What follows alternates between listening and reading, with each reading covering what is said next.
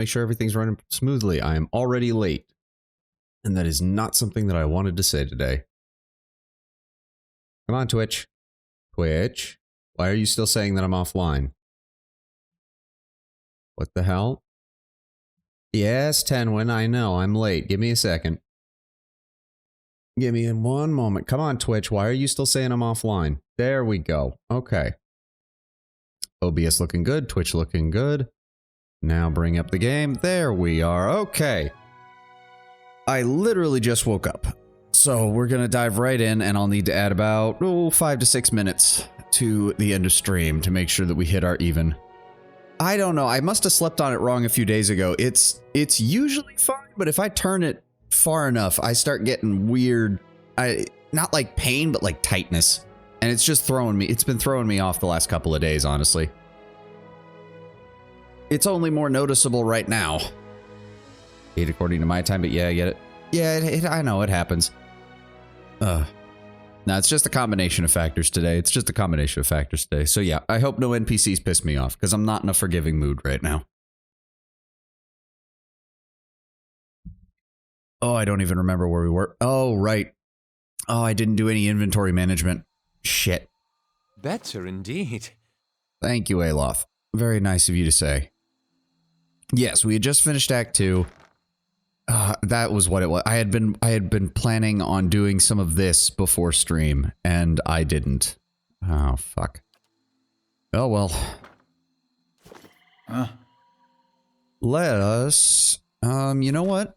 We want a little more time with the grieving mother, although I don't want to bring her to Twin Elms just yet. So what I'm thinking...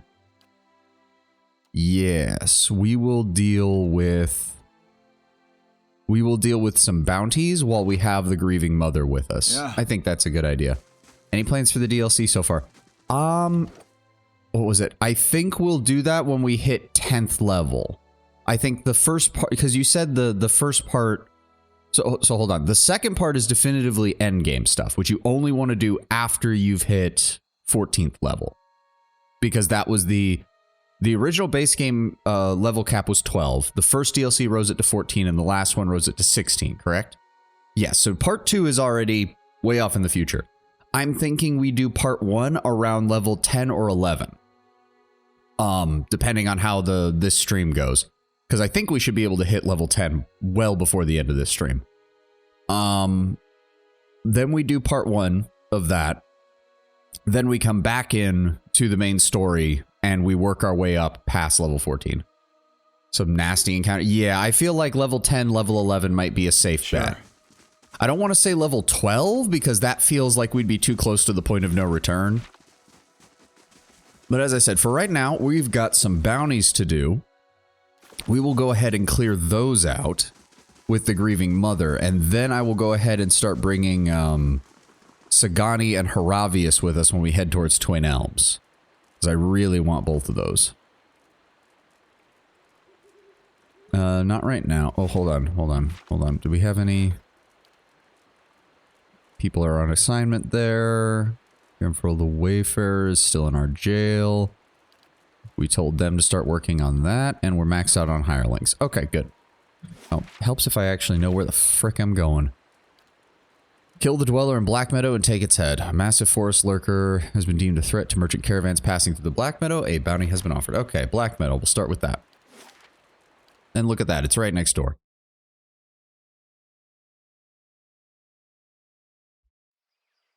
You skip side quests, which I know you won't, can arguably do Act 3 in like 30 minutes. So yeah, we are not doing that. Bandit camp, destroyed cart. Alright, well, let's start looking for this damn thing. Where's he at?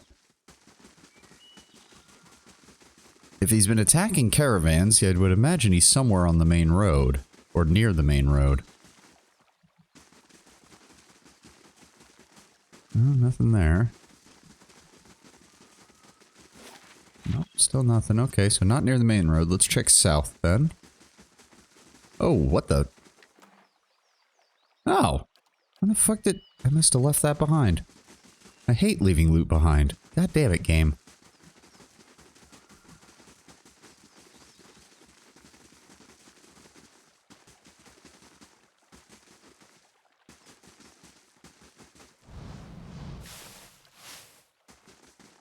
Well, those bodies are empty.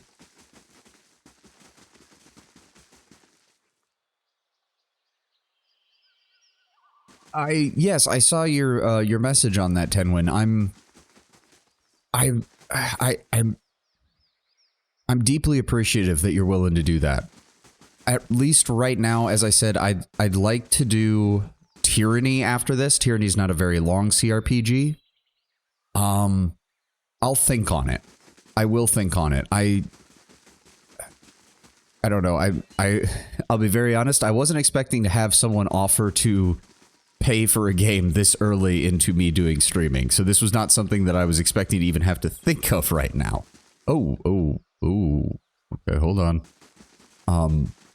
But I am deeply, deeply appreciative of your offer. Love to see the reaction to the massive contrast between this and the sequel. As I said, this has convinced me. I want to play the sequel. I just don't know if I want to do it back to back. But if you're willing, I mean, again, again, this was not something I even thought I would have to consider at any point in the near future. I honestly wouldn't have imagined it in 100 years if someone had said, yeah, one of your first audience members is going to be willing to give you a game just so you can play it. Sorry, I'm also trying to drink something with caffeine in it right now so I can get myself fully awake. As you have indicated, Tenwin, and I see why you do. I do. Okay, so there's at least... Okay, hold on. We need to... There's at least 2 earth elementals with it from the looks of it. I can't even see that. Ooh, there we go. Okay.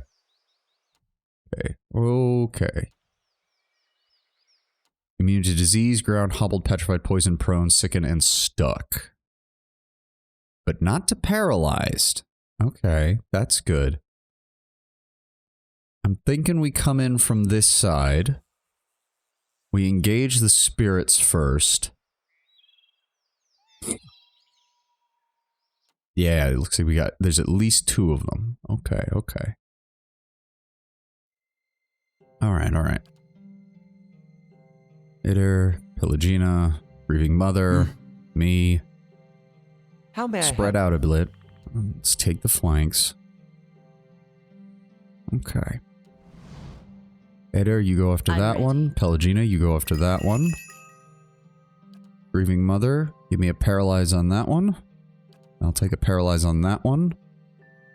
Give me a magic missile on that. And Durance, get ready with the buff. Okay, that's a lot more than I thought. Oh boy. Okay, go ahead and... Shit. How may I help? Trying to get this so that... Okay, move forward slightly. There we go. Durance, pop it. Alright, let me see here. Immune to charmed, confused, dominant. Okay, so that's bad. We can't control him, and I don't know if it'll work on them either. Oh dear, what is he doing? What is that? Second, Plague of Insects, 70 raw damage? Fuck me. Okay, is there anything we can do with that? No, that's just revive the fallen. That extends the duration of beneficial effects. Deflection isn't going to help.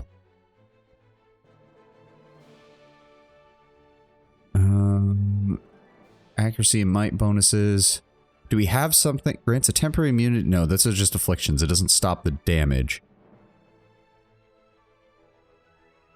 Hazard AoE? No, that's going to hit us too at this point if I try to use it. Parts allies the fervor of righteousness in battle. When any ally in the air effect delivers a killing blow, they'd return. No, these are some tough enemies. We need something more. Increasing the probability that we will critical hit. That might be good, but that's only plus 40 endurance. That's really not that much.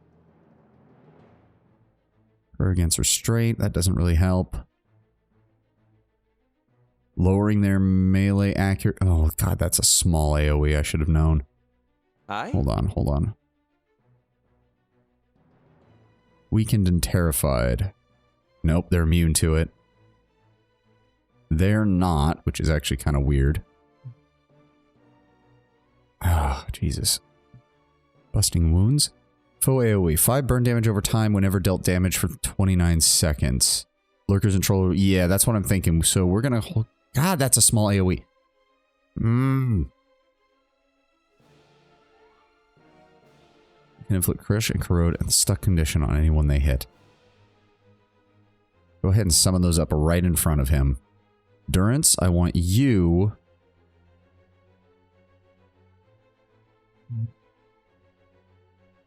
We're gonna go with deflection. Go ahead and throw that on our frontliners. Breathing Mother, I want you on the flank. Thank you. Aye? Durance, we're gonna need an AoE from you. Heal as soon as you're able. Grieving Mother, go ahead. Give me an Eye Strike on him. Give me Borrowed Instinct. Ransacks an enemy's intelligent perception, causing damage to those attributes while boosting the Cypher's defense. We're going to go going between. Going to throw that on Pelagina, because she's already taking some heavy damage. What? There we go. Give me some AoE healing, please. Go ahead and throw this right here. Okay, this is getting... Adair, why are you on... Oh, whatever. Just let the tentacles do the work. Let the tentacles do the work. Is she just not doing any... Holy shit, what did... Greater Earth and it hits... No, they're hitting the tentacle. Where is she getting the damage from? Elgina, Savani, grieving... Engaged the Grieving Mother... Interrupted the Grieving Mother. Interrupted the tentacle. Okay, where is the damage? Where's the There we go. Greater Earth Blight hits her for 39 crush damage. You can even see this shit half the time. Go ahead and heal yourself. Can we please? That's...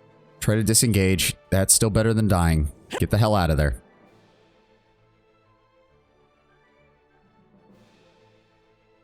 Actually, who's the most injured? Run over here. No, no, no. Don't get closer. Run this way. Now heal. Aloth, I need more spells. Did you heal or not? It doesn't look like it. Durance cast...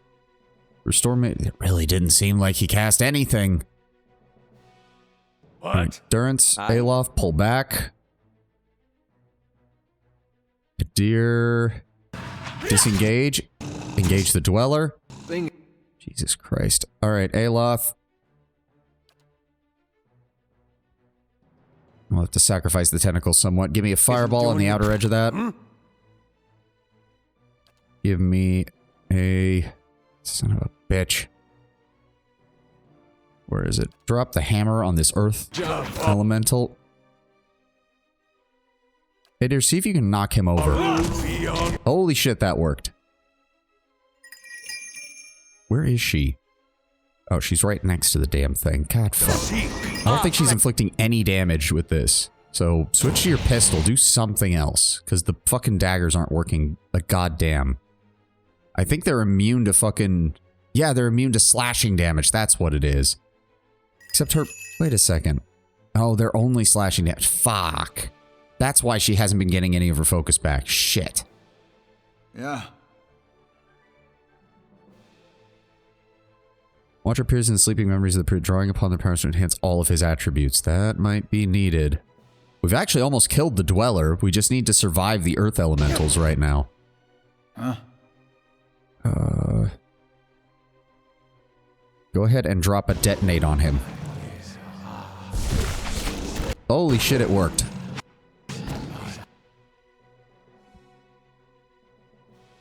You know what? Just stay down, Grieving Mother. Just stay down for right now. Aloth, give me another summon over here. No. Why does he move that close? He only needed to move like a step further. Well, that's useless, because now he's moved. Yes? God damn it. Give me concussive missiles. Knock that troll out if you can. Oh, shit. Fuck. Huh.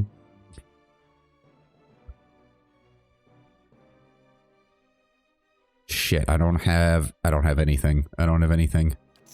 Switch to these weapons. What? Do that. Try to throw a heal out. Oh, just enough. Thank God. There we go. Hitter, see if you can knock this guy over. There we go.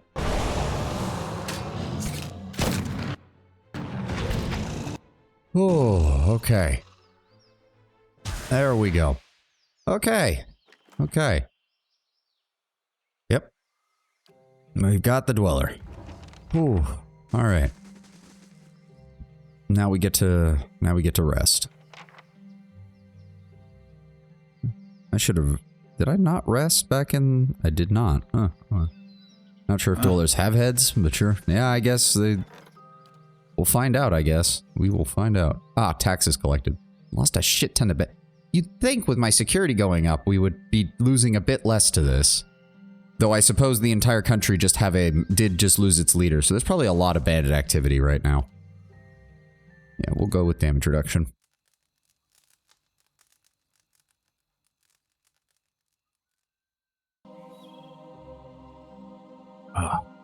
Everybody's rested up.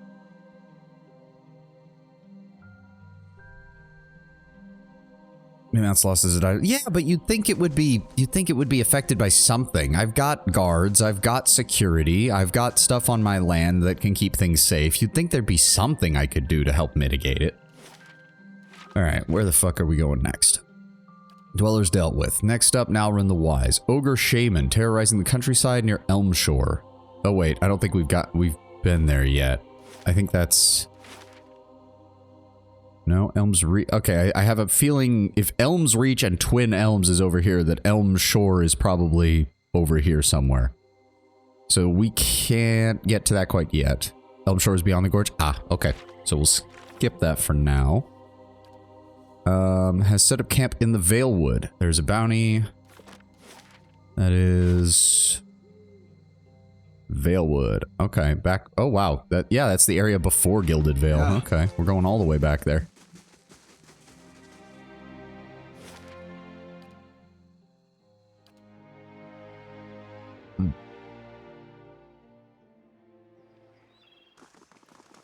Oh, a Glenfathan Soul Hunter has arrived seeking employment.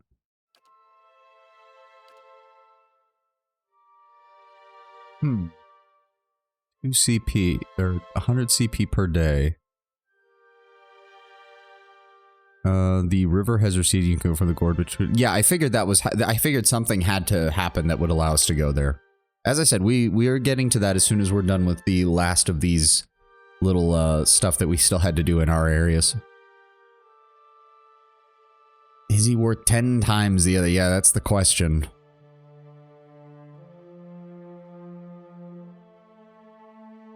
Because again, like, Korgrak's a big dude, and he's only worth 50 CP per day. I mean, yeah, he drops your prestige by 6, but that doesn't really matter when he gives +6 to fucking security, and he actually can fight really well on the field. Route High is 2 security, Skirmishes is 1-1, Vagabond is 2-0, Warden of the Wild is 0-2. Yeah, I don't see them being worth 10 times that. You ain't my boy Kograk. You ain't my boy Kograk. But you are Glenfathan. It'd be nice to have somebody on staff who's from over there who isn't just Haravius. I want to keep the Cleric as well, just in case. That seems like a good idea. The Crucible Knight's good. Korgrak's good. Skirmish Archer. Honestly, with how the throne room encounters are set up when the enemies infiltrate, I have a feeling the Archer is one of the first ones to die. So we're going to get rid of the Archer. We're going to grab the Glenfathan. I think that's a good idea. Guest? Dude, I'm hiring you. You're not a guest. You're an employee. Okay. Keeping an eye out. So I'm going to guess he's... can't be very far. Oh, hey, didn't we leave? Yeah, we did leave some camping supplies here back when we first explored this area, didn't we? Let's say this Valewood isn't very big, so can't imagine there's many places for a... What even are we looking for? Chieflin Iklak. It's a Zarup. Oh! He might be set up where the Zarup camp was from before. Oh, yeah. Fuck. Okay, hold on. So, High Priest, champion. Okay, everybody out of... Dark champion there. Adir, go after the champion there. Mother, go ahead and swing wide with Pelagina. I'm going to grab control of the High Priest. Yes. Durance, Aloth. Oh, here comes a whole army. Okay, okay. Hold on. Give me a wall of force right there. I'm ready. There we go. Perfect.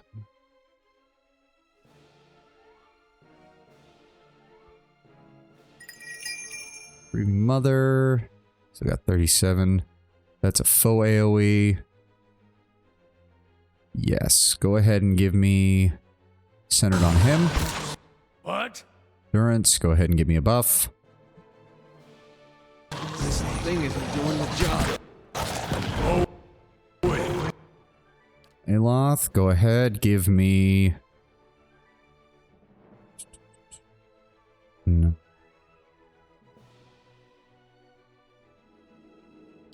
You mean Cloud? No, people are going to start running forward because we've actually started beating up their frontliners right here. They've got another High Priest. Just go ahead and give me a fireball, hit their entire rear leg for me. There we go. Give me some magic missiles on him. High Priest is still alive. Good. Go ahead and test that on him. Adir, why are you down here? I need you to help out up here so my guy doesn't fucking die. I'm ready. Pelagina, go ahead and give me that. Grieving Mother, it's time to get in here. Oh, there we go. That champion tried to run away. Durance shot him in the back with buckshot. Durance with a gun was a great idea. Hey, welcome, Aura. Welcome. Where is everybody? Okay, we still have that High Priest control for 4 seconds. I don't have any... Come on, bring that champion down. Bring that champion down. There we go. Pelagina, I want you after him. Adir, I want you after him. Grieving Mother, get up here and give me a hand. Yes. Adir, go ahead and give me a concussive blast. There we go. Give me another concussive blast. Yeah, don't let him fucking get any spells off. Oh, she's got her gun out. That's why she's not moving up. Ooh, Pelagina. Go ahead and mark him, please. Durance, go ahead and throw down a heal on our frontliners. Why did you have to walk that close? And he's down. They're all down. Okay, finish off the last one. Oh, that went much smoother. Anything we need? Summons 2 worms. Ooh, okay. That's not... 2 worms, that's the lowest level of them. Still. Not bad. Anything else of interest? A bunch of gems, their tongues, some other gems, and that's about it. Thank you kindly. Alright, let's go turn these in then.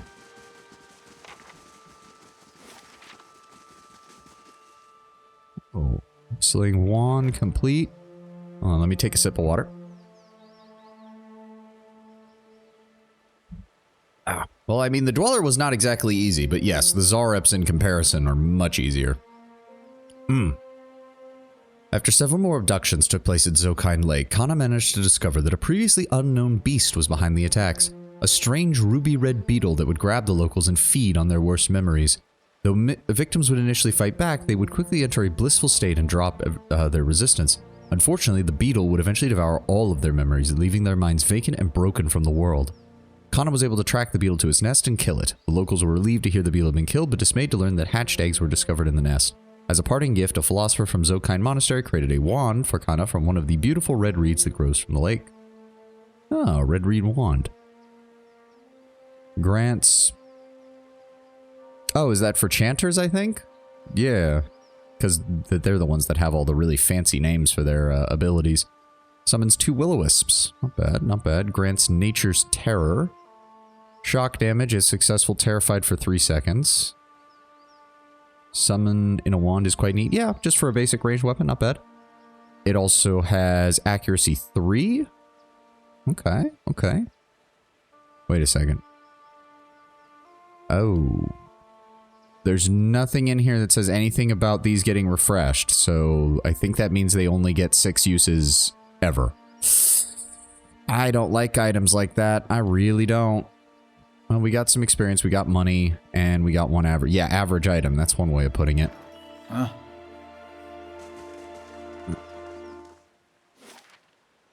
Okay, let's return to Cadnua. Let's go, let's go. The stones and the spirits in this place have begun to heal. Thank you. What did that say? A distant relative of Gamfrel the Wayfarer has arrived at the stronghold requesting they be freed in exchange for coin. He was clearly set upon by brigands on the road, but your patrols intervened. Is he saying that he was set upon by brigands on the road, or is he saying that Gamfrel was beset by brigands on the road? Because my buddy, my dude, that is not what your cousin was doing. Oh, I missed the post about the bounty system in the sequel. Hold on. There's a natural thing in the world. The bounty targets are in the world baseline. You can travel the entire world, kill every bounty, and go and turn them all in at once. Ah, okay.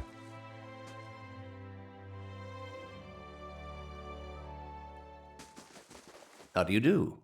War Chief Iklak is dead. Very nice. 2,200 copper, 4,000 experience. Nice.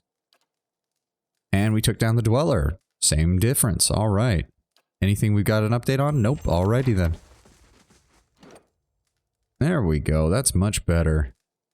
Only about 2,400 left before we level up. I really... Please tell me they equalize the experience when we get to the next game, because it is driving me insane that all of the companions are on different experience levels. Looks a little healthier than before. Durance, I swear to God.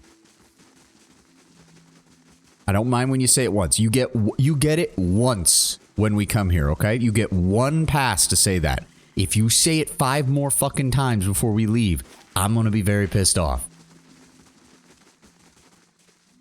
What is that? That's the craft hall. We've been in there. That's the chapel. I would like to check that out. It is the same roughly in the sequel. Ugh. Well, I guess I'll just have to get used to it. Oh. What is this? May the gods guide and protect all who seek their blessing. Hail, traveler. Greetings, my lord. I thank you for restoring our chapel to its former glory. I am certain the gods look favorably upon you. I have gathered what scrolls I can find. Perhaps they can be of use to you in your travels. Wow, that is... That... Wow, okay. I mean, I knew our place wasn't going to have much, but Jesus, man. That's kind of pathetic.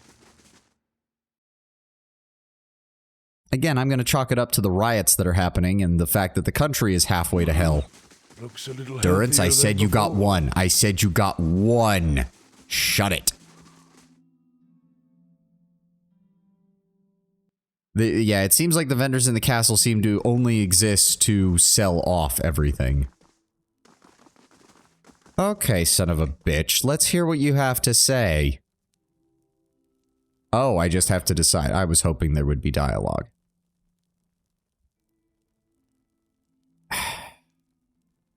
Yeah, no. The man's a brigand. Quite frankly, he's lucky I didn't cut his head off. And you think he's only worth 700 copper pieces to let a known fucking mass murderer run out loose? Even worse, one who spouts a bunch of philosophical bullshit about how he's helping Bareth and the Wheel of Fate and reincarnation, all that shit. Nah, no.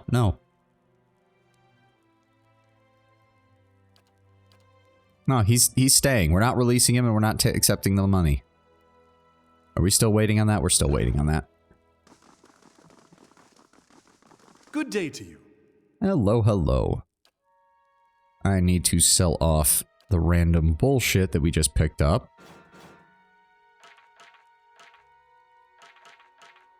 Good. Nothing there. Go.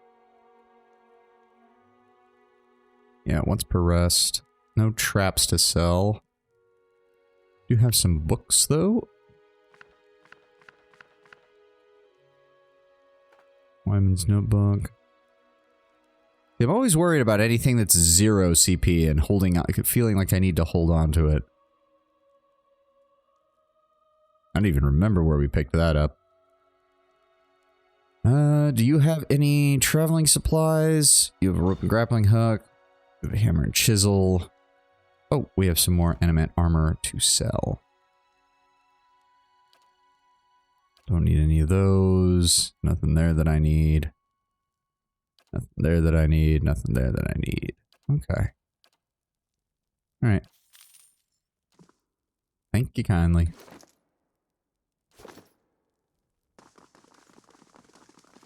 Alright. Took care of that real quick. We do need some pry bars. We have never found many pry bars in the game, and I don't like that. Better indeed. Thank you, Aloth. Should we rest before we go? Because the bonuses here are quite a bit better than the damage reduction that we get. Namely the forum bonus. Having the +3 intellect on duration for all of our spells and abilities is really nice. All of our guys are big brain. All of our dudes are big brain. Alright, let's keep moving. Yeah, distant relatively is strong. Yeah, get the fuck out of here. I'm not giving you your cousin back. Asshole tried to kill me and openly admitted to killing other people. Fuck him. He can rot in my dungeon until we can hand him over to whoever takes over Defiance Bay. Oh shit, yeah, we need to... Hold on. There was nothing else to do over here. That's across the way. Right? Yep, now we're in the Wise is across the way.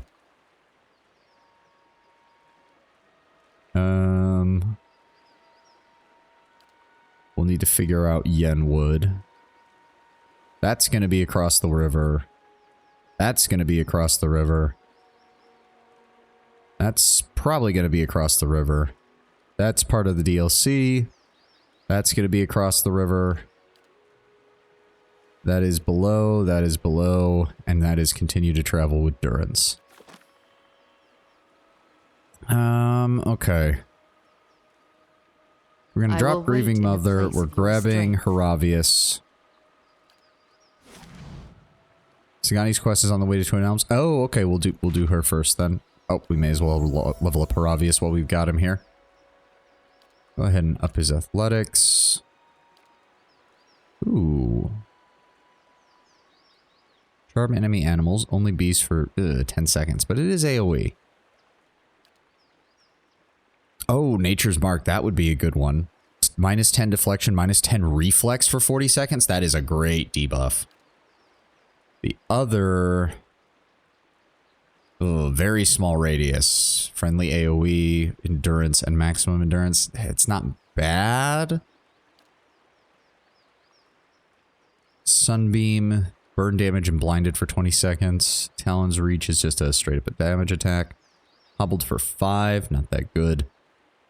No, I think Nature's Mark would be the best, because it basically gives him... I can basically intensely debuff one enemy for the entirety of an encounter.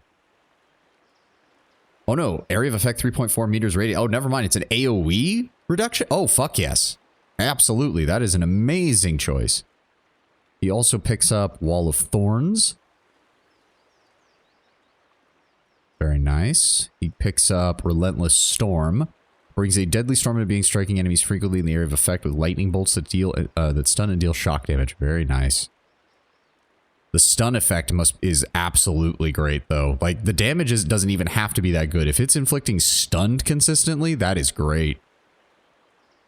Plague of Insects, we've seen this spell from our enemies. God, it is horrible. Especially because it's raw damage. He also picked up Nature's Terror, which...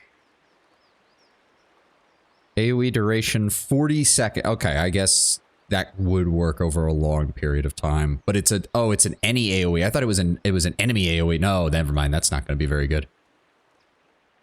Firebug. Foe target burn damage can jump to 8 different targets. Okay, that's a good fire spell. That is a good selective damage fire spell. 10 meter range with a 5 meter jump. 8 jump targets. Very nice. Embrace the Earth Talon. AoE slash damage. If successful, petrified. It counts as paralyzed, but attacks do greatly increase damage. Ooh. On anyone caught in the area. Yeah, I suppose there had to be some downside to it. And Cleansing Wind creates a rolling cloud of purification, healing the endurance of allies and pushing back enemies. Okay. It's a high-level version of that same spell that Durance has, but one that is more suited for druids. Oh, yeah. Do I want to... Let me take a look at his equipment here real fast. He's got the Ravenwing Mace. Damage reduction bypass. Accuracy bonus and damage when attacking the same target as an ally. Really good for him as a flanker. He's got his ranged weapons. I don't think there's anything that we want to go ahead and give him. I don't think anything would be better. At least not that I can see. Was there an armor we wanted to give him? He currently just has fine leather armor.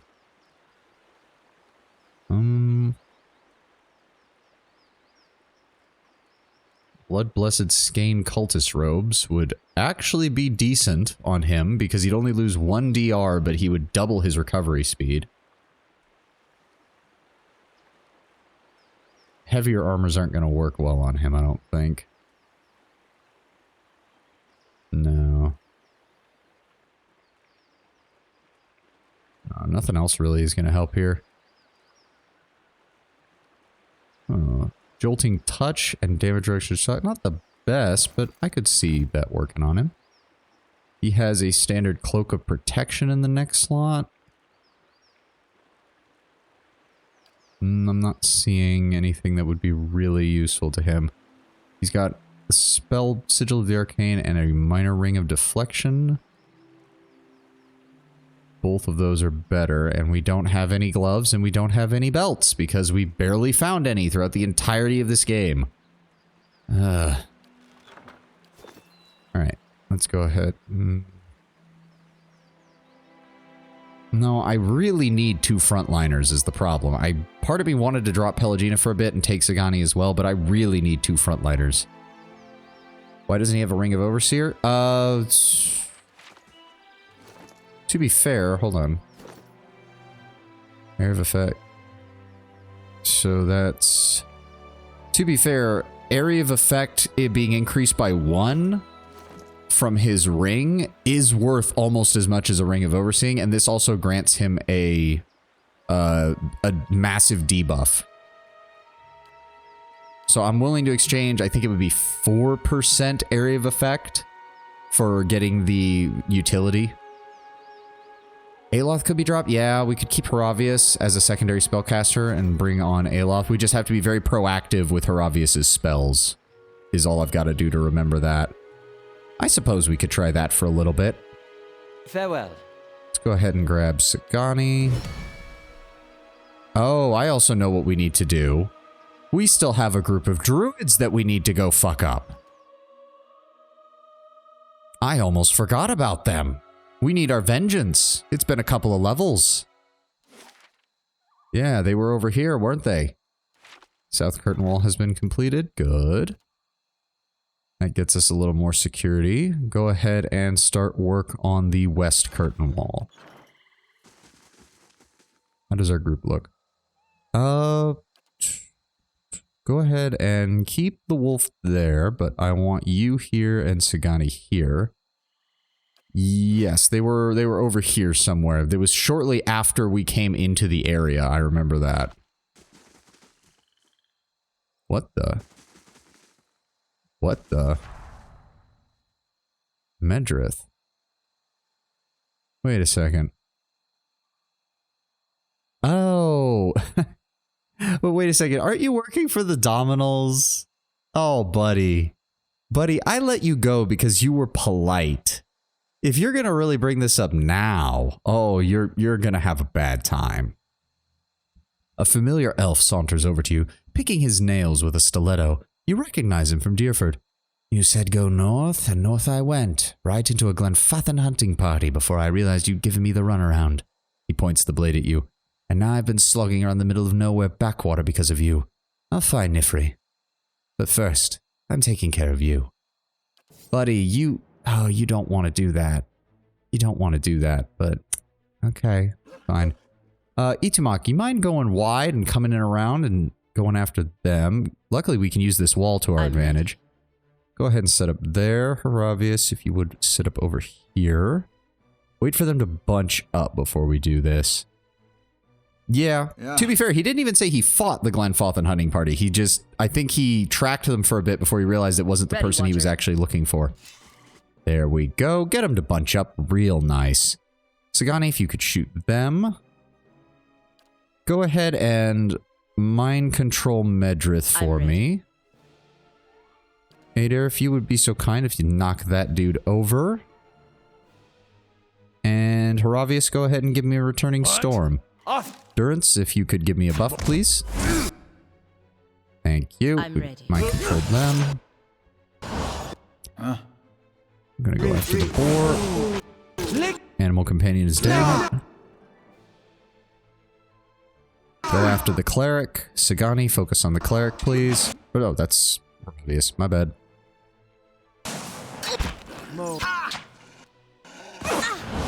Yeah, you're about to have a bad time, everybody. All the rest of you go after Medrith. Oh, wow, you are weak, Medrith. I'm pretty sure your encounter was meant to happen a lot earlier. Another one of the Dominals dead. Sucks to be you guys. Oh, thank you for the nice equipment. Oh, and the money. Thank you kindly. Your contribution to the defense of the realm has been noted, Medrith. Poor bastard didn't stand a chance. Oh, I haven't even leveled up Sagani. Go ahead and grab her another rank in stealth. Oh. Oh, sorry. Drinking some more water. Knocking the target prone for 5.8 seconds. Accuracy versus fortitude. Yeah, that would be nice. Although, to be fair, with all their guards dead and the city in riots, I don't think the Dominal Manor is going to be long for this world. Arrow sense, deflection against ranged attacks. Revive companion, heal companion. I mean, not the worst, but loses attack speed and reload speed for accuracy and damage, except I think we have the opposite version of that, so ranged attacks bounce +1 times is still pretty good.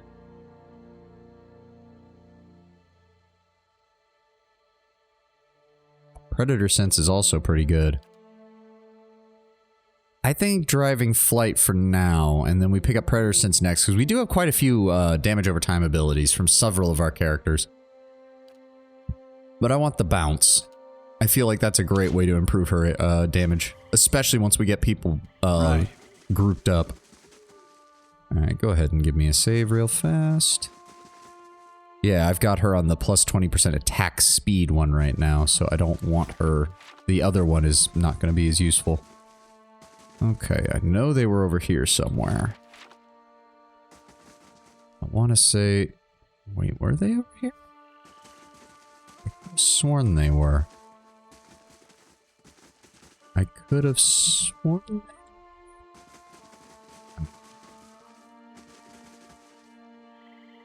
What the fuck? Oh, camping supplies. Oh, then we've probably seen this person before. Yeah, it's just... No. It's just a... Just another fucking... I could have sworn that they were pretty close to the beginning of the area. Am I misremembering entirely? No, that's the abandoned farm. They better not have left. They were to the east? I could have sworn they were near the beginning of the area. But I guess I was wrong.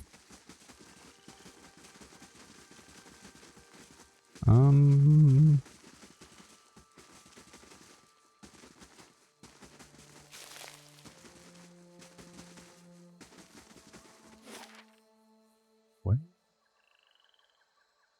Huh.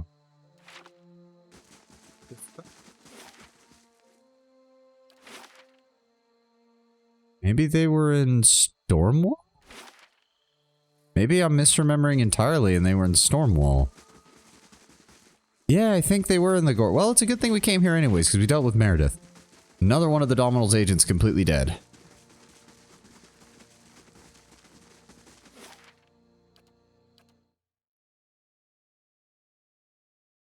Well, that was a confusing time. Right, yeah, there it is. There it is, the one unexplored part of this fucking map.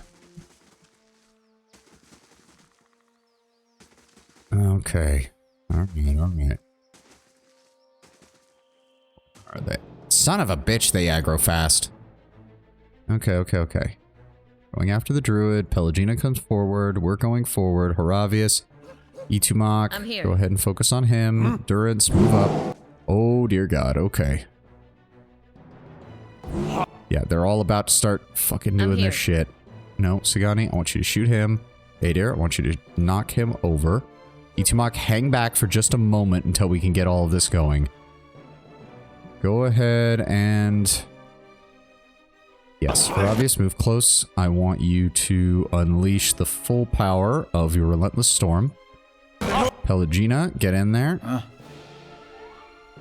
Then he's the spellcaster. I want him. Oh, but the bear... no, grab one of the frontliners. Well, if I knew he was going to come in close... Then go ahead and give me your other one. Send Itumak in after him. Oh my god. Wow, that was the perfect timing on that. Give me a wounding shot on their frontliner. Pelagina, go ahead and attack the frontliner. Durance, give me a blessing. Yeah. Go ahead and attack this dude.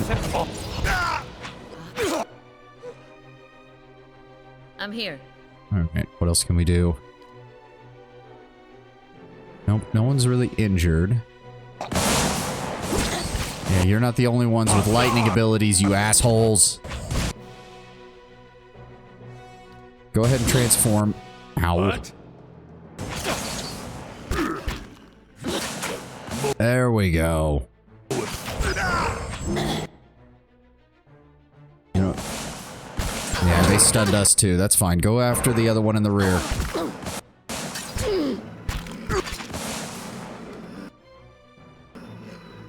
Oh, yeah, that was good.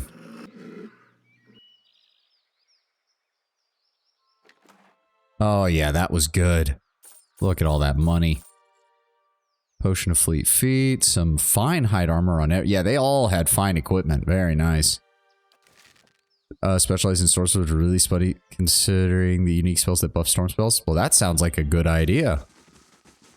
Also, I did take a look at the sequel's cover art, and from the looks of it, I'm going to guess that Aloth, Adair, and Pelagina are the three companions who join us on the way to Dreadfire. Because I was pretty sure that's who I saw on the artwork. Oh, yes, we should actually make sure that we fully explore over here. So we did not get a chance to look around. Were these guys guarding anything by any chance?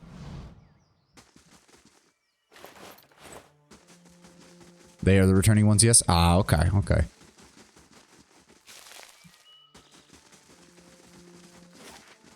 Alright, yep, that's it. That was all that was missing from there. Oh, did we... Wait a second.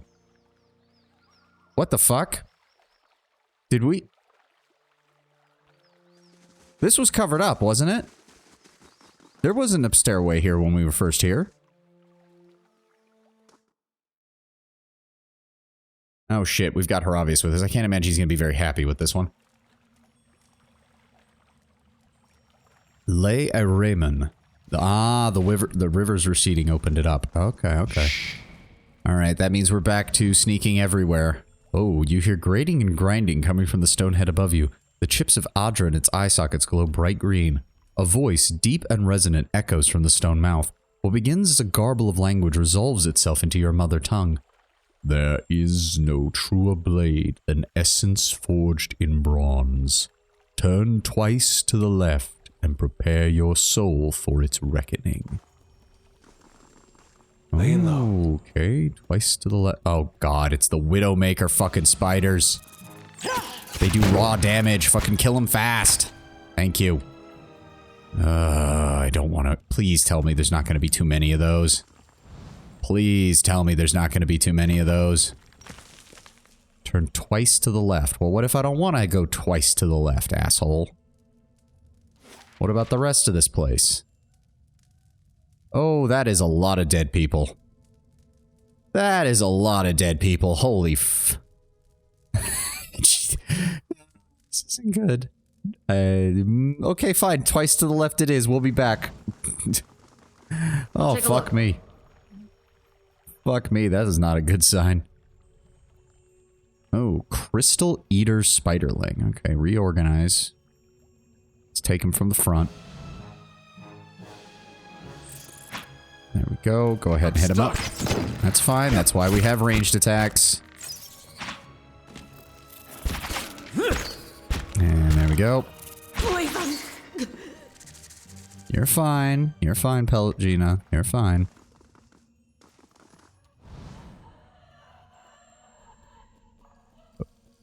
Okay, that was creepy as fuck. The last time we had a scream like that, it was a banshee. Oh dear. Alright, let's see how close we can get. Oh, that's a big... That's a big boy. No, that's fine. You want to meet us in this area where it's all joined up? That's fine by me. We don't really have an AoE, so to speak. Nope, just let him attack. It's fine.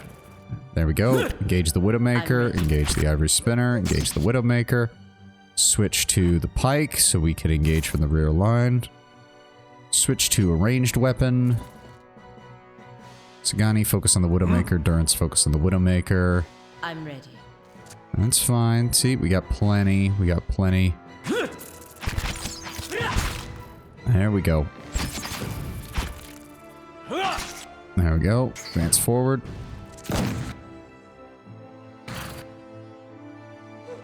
This thing isn't... Focus fire on the Crystal Eater. Go ahead and throw the damage on him. There we go. Pelagina, engage that one. Ow, what the fuck? What just hit me? Hobbled, what spell just hit me? Freezing Pillar. Oh, okay, okay. So it has spell casting. Oh, Sagani, get in there. Or Itumak. Oh. You feel an unwelcome crawling sensation in your head. A high-pitched ring overwhelms your senses, accompanied by angry utterance. Invader. Thief. Needles stab into your brain with every syllable, but vanish abruptly along with the words. The ringing in your head is gone. Ow. Okay. Oh, no. Leave that alone for right now. So wait, what? Were we supposed to... Oh, God. Like, I'm gonna listen to the giant head and just go where it tells me. Serpentine symbols and icons of Engwith graved on the floor resolve into words in your mind. The warrior shall call forth 2 witnesses, and they shall take up positions upon the emblems that bear testament to the characters of his soul. The warrior shall ascend the dais, soul vessel in hand to undergo transference. Bearing his soul vessel and a weapon with a heart of Adra, the warrior may then approach the urn. In this way he shall fashion an arm worthy of skills and ambitions. So wait, did I, like, is it not gonna let me do the whole, whatever this trial thing was? Keeping an eye out. Because if so, I'll reload. Like, I don't want to miss out on this shit. Alright, Pelagina there. You there. Oh boy, okay. Ravius, go ahead and switch back to your melee weapon. We'll go ahead and grab one of you. Durance, get up front. Give me AoE. I'm here. Yeah, it's all good. We'll figure it out here shortly. Oh, Ravius. Oh. Go.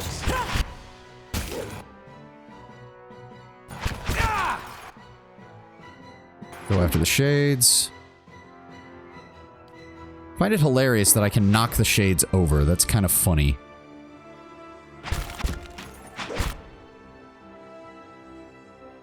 Ready, Watcher.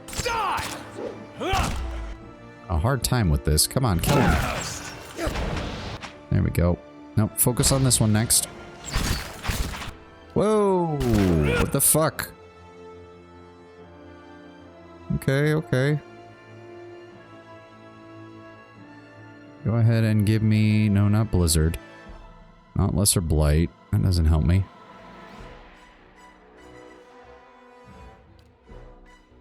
Go ahead and give me Wood Skin. Ow? What the fuck is he taking so much... Oh, it's because of the 6 Constitution drain. That's what's causing the damage. Okay, okay. Give me a mild healing spell if you would, please. That really didn't help.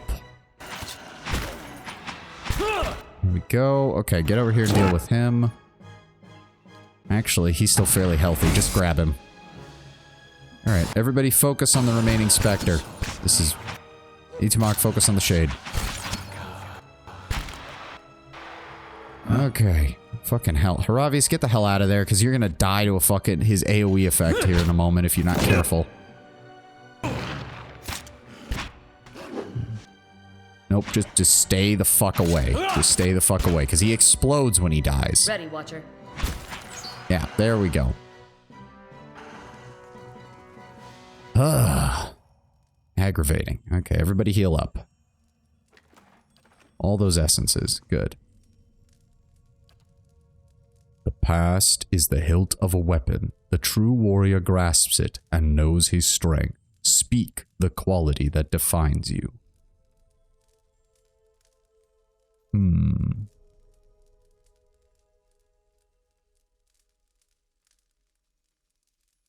I'm surprised that these aren't based on our reputations, like honest, cruel, that kind of thing. I'm honestly surprised these aren't.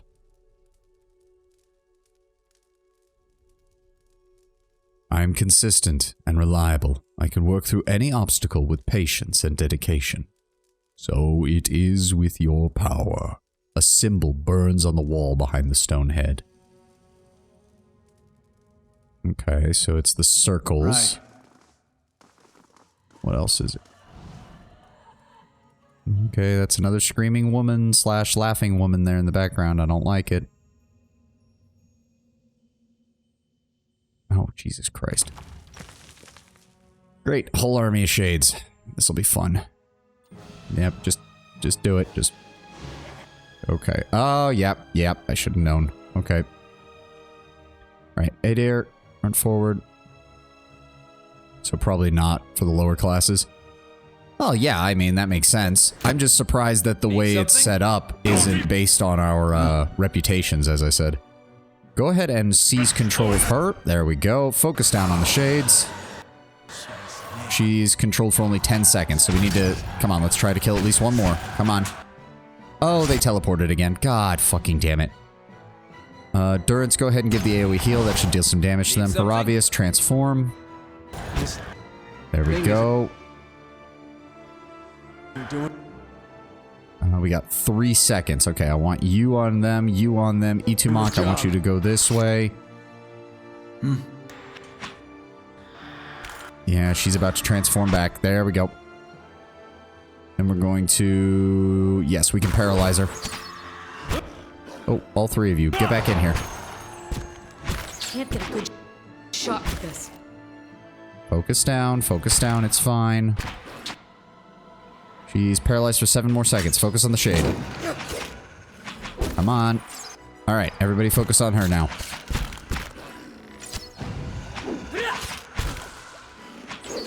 There we go. Right.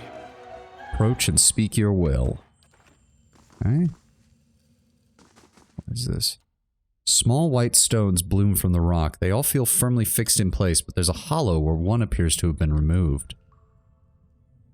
Interesting. Random question. Do you think eggs belong on burgers? You can't say that they do. With a runny yolk, I agree. I'm a big texture person. I have always hated runny yolk. It is something I cannot stand. However, I have had a well done fried egg that was sunny side up. Very firm, heavily peppered, very well seasoned. That on a burger is quite good. When the texture almost matches that of the ground beef, when you get a very thin layer of that egg white over the side of it, and the yolk in the center is well done, it's actually really good in my opinion. I was skeptical too, because I remember the first time I had it and I was like, I'm not sure if I'm going to like this. But I made sure to clarify it because I knew I wasn't going to want a runny yolk. I specifically asked for a well done fried egg, and it was surprisingly good.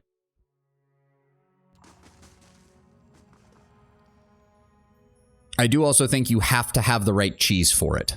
Because the egg flavor pairs well with whatever cheese you've got on there. You want a melted cheese, and preferably you want something that's like a cheddar or something. White cheeses tend not to do as well with it, in my opinion. I like my yellow cheeses with that stuff. Well, I mean, you can get white cheddar, but in general terms, when you see like a yellow cheddar, that's the kind of thing that I'm thinking of. As a green light spills from the relief's eyes, you hear another deep, rough-edged voice. Oh, I know, Tenwin. Believe me, I know. Most places that do it, you have to specify that you don't want a runny egg. And I've learned to deal with that.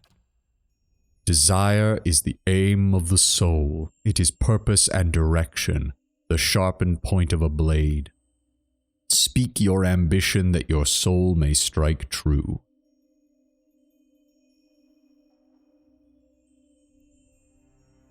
I desire resilience and the ability to draw strength from my struggles. So it shall be. A vessel of flesh may house a soul of your years, but a vessel of bronze will house a soul for generation. Enter the water and choose a vessel of stone.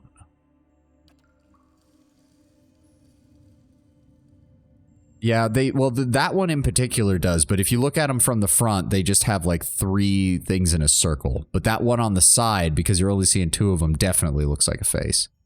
Okay, so we got the spirally circles, and we have the 3-pointed spinning blade kind of looking one.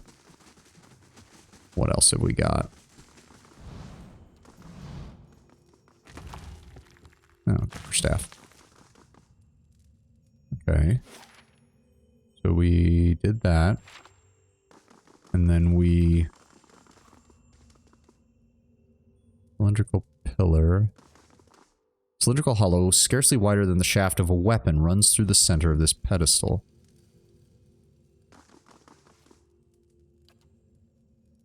Yeah, we already read that. So... Hold on.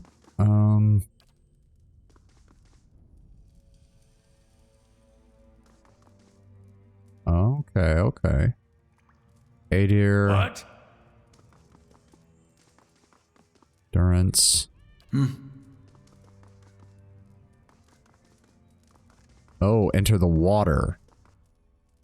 The large tunnel curves underneath the floor and continues to the east. It is blocked by glistening ropes of webbing that you might be able to slide past. The walls beneath the webbing feel weak and crumbly. With the proper tools, you may be able to widen the passage. Widen it with a hammer and chisel.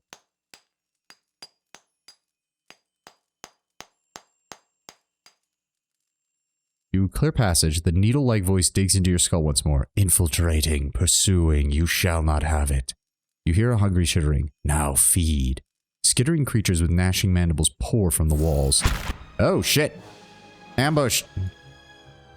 Oh god, they're all the Widowmaker. Bullshit. Oh my god, get out of the way. Hey dear, get up here and help Durance.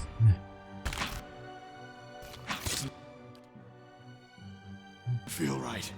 Yeah, I know it doesn't feel right. These damn things are always covering us in fucking poison. Settle.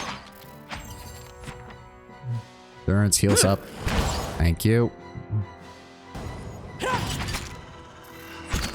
Die! Oh, okay, that was close. Sure. Okay, again. If it makes you rest easier.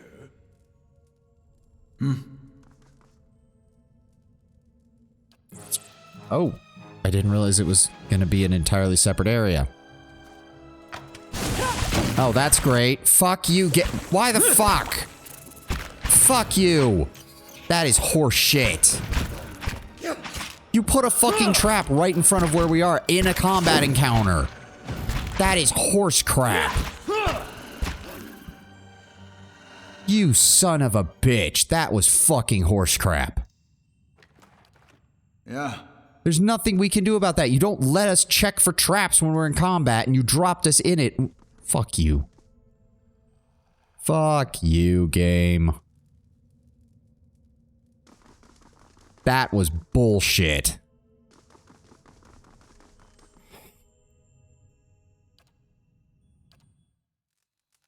I don't have any other words for that.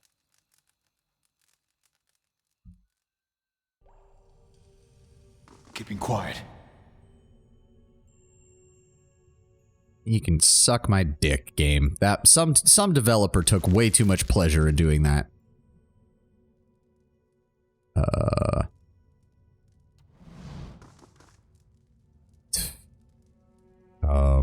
Seems like a bad idea to be walking in there.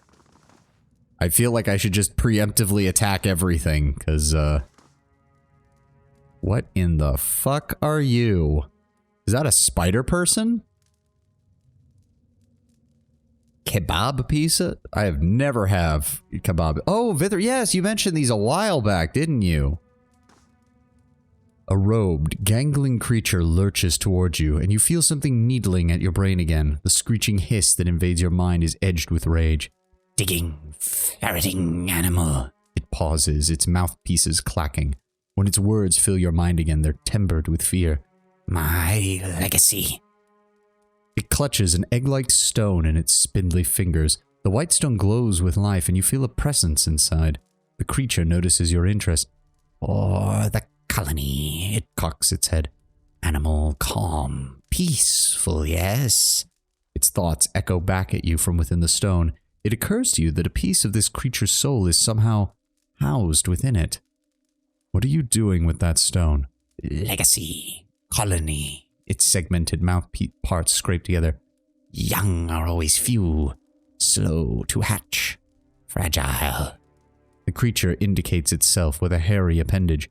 Last of colony. Soon to die. It draws the stone closer to its narrow chest. Long dead animals put spirit stuff in metal. It points behind it. I keep spirit stuff in stone. Take to new colony. Colony alone is weak. Young, frail, empty wisdom. 2 colonies together. Survive. Make stronger colony. It strokes the stone. Need legacy to build new colony. Keep it strong. As long as you do not attack us again, go. May there be peace between our kind. Its black, unblinking eyes stare back at you. Warm relief gushes into your mind. No peace and gentleness, it does.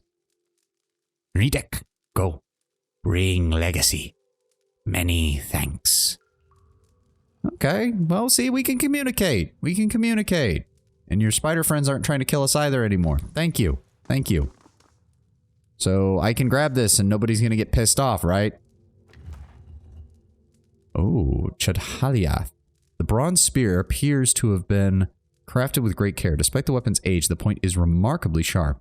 Adra details line the grip and runes are carved into the shaft. You feel the Adra core running through the weapon. Okay. So that is apparently in my inventory now. Let's go ahead and drop those off there. Put on pizza with a sauce made of yogurt, mayonnaise, sriracha, garlic, and diverse spices.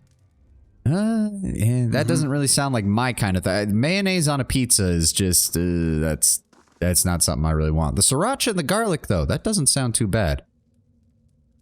So yeah, so kebab is usually, what is that? It's usually goat or beef, right? Something like that, or sheep, occasionally. It has been a long time since I've had a gyro. I know they're not pronounced gyro, but my brain always tries to pronounce it as gyro first. And I've never had shawarma, so I don't know about that one.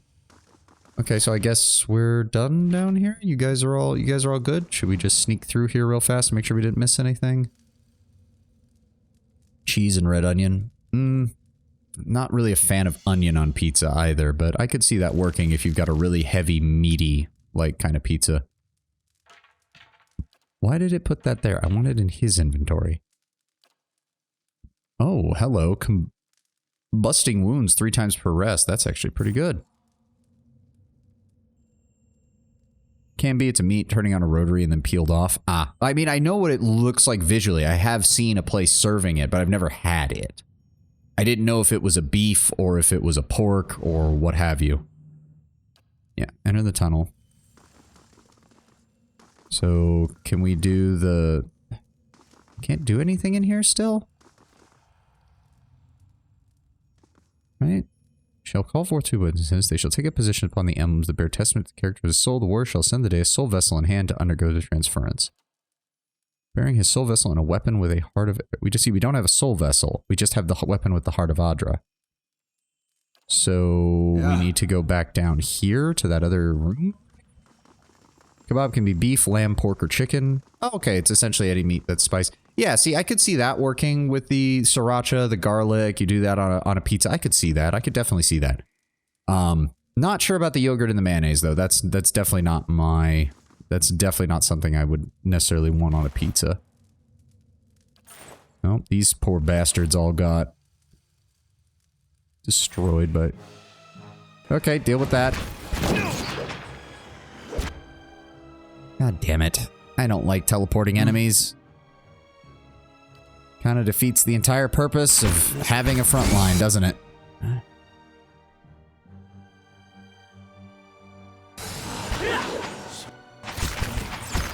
Yeah, we got one. Go ahead and paralyze you. There we go. Finish him off. Focus fire. Oh, Haravius, why are you... Switch over to that, please.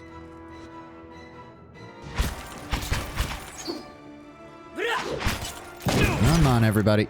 Oh, God, she's taking a lot of damage. Get yourself up. There we go. Endurance, if you wouldn't mind. Go ahead. There you go. Drop it. Doing the job. No, they don't have much resistance to the damage types we're dealing, Ader. I don't know what you're complaining about. They just need to stop exploding and dealing free damage to me. I'm really hating that. Alright, pick up the rest of these guys' equipment, I guess. Hey, somebody actually had a halfway decent item.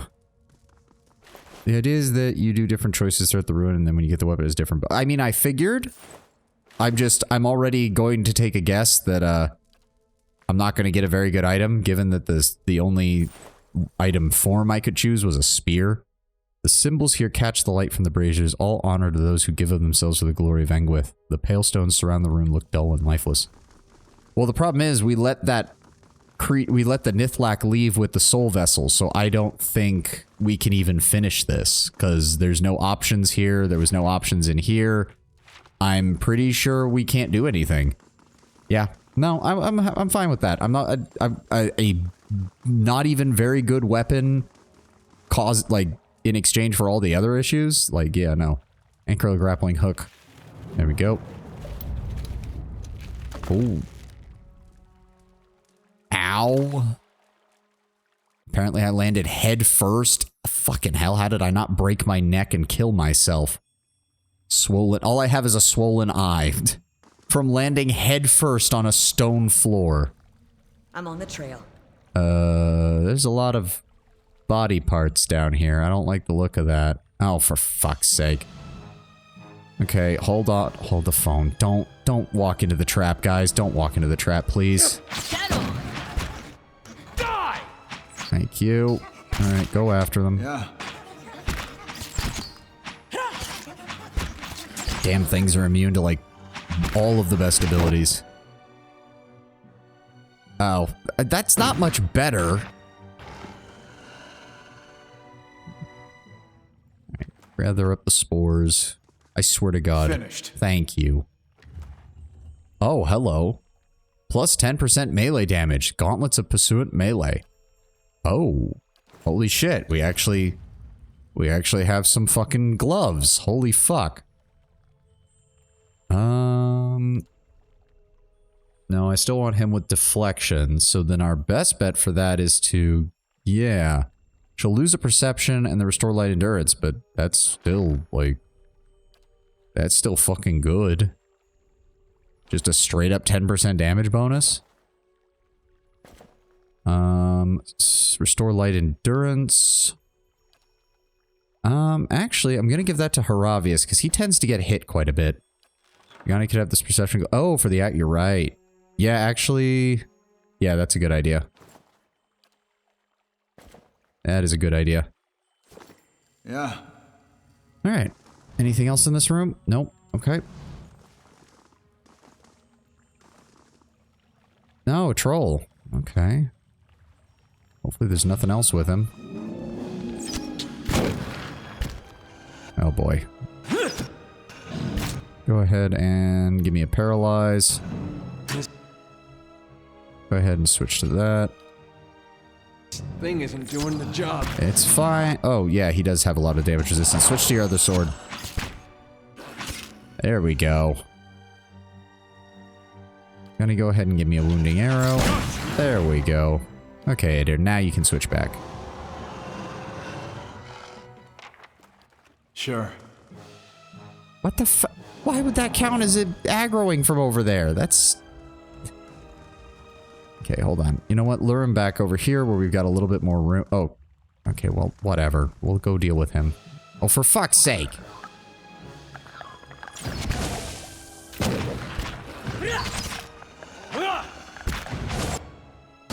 Of course, she got a spell off before we were able to deal with her. That's fine. Go ahead, give me a paralyzation. Make this easier on us. Ravi, switch back to melee.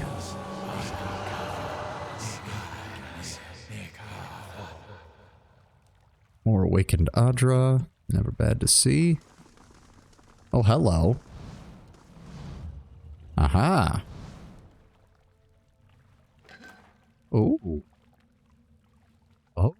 5 damage reduction versus burn, 5 versus shock, grants middle and admire missiles. Yet another neck item.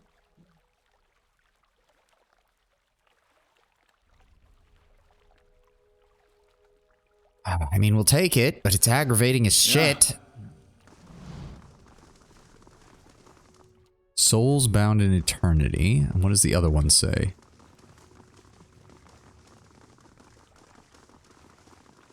Souls bound in eternity. Okay, that doesn't help me.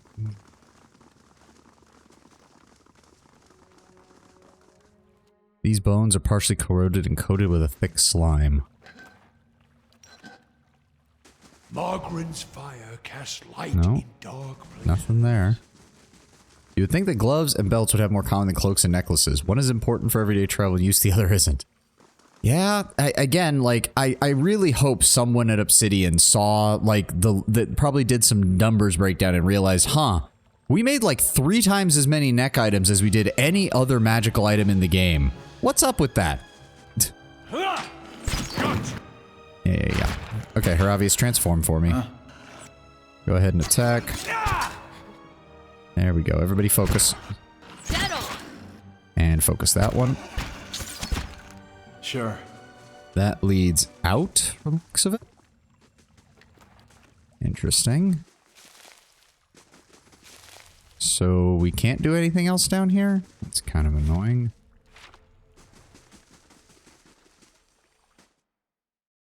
Well, here's the thing. Cloaks being common, again, for travel kind of makes sense, but the fact that we have to choose between magic cloak and magic amulet is... I can't even think of a game where you had to make that decision. Laying low. Like next slot and back slot. Oh. Fuck. Well, I guess they knew we were coming. Well, well, well. A woman in robes, flanked by an armed group, savors every word before whispering the next. Finally. You should have remained in Defiance Bay. She draws a smile, pale and full, that droops below her recessed chin. But I'm glad you didn't have better sense. I've looked forward to this since you got in our way. It's her. The other one. A woman in the group motions with her arquebus towards Pelagina. Were we not looking for her too? Yes, she squints and looks at Pelagina up and down. A dark-skinned woman bearing feathers. Can't be too many of your kind around these parts, can there? She smiles with strange geniality. Pelagina's feathers ruffle and the golden irises of her eyes grow thin, swallowed by the blackness of her widening pupils. And why would you be looking for me, amica? The same reason I look for him. Her eyes twinkle above her placid smile. You should know, little bird, that no one wants to hear songs about conspiracies. Her voice deepens and takes on an edge of menace. It just makes us want to wring your little neck. Any last words? After all the effort you've mustered, it'd be a shame to end quietly. Walk away before you all get hurt. You have a noble heart. The woman wets her lips. I'm going to enjoy watching it burn. End this. Bum ba bum ba. Yeah. Leaden Key Fighter, Leaden Key Fighter, Leaden Key Rogue, Wizard, Enchanter. Okay, Wizard, Enchanter we need to deal with. Sagani, go wide somehow. Where the fuck's Pelagina? Okay, she's in the middle. No, she's at the back. That's fucking aggravating. Let's see if we can grab the Chanter real fast. Sagani, if you'd be so kind, go ahead and give me a wounding arrow on the fighter. Durance, give me a AoE on us. Need something? Aravius. Wait for them to bunch up. Oh. Okay, Itumak. Draw that one off. That's fine. Oh, that wasn't good. That was a horrible decision. Oh, fuck. Oh, no, wait. It's fighting both of them. Oh, this is perfect. Okay, that was hilarious, and I wasn't expecting that to happen. This could be very good or very bad. We need AoE. We need AoE. Lightning spell now. What? Durance, throw on a heal. Adair, get out in front, please. We need you out in front now. I don't even know how this happened. Oh, Jesus. Grab control. You know what? Grab control of the Stelgar. There we go. Good job, Haravius. Oh my god, it hit all of them. Alright, give me a returning. Yeah, give me the other one. Yeah.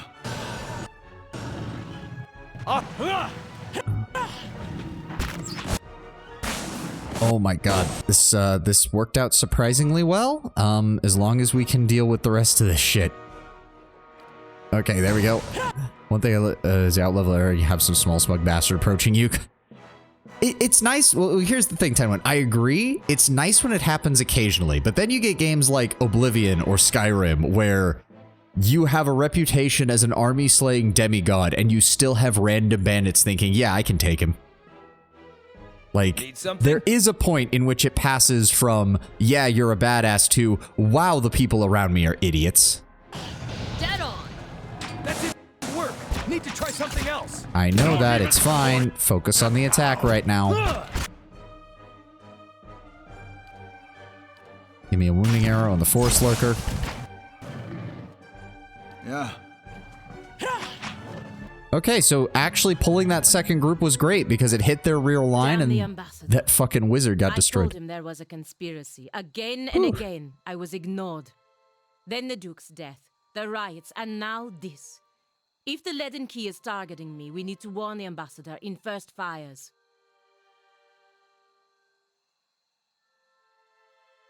Pelagina, I did have this thought though when they were talking. If they knew all about that conspiracy, you realize there's also a chance that your ambassador was in on it, right? And it might explain why said ambassador is so keen on bypassing the rest of Defiance Bay and the Deerwood to get their own trade deals.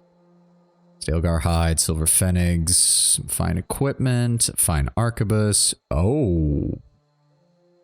Oh, now that's nice. Feared throughout the Eastern Reach, but rarely seen, the gargantuan Megfolk are renowned for their awesome strength and destructive fury. Despite its thickness and weight, the belt is otherwise not especially remarkable in appearance. It's durable leather lined with a distinctive snow Stelgar fur, likely which came from the fearsome mountains of the White March. Ah. And at the point a high elf asshole runs up to you claiming that you should hand over an artifact or he would kill you slowly, you of course decline and says he will enjoy it and then smash one shot by a two-handed hammer to the face. Yeah. As I said, when it happens occasionally, it's cool. It reminds you of how awesome you are. When it happens every 5 minutes, it gets a little aggravating. Go ahead and just gather all that up. Now, where did that item go?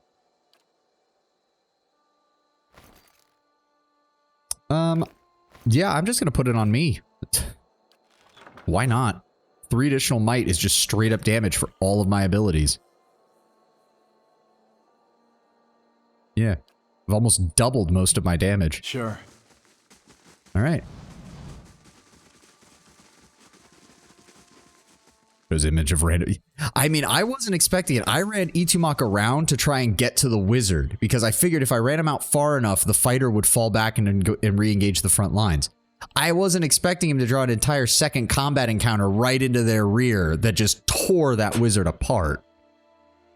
Belt should go to Aloth. I mean, I can kind of see it because his spells are good, but for right now, it's going on me. The +3 to might is just too good for a character because that'll increase my focus generation, allow me to cast more spells as well. Dead Adventurer, sucks to be him. Let's finish exploring down here, shall we? But I can see your point for that, because Aloth's main thing that holds him back is his low might score. Once he gets that up, it makes him a much more fearsome spellcaster. Ooh, hello, Spotted Stalgar. Okay, okay, multiple Spotted Stalgars. Okay, that's fine. Good. That's fine. Spread out a little. All right. I'm ready. Okay, there's going to be 3 of them over there. And drop. I'm ready. There we go. Spotted Stalgar, Elder Stalgar. Okay, focus on the Spotted Stalgar. Grab me the Elder. There we go. Okay, Haravius, you're being it's a little much. Go ahead and drop the... Yep, drop the debuff on all of them. Good. Focus fire. Haravius, help her out. Pelagina, give me a attack on them. Okay, Itumok just got fucking destroyed. Sorry about that, buddy. Okay, Stalgars do a lot of damage. Also, did we seriously lose control of the Elder that quickly? Alright. There we go. Wait for it. Wait for it. There we go. Everybody gang up on him. Give me a paralyze. Just in case. Yeah, he's still doing a lot of damage. There we go. Ooh. Ogar 2. Mm-hmm.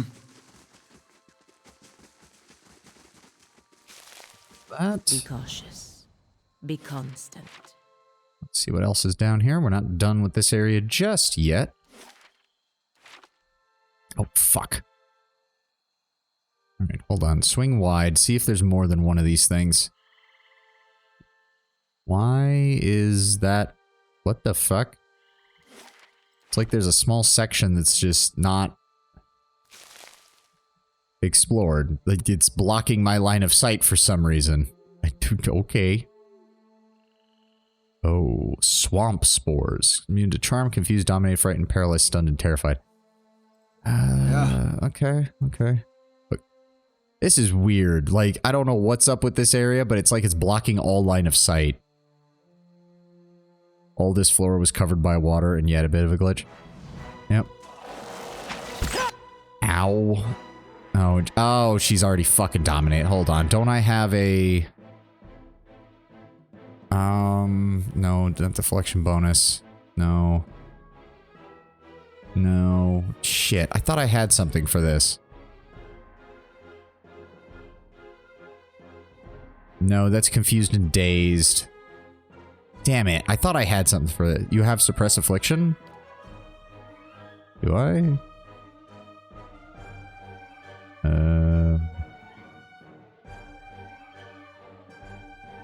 What?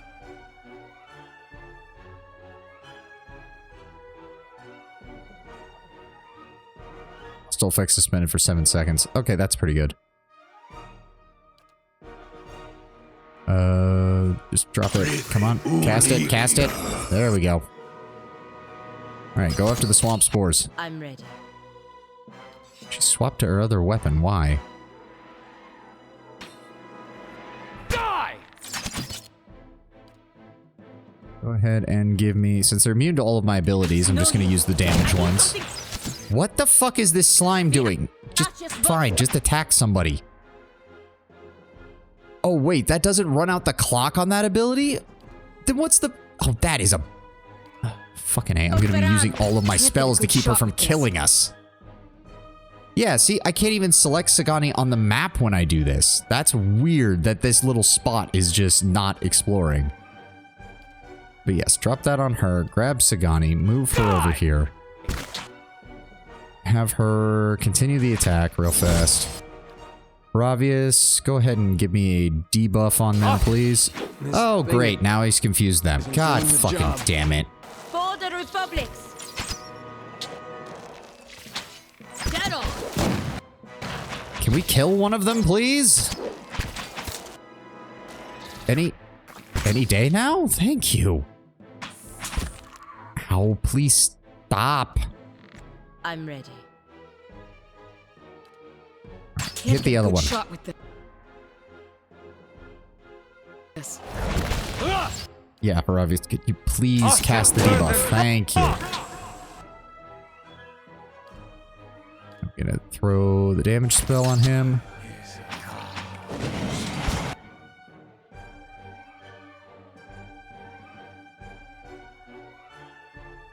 Yeah, I mean, I thought people had some decent spell resistance. I mean, I don't know if 61 is enough. 88? Oh, see, she had 88 and she still got dominated. 85, 77, 78. Sagani actually has the lowest at 50. Everybody else is above 60, and Pelagina straight up had our best will save, and she still got dominated for 12 seconds. Like... Okay, enough of that, Haravius. Stop it. Please kill this thing.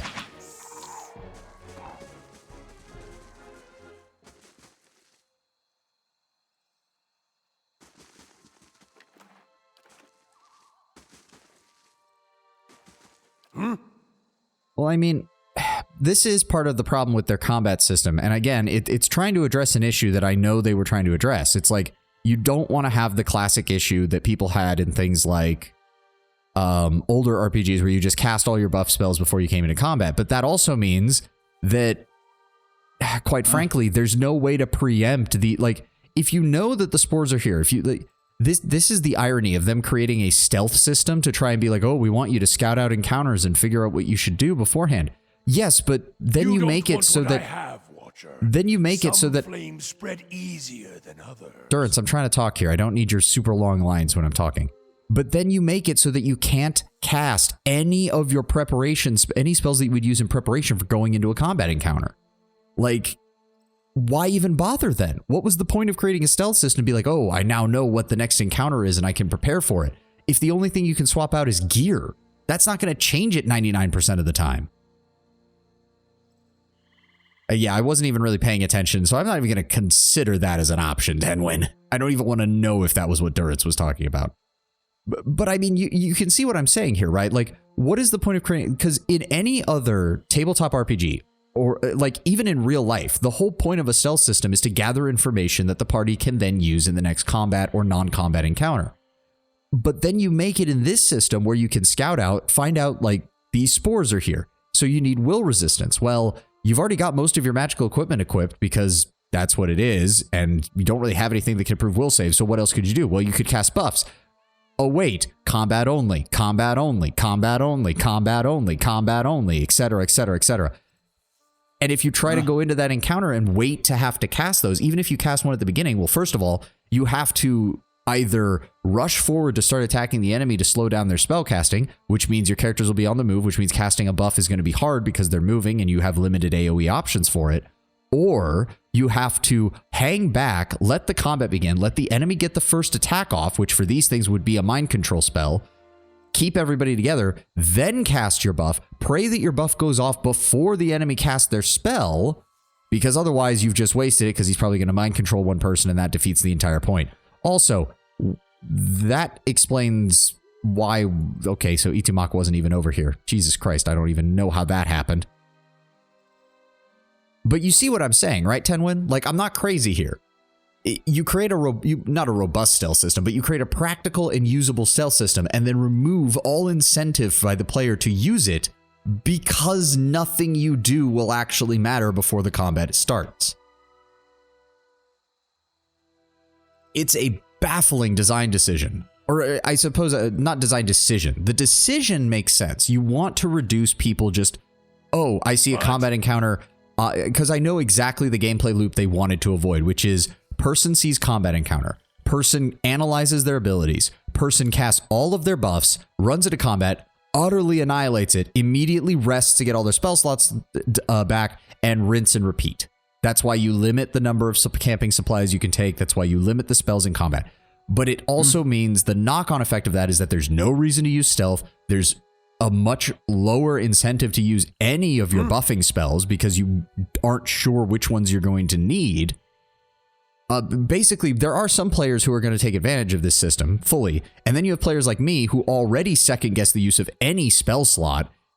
And it's just going to lead to us having decision paralysis because it's like, well, I can't use anything before combat. And if I try to use it in combat, half the time it's not going to go off when I want it to. Like, yeah, I mean, that's just my perspective on things. Right. All right, now let's get in here and deal with this piece of shit. Damage spell immediately.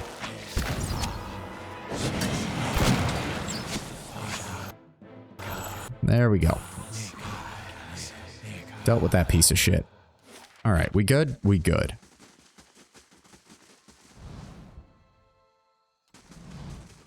I don't think there was anything else. Let's check the rest of this pathway, and that should be it.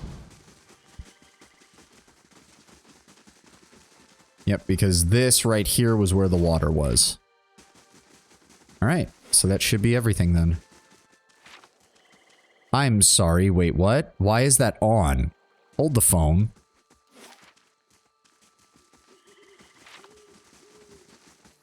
That wasn't on either. Hold up, hold up.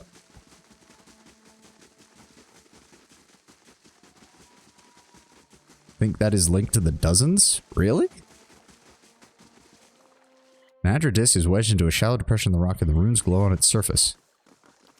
Say what? What? Okay, it's not doing anything. Okay, well. Moving on.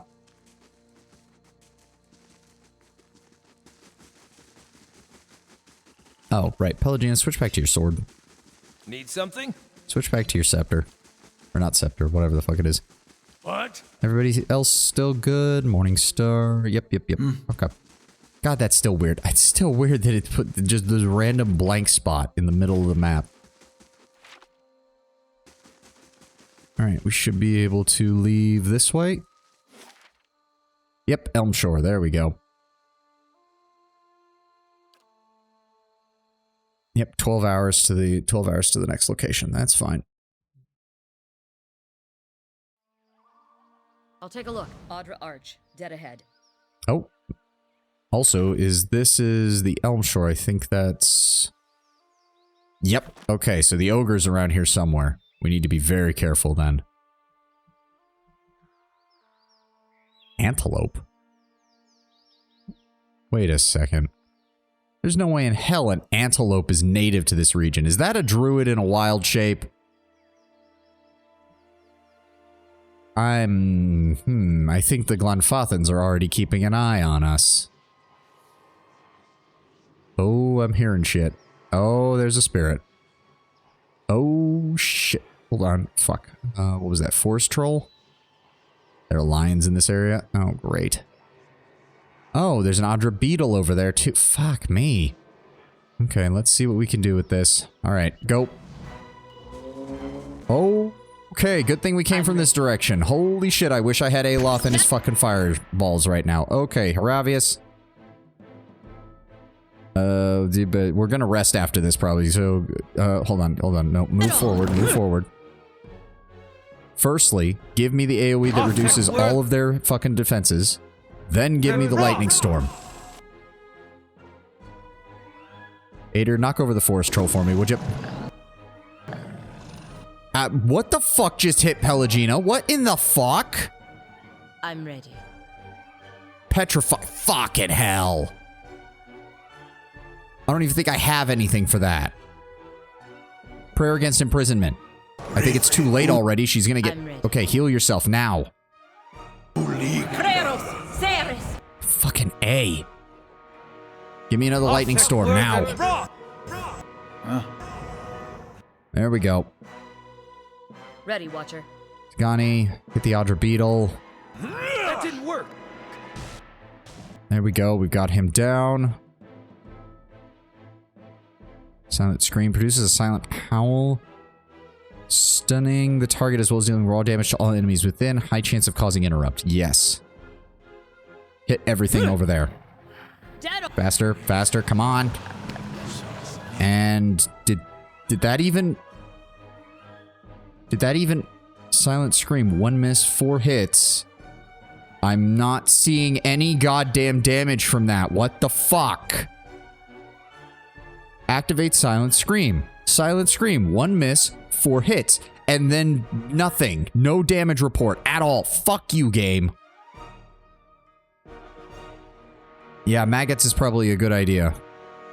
Oh, you are...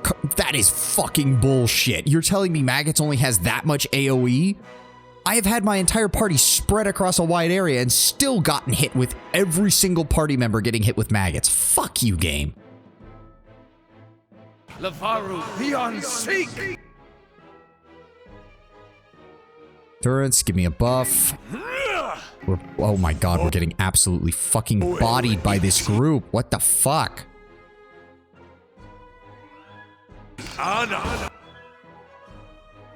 Knock over the forest lurker. Haravius, we need another spell. Where is that? Moonwell. Yes, right on the middle. Please, please, before I die. God damn it.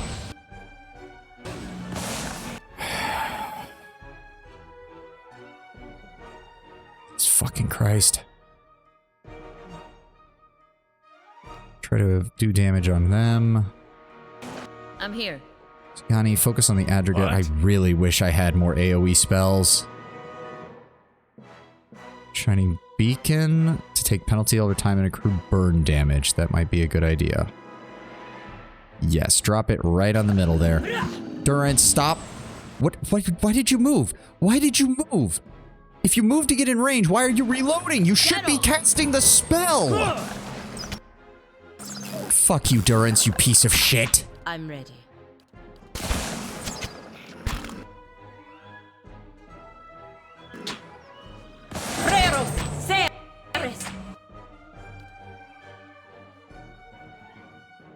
Wicked Briars, that doesn't do any enough fucking damage. Calling the World Maw, that would hit us. Boiling Spray, that would hit us. Hailstorm, that would hit us. Give me another Lightning Storm.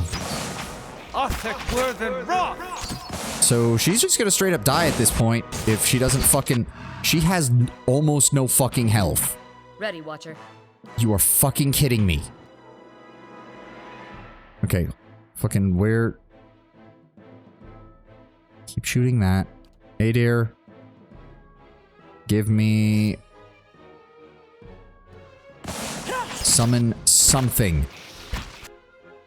That didn't work. Need to Well... try something else. We've lost someone. What do you mean we lost someone? What the fuck are you talking about? Oh, Itumak went down. The fuck won't he die? Thank you.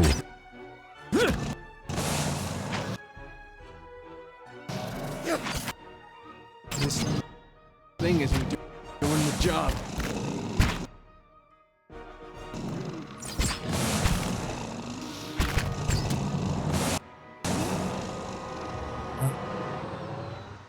Okay, okay, do not fucking aggro that second combat encounter. Right. Jesus Christ. Just give me all of that. Jesus fucking Christ. Yeah, maimed, all defense. Yeah, I get it. Everybody got fucked up by that Sure. encounter. Jesus.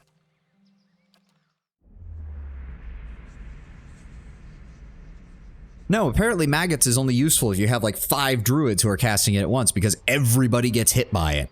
Because apparently the AoE is tiny as shit. I assumed it was massive because every single time we got it, every member of my party got hit by it. Your eyes open to a familiar scene. Durance sits with his staff laid across his lap, a malignant flame sprouting from one end. It's difficult to make out. His features are soft and bleeding together, but the staff is clear, its etchings aglow in molten orange.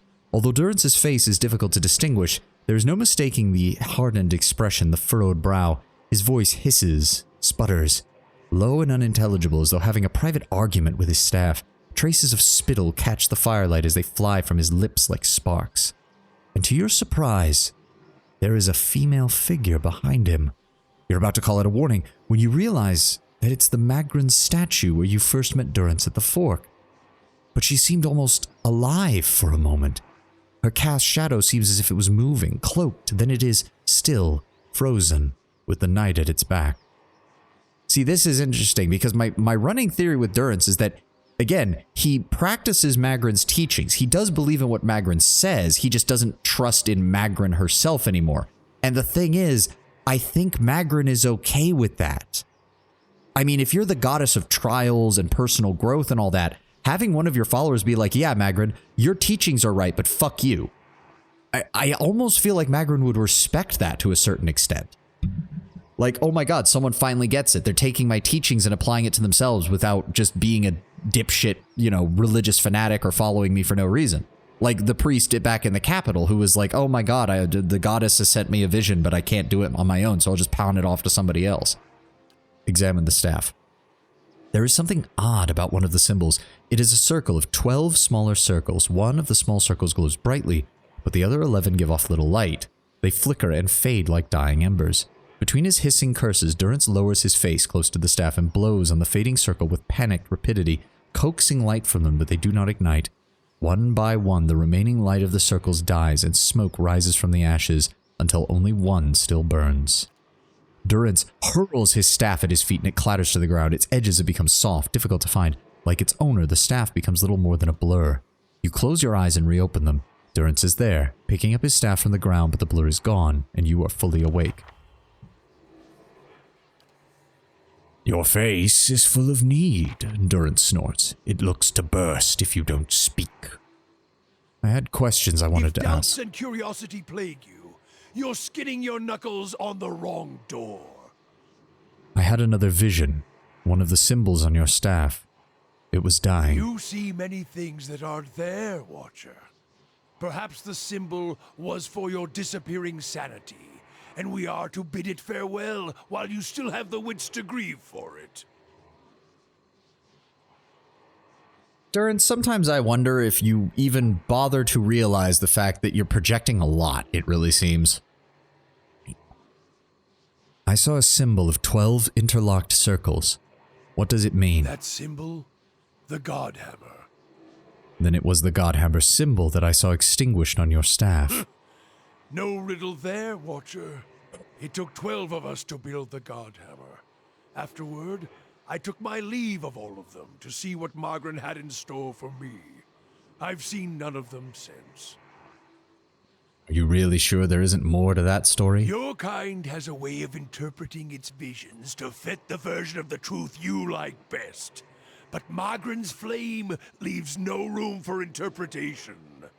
Waste the time of others with your distortions and your fever dreams.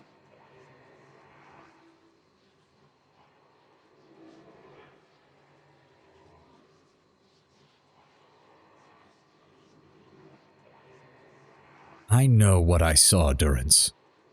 And one day you will tell me what it means. It's always the way of the mad to try to convince others of a reality only they can see. But when your doctrine's the truth, it requires no convincing, only an opening of the eyes. I would purify you, Watcher, if I thought it would help. I've The got more cost of troubling questions. me seems to worry you little. It really doesn't, Durance, because if you truly wanted to do something about it, you'd have already fucking done it. So your halfway fucking ass threats don't mean jack shit to me. Threatening you with fire. Yeah, exactly. Could you imagine if I was a fire fucking godkin? What the fuck would he do then? Actually, I imagine that there has to be some unique dialogue if you're a fire godlike, because I imagine that fire godlike are connected to Magran. I wanted to know more about this region and its history from your perspective. What do you know of the Deerwood and the surrounding nations? Deerwood's the best of them. Still has the spirit, if a land can be said to have one. It's a place where men walk freely, make new roads. That is a rare thing in this world. Its generations, however, are damned. No new footfalls may spell an end to the whole thing. Yeah, exactly. I imagine he's got more words for a fire elemental or fire godlike. You mean the Hollowborn? Yes. Eothas' last stab at revenge after he was ended. Durance frowns. Eothas was the god of rebirth, and his light does not fall on the Deerwood. I've heard some claim it's his doing, his death, closing the halls to new souls. I don't believe it. The problem is closer than that, and as always, it involves women and men, and they are always circling within and without. The Valian Republics, Red Saras, the Saints' War, one big bladed spiral, shredding everything around it. Yeah, as we now know, that is exactly what happened, with the Leaden Key running everything from behind the scenes. How do you feel about the Valian Republics? Durance snorts. Fortune seekers garbed in robes of high office, manipulators, traders, and traitors all. I see you don't hold them in high regard. Durance grunts once more. Any country so obsessed with style might as well be wearing scarves over their eyes. Keep vigilant, or they'll turn you into a slave as soon as the ink dries on your treaty. The Deerwood and all its resources and riches is too tempting to such men, especially if someone else tames the country and the face painters for them. Face painters, I'm assuming you're referring to the Glenfathans. He waves his hand dismissively. The tribes, the Glenfathans, they cluster around the ruins like flies. And what about Red Saras? Durance's face flushes, and a sheen of sweat forms on his brow. Too many adjectives for a so-called nation. Civil unrest, economic collapse, all tinder just needing the right spark. Then some farmer shows up, takes a god into himself and a crown on his head. Divine kingdom he tried to create. Go to as well as you'd expect. A trickle of sweat runs down his cheek and sinks into his beard. Suddenly, the population of heretics goes up by half and again, and Eothas starts turning his blood-stained gaze to every blasphemer he can find. Cleaning house is one way to put it. His face darkens and his eyes narrow. Purge is another. Put them and their god in their place, though, with enough force to kill the damn country, too. Durance, are you from Red Saras? Because the way that reads really makes it sound like you used to live there. I take it then you're not a supporter. It's not a country, it's a gathering of cowards and Adirian puppets. Aye, they used to be an optimistic bunch. A bright bunch. Durance laughs at bright as if it was a private joke. And it was their undoing. Should have embraced their misery without letting a farmer lead them to a brighter ruin. Almost Eothas' puppets too, but we put an end to that. They dangled on his strings, Widewin dangled on theirs. They would have never had any success on the battlefield had a god not come down. The Saints' War, Durance snarls. Needed to call on their god just to have a chance. Do you have anything more to tell about the Saints' War? Durance's eyebrows draw together in a frown, then he grunts. I keep forgetting your feet are new to the Deerwood. Yes, the Saints' War. It was a god stepping past himself. The country of Raid Saris and all their heathens. They're paying for it now. Although by my count, the fire should have roared through their country with more force, catching all their souls. Truth, it wasn't even a war. It was a cautionary tale about pride. Specifically, Widewind's pride. He should have stayed a farmer. Well, let's hear your perspective on it, Durance. What happened? It was what? 15, 16 years ago? The year 2807? Durance pauses, then shakes his head and shrugs. My memories are with a younger me. I don't hold on to dates. I hold on to actions and causes. The war was an act of arrogance born straight from Red Saris's twitching legs. A man thinks himself more a man, snorts. Durance snorts. You want to kill someone? Tell him a god speaks through him. Then tell him he means him to lead, which puts him in front of an army. And the army was as strong as you'd expect from Red Saris, as sick as that country was to begin with. Yet another war was likely just what they needed. What do you feel is wrong with the country of Red Saris? Red Saris had its share of troubles, and it deserved every one of them. It deserved Widewind. It was light that led them to flame. Red Saris was already in decline, adherent poison eating in their veins, economic bleeding, dying of their faith. And then Widewind, this random farmer, claims to take up Aothus in the flesh and give them the worst kind of hope. And what happened then? Well, they crowned him. Durance taps his head, making a slight bow, and then he turns back to face you wearing a feral smile. They made him king, the worst kind of blasphemy. And once he wears the crown upon his head and the god in his flesh, why, he starts making changes, divine changes. Durance's eyes blaze. Then he decides he's going to change us, save us. They make him a king, the worst kind of blasphemy. Durance, are you like a firebrand Republican? And I mean that in the sense of fighting for a democracy, or like, because it seems like you're way more sympathetic to the Deerwood having like a mixed system of nobles and elected officials. So I have to wonder, Durance, are you... I mean, I guess it kind of makes sense. A goddess of trials and tribulations who helped to overthrow Wardica. He's a bit more anarchistic. Yeah, but breaking down a monarchy into some form of representative state is at least a step in the right direction. And I imagine, given that Magrin was the goddess responsible for overthrowing Wardica, that it kind of still aligns with his beliefs. Yeah. I think it's definitely a case of Durance would like anarchy, but he's also intelligent enough to know that anarchy has its own problems, so he doesn't openly push in that direction. But I do think it's definitely a personal preference of his. How exactly? Well, he marched on the Deerwood to free us from our beliefs, like he freed the rest of Raid Saris. Cold Morn offered up its belly with no resistance, and it got spared. Durance snarls. The bloodshed started when he sacked Mercy Vale. Oh, a touch of irony that. Put the whole town to the flame. Coldmorn, they were the ones who sided with Red Saris as the war began. Durance spits and snarls. Cowards! Coldmorn is an apt name for such as them, laying still and frozen even as their fellow countrymen burned. Oh, they'll pay Magrin's price one day fully for such cowardice. And what did Aothus do next? He kept marching. Deerwood takes to the trees, cutting at his flanks, his scouts, his troops. Yet it still seemed hopeless. Durance's face becomes a grin and then smiles once more. Or becomes grim, not a grin. Becomes grim, then smiles slightly. Until Halgot Citadel and the Godhammer. There we put him to the flame, burned the god right out of him. If there ever was one to begin with. A dozen brave men and women took to that bridge to make a stand, and we torched him with the fire of the Godhammer. Gods have taken flesh. Oh, this is new. In all respects, taking willing and unwilling vessels. It's not a violation. It's what gods do, as long as they accept all that comes with it.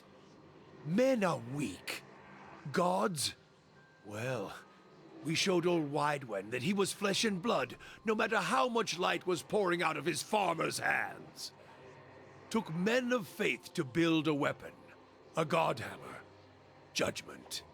Proved him dead at Halgot Citadel. See, I do like this dichotomy. It took men of faith to build a weapon to kill a god, which really does... It's not a surprise that Durance had a crisis of faith after that. I mean, I imagine the rest of the creators of the God Hammer had a similar moment of revelation. It was a weapon of Deerwood's people and their independence. There are few that would deny that Aothus overstepped, and the God Hammer reminded Aothus of this, a fire and force so terrifying and so bright that it burned a god away. Durance holds his staff, his hands locking tightly around it, tracing the etchings. As you watch, the top of the staff blossoms, burning brightly, and Durance speaks, his face illuminated by that singular fire. A weapon that would burn brighter than Aothus. We led him to it, and we burned him at his own stake. The stake was the God Hammer, and we impaled him on it. And you fashioned it in such that fashion. Oh, it wasn't easy, shaping it. Crafting it, the pieces, the curve of the relic. Oh, even then it was a massive thing. Something that required a god to come to it rather than be cast at him. Luring him to it, oh, that was the easy part. Gods are ever so prideful. What happened? We led him to the fields. Ones he remembered as a farmer, perhaps. The fields outside Halgot Citadel. Now Godhammer Citadel. Right across the Evandware Bridge. An easy track, Durance frowns. Oh, men died. And then more died, luring Aothus onto the Evandware. We had carved veins and passed through the bridge, excavated the foundations, filled them with powder and ember-hungry grains, eager to burn. Our hands had even pried the mortar and rock loose, sharpened them to points so that they might be rent from their foundations easier and tear through the flesh of that pretender. You used the entirety of the Evandware against him. We poured the God Hammer into its foundations with faith. Set it alight. Let the hammer fall, upwards onto the anvil. 8 died before the God Hammer fell, and the God Hammer claimed the remainder, 12 in all. And Aothus went back to the ether or the grave, Durance grunts. He's lost his voice, his love of war, I'll tell you that. He sneers. It took only the taunts of men, and that was enough to lure a god across the bridge and into a new sun. Durance straightens his back and takes a deep breath. It let Red Sarah see how bright their arrogance had become, and became a symbol by which we answered their purge with one of our own. You're speaking of the purges of the Aothans after the war. We started saving the Aothasians from themselves, burning any that didn't die with their god. Heresy in Red Ceres is one thing. Heresy here in the Deerwood comes with a more personal touch. So you answered their crimes with one of your own. You even admitted that without Aothus at the head, the Ritzeran army was no threat. As I see it, every Aothasian who still lives in the Deerwood puts the nation at risk, is another dagger held to the throat of our faith. Root them out, burn them, or send them back to Red Ceres to wallow in the blood of their failure. Okay, you're never allowed to be with Adir alone, ever, Durance. I'm just gonna say this right now. Do not touch my blonde-haired idiot friend. Alright, let's keep talking. Oh yeah, he doesn't want to talk anymore. Fine, fine, fine. We will find out more later, I'm sure. Okay, so there's another combat encounter over here with yet more of these fucking beetles. Wow, they're resistant to shock damage. Holy shit. Alright. Hopefully this is not too much. Oh my god. Itumak, hold back, hold back. There's a lot of shit we're gonna have to deal with. Can we... Why can't I select... There we go. Grab the otter beetle. There we go. I can't see anything. Ravius, go ahead and throw down a heal on the front line. Please throw down a heal on the front line. Go ahead and grab the forest lurker. Did that work? Oh, he's immune to paralysis. God damn it, I forgot. Ravius, go ahead and transform. not even slowing it down. Go after the Adra Beetle. Itumok, engage the Forest Lurker. Sagani. Go ahead and shoot him. Durance, shoot that. Dead on. Adair, see if you can knock them down. Yeah. Paralyze the Forest Lurker. Oh, he's immune to that too? God damn it. Fine, fucking get the Adra Beetle then.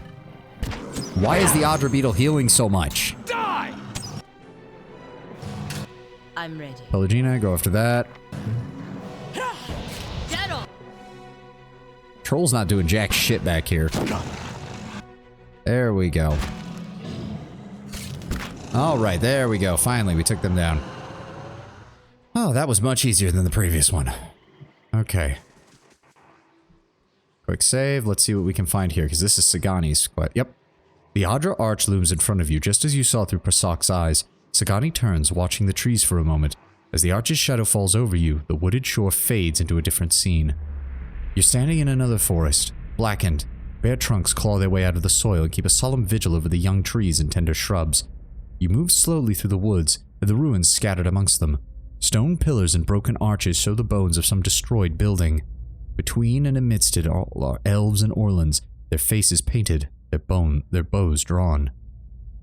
Burnt trees, crumbling ruins. Where is this? Ha! I'm glad you don't recognize it. That suggests you haven't been lurking around the ruins where you don't belong. Aravius eyes you intently with a wagging finger of feigned lecturing. It sounds like you're describing the desolate stretch in the mountain slopes just north of Twin Elms, site of an old battle from the War of the Black Trees. Then we know where to go. I always get a strange feeling near the end of a hunt. Like an itch on the end of my nose. I feel like we're close. You sound surprised. I am. After all this time. A part of me had already accepted that I'd never find him. That I'd be stuck wandering like this forever. I'll admit, I didn't believe you at first. Still didn't until now. What's changed? I haven't spent this much time around anyone since the long hunts in Nasitak. But I've gotten to know you. Seen how you deal with Kith. Whatever else you turn out to be when we find Theos, you're honest. I know you wouldn't lead me astray in this. I mean, she's from a very isolationist people that are very insular in their tribal beliefs. I'm not surprised she didn't fully trust us. Plus, I think she was also in a bit of a depression. Like, she'd already been on this trek for, what, 5 years, I think she said? She was pretty much convinced she was never going to be able to go home. Like, that would mess with anybody's mind, let alone a mother who basically had to say goodbye to her entire family. What will you do once this is all over? Good question. She runs her hands over the smooth, chiseled surface of the arch. It's been hard to see a purpose behind the last 5 years. But lately, I've started to realize how much Persak shaped our village. His efforts and his sacrifices, they added up. They made us all stronger. Bringing his blessing back to Masuk will help strengthen us and draw our people together. And I'm proud to know that I'll be the one bringing it back. She thumps the Adra wall with the heel of her hand. But I'm getting ahead of myself. First, we have to find him, as well as your quarry, Savani. Should give me time to figure out what I'll say to him. What will you say to him? I guess that depends on who he is now. I'd like to think that traveling for 5 years entitles me to give him a solid earful about all of it. But what really matters to someone in Persok's position? The village he left behind? The family he likely won't remember?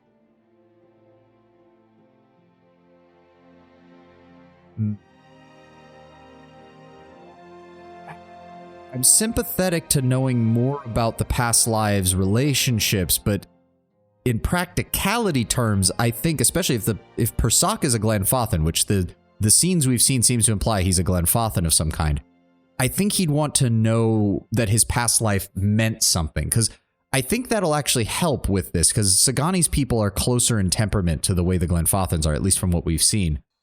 I think that, and also the Glenfathans pay more attention to stuff like this, so I think that would also be...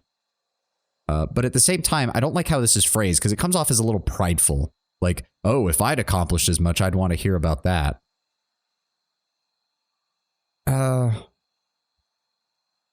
Yeah, we'll go with number 1. I feel like that's more empathetic in this scenario. Quite frankly, I wish my fractured memories told me more about the people closest to me. Deeds and whatnot can be powerful, but they can also be prideful. I think knowing more about the person that he was before and the people that he cared for would matter more than just what he accomplished. Must be lonely not knowing a thing like that. I guess I've taken that much for granted. She looks at the grass at the base of the arch. Anyway, here's to finding our men soon.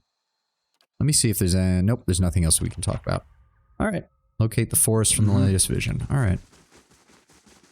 So, Haravia said that was north? So that's probably either one of these locations, like Old Song or something, or it's something that'll be linked to it in this area.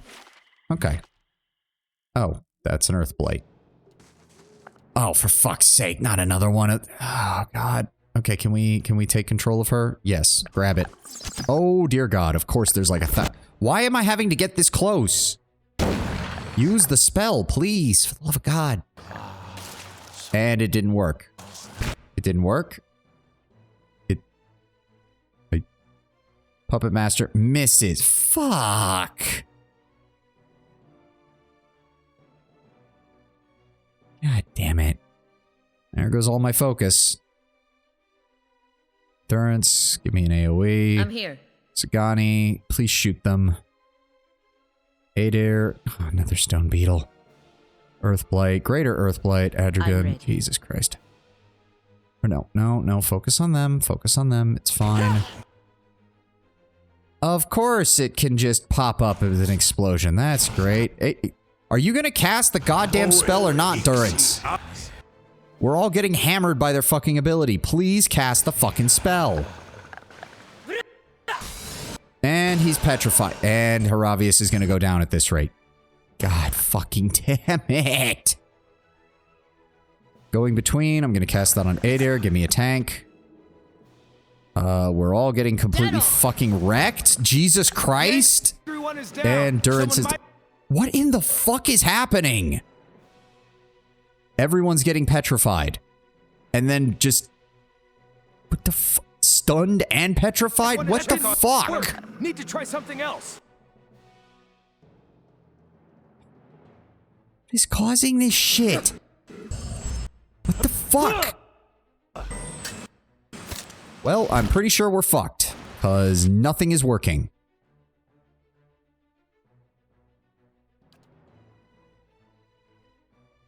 Yep, stunned and I'm downed. And Adair... What the fuck is causing all the damage?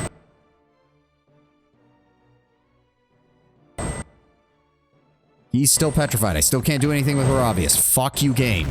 And Adair is down. Jesus fucking Christ. And we're just fucking... Where did I last save? I don't even know. I don't even know. Fuck. What in the goddamn hell? We didn't kill a single fucking person. 12, 15. What? Is that the latest one? No, that's from auto save 1122. Yeah, that's the, oh boy, where did we save? Where did we fucking save? Please no. Okay, right before this conversation. Thank fuck. Bird trees, clumping ruins. I've seen the next closer. Strange feeling near the end of Sound surprised. What changed? What will you do? I What guess do you think you'll tell him? People closest to me. Let's talk about something. Yeah, move on. Good. Quick save. What the fuck? Okay, hold on. Skirt the edges of this. Let's see if there's a different angle we can approach this at so that we can hopefully deal with the fucking spellcasters that made my life a living goddamn hell. Okay. This might be a better angle to approach them at. Quick save. These are the highest versions of the Delegate. Yeah, I noticed. Stone beetles. Are the stone beetles the pieces of shit that were petrifying me? Hold on. Beetles. Stone beetle. Ability. Of course we don't know the abilities. You fucking piece of shit. What is the point of telling me all of this? The abilities is more important than some of this other information. They also have the ability called Gaze of the Adragon, which petrifies. Ah, it's still not good.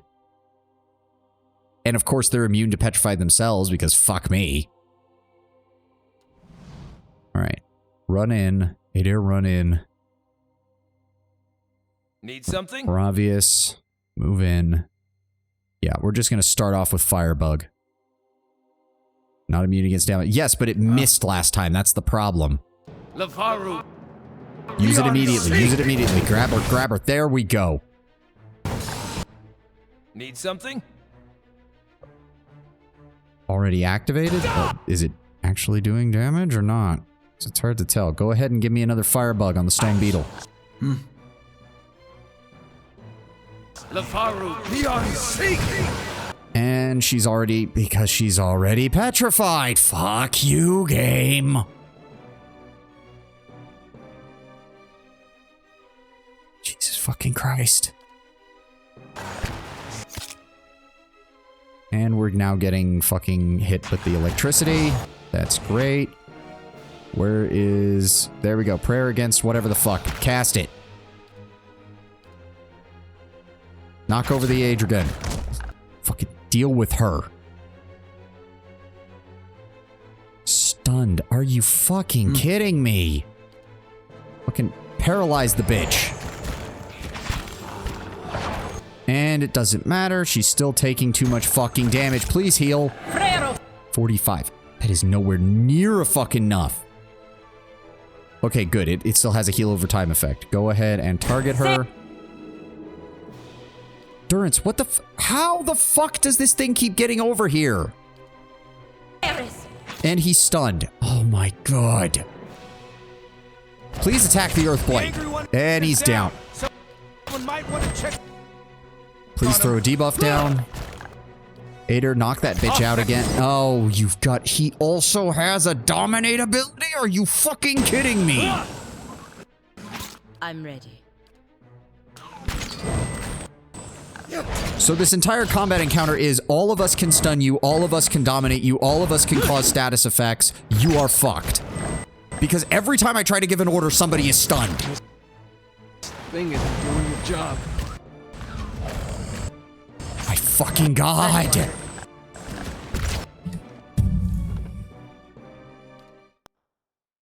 Well, we're not dealing with that combat encounter. We're not dealing with that fucking combat encounter. Oh, are you fucking kidding me? Get me the fuck out of here. Yeah, let's give a shit ton of enemies all the same control abilities and then stick 6 of them in the same area.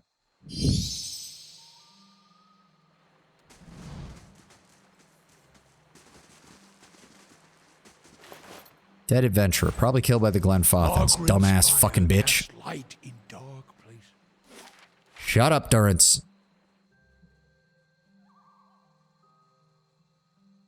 Why the fuck? The druid spell list is so fucking insane when you have like 6 of them casting spells. How much you want to bet that how much you want to bet that if I hired a bunch of druid adventurers, I'd be able to do the same thing because it would just be non-stop fucking control spells. Oh no, wait, they don't get petrification. That's just built into the stupid ass fucking druid. Or not the fucking dryad or whatever the fuck you want to call them.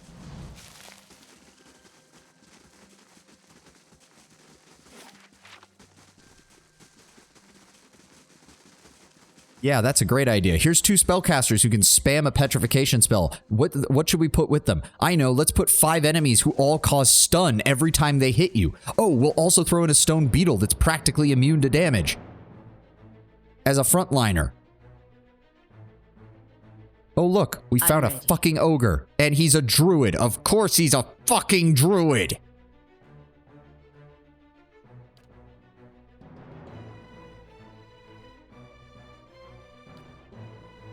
Give me a plague of insects. Are you fucking kidding me?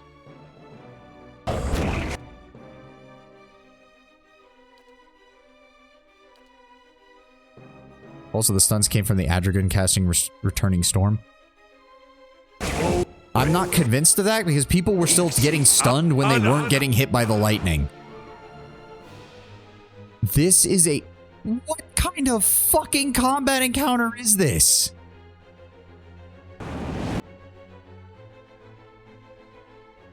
Ready, Watcher. My fucking god.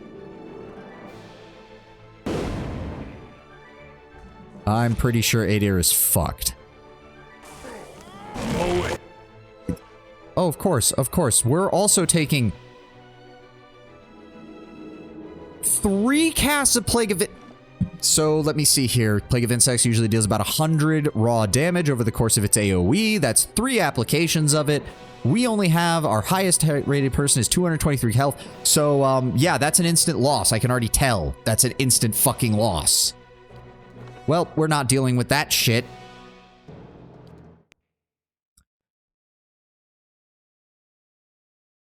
Jesus, mother of fucking God. Who wrote the combat encounters for this area?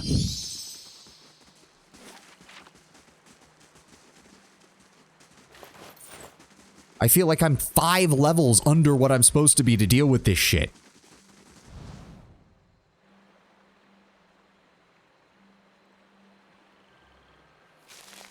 Yeah, I'm seriously considering it at this point. If we can hit level 10, I'm just going to go straight to the DLC stuff. So hopefully there's like a few things that give experience around here.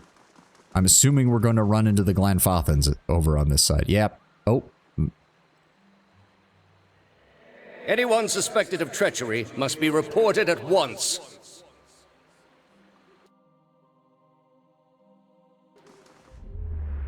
Good, you have come. You have heard of the recent defections from our order caused by this apostate in Kratom. Pale image of Theos beckons you with the curl of translucent fingers. An answer floats to the surface of your consciousness remembered from ages ago. Yes, I have.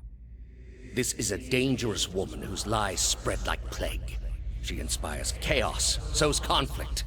Because of these unusual circumstances, I am speaking to all our initiates personally to ensure there is no more dissension. You mean she was one of us? Yeah, I figured, but I also wasn't imagining I'd have to fight an entire pack of ogres, 3 of which are spellcasters, all of which are fucking druids again. Who she was no longer matters. If her following continues to grow, there will be war, and all our work will be undone. You were recruited from Kratom, were you not? You must have known this heretic woman, Yavara. Oh. Oh, this is some interesting one, because we're choosing what the backstory of the soul that's attached to us is. Oh. Oh.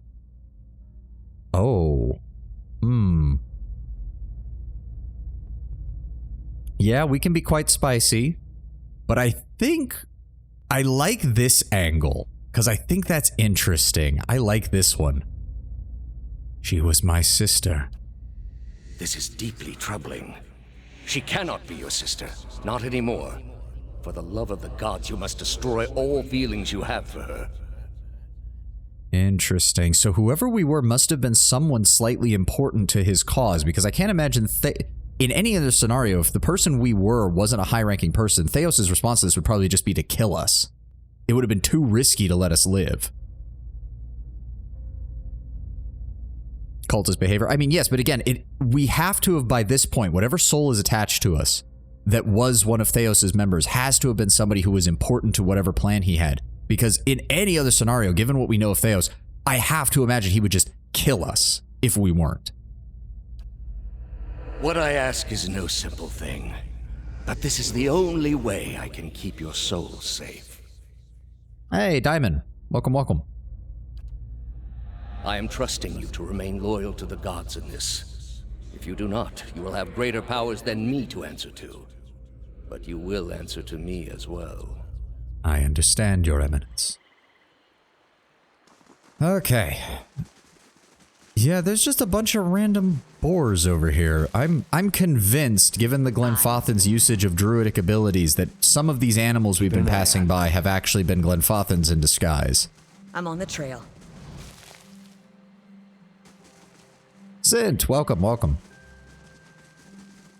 We've just been dealing with some massive fucking salt, which is why a good chunk of this map is not explored, because the combat encounters here are bullshit.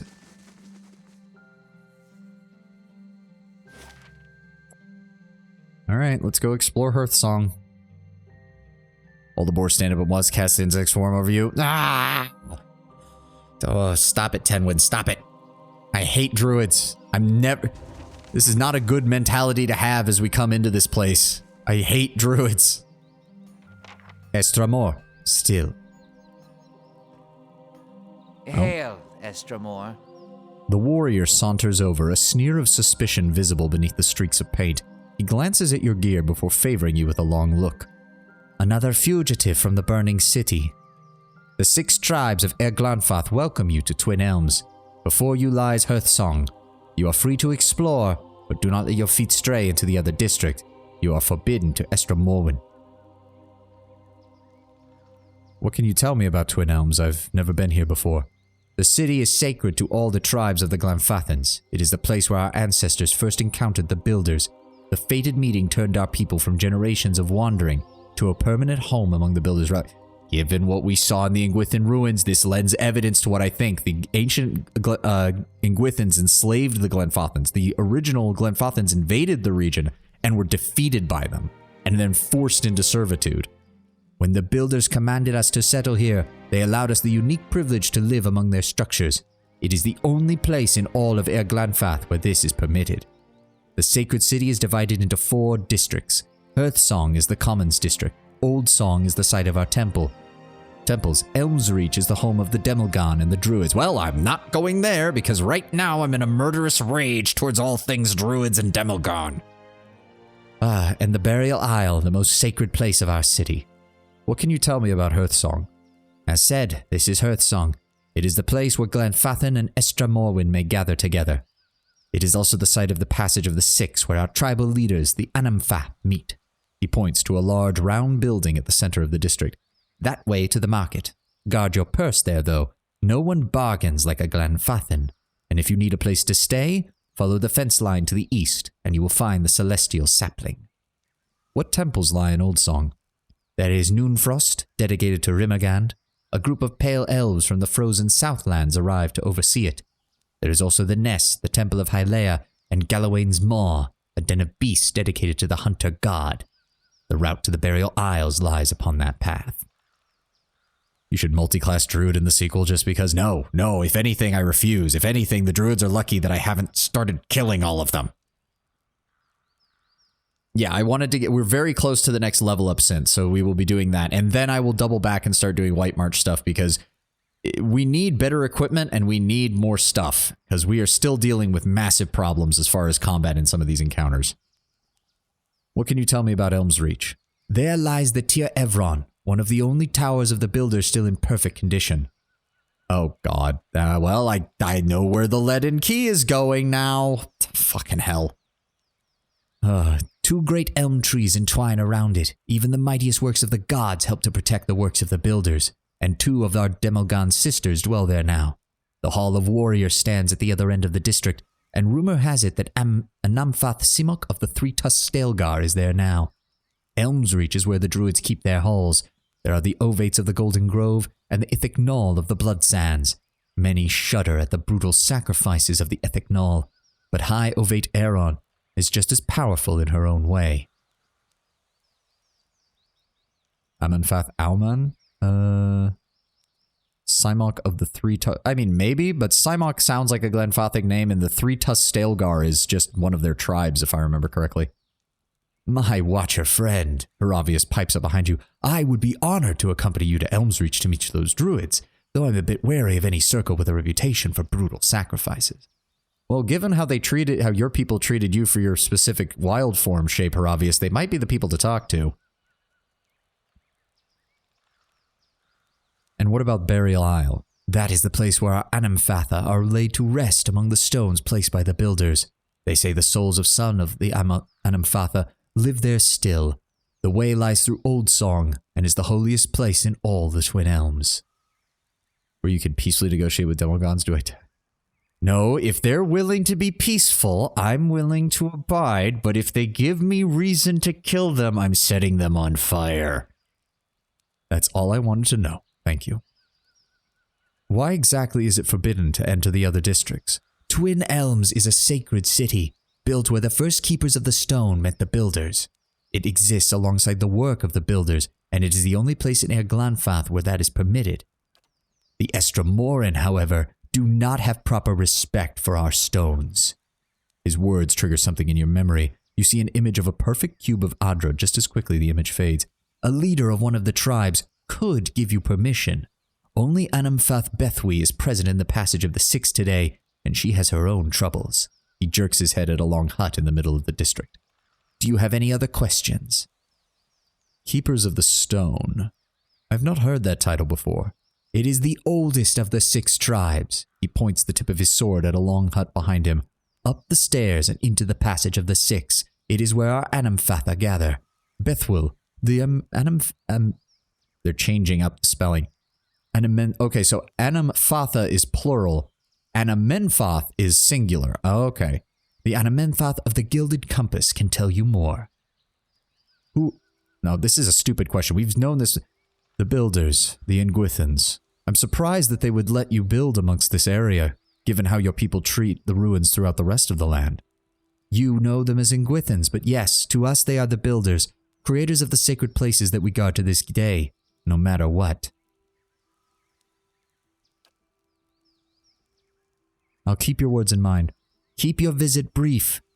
Word has reached our ears that the riots have ended and the gates of Defiance Bay have opened once more.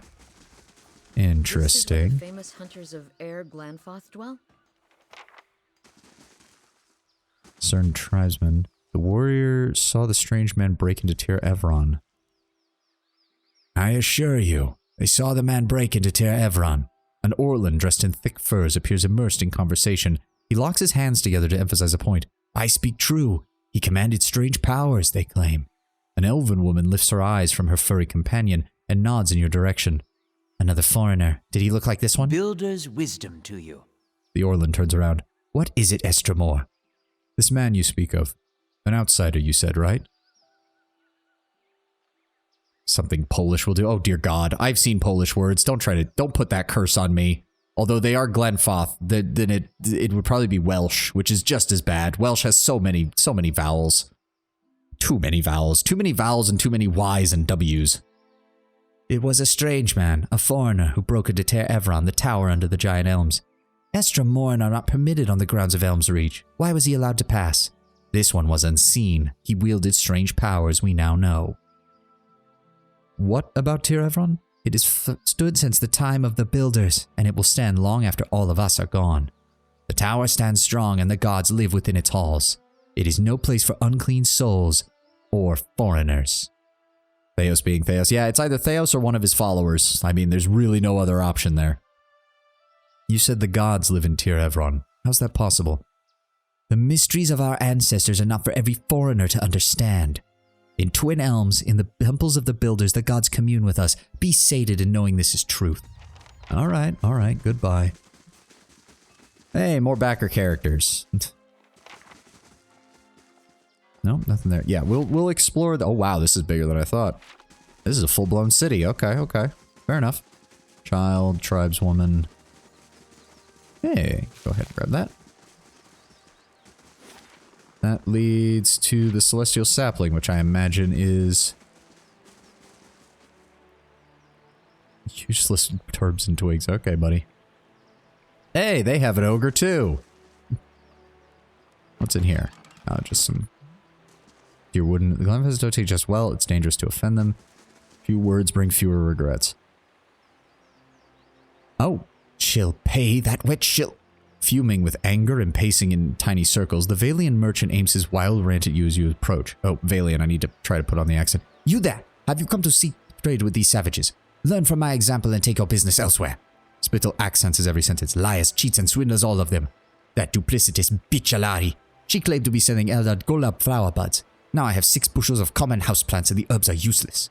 He throws a handful of dried plants to the ground, stomping on the brittle stems and leaves, kicking up a pungent and savory scent. I want my money back from that swindling fucking savage. What do you intend to do about this? Or when I get my hands on... Rinaldo hunts his sentence, his eyes darting about as the nearby Glenfathan guards. I am in the savage's home court, so it's my word against hers. Where does that leave me? I would be a fool to threaten here on the tribal soil. He sighs, pressing on his temples. I cannot sell worthless herbs to recover coin, and I am powerless to confront this Alahi. I don't suppose... He looks at you, sizing up. If you are willing to mediate, perhaps you could succeed where I have failed. I would, of course, pay you handsomely for your troubles. You didn't throw wares in the dirt. Yeah, I'll see what I can do. Yeah, they have a ogre too. You want up, I pull. Oh, he manages the goddess would earn you welcome at any hearth. Oh, your goodness would earn you welcome. Oh, okay, so they've already heard of me. That's good. That's good. Let's check out this, I'm assuming this is the inn.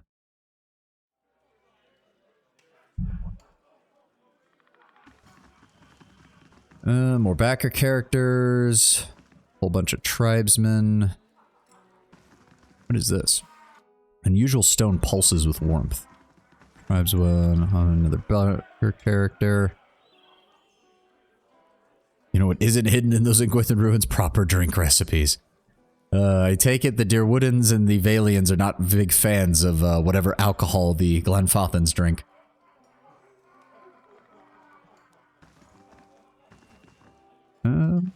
Good day to you. A middle-aged elven man stands behind the counter of the inn. He has a warm, open face and smiles pleasantly in greetings as you approach. Welcome, welcome. Always glad to see a new face. Take a seat where you like, my friend. Seems you've walked a long road, but all are welcome here, and those with interesting stories, most welcome of all. Tell me about this place. Of course. I founded this inn many years ago, but in many ways its tale is much earlier. It was while I was returning from a long journey south that I first heard the story of the tree upon which this inn rests. Hundreds of years ago, a strange event occurred. A sky was troubled that night, many stars falling across it, and one of those stars began to plummet towards Aora. It fell here, striking a young tree and burying itself within like a fiery heart. But the tree survived, and over the years it grew and grew, twice as big as its fellows in half the time, until it reached the size you see now, and grew no more. Hearing that tale, I knew I must find the truth. And you see it there. He gestures towards the large stone in the center of the room. Built around the tree's heart, I built this inn to welcome all travelers who might look upon it. And I'm always glad to see a new face. Oh, this is the same line from before. Who are you? I'm Eleutherion. They call me Haggard Shoes for all the walking I used to do and all the boots I wore down. Ah, but those days are long behind me. My eyes have seen a great deal, and now my ears get their fill from travelers who come through here. I'm always glad to... like a room. They have +1 resolve, +1 survival, and +2 might, +2 constitution, +2 resolve. That's a really nice fucking resting bonus. Holy shit. Go ahead and sell that. Ooh. 5% melee damage bonus and a Whispers of Treason 3 times per rest. Ooh. That's actually really good. I like that. We're also going to go ahead and buy 2 sets of camping supplies. We do not need a whole bunch of battle axes. We don't need all these extra sabers either. We can sell off some of those.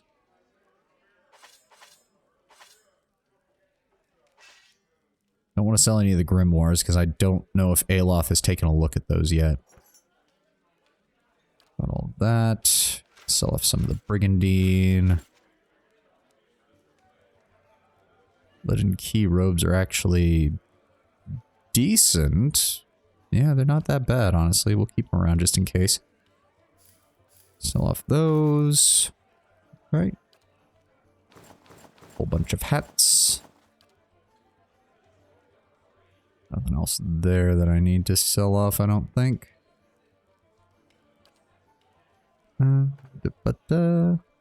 That. And keep pry bars. There we go. That's everything? Yep. Look over your gear, maybe see if you can enchant it into excellent. That might be a good idea.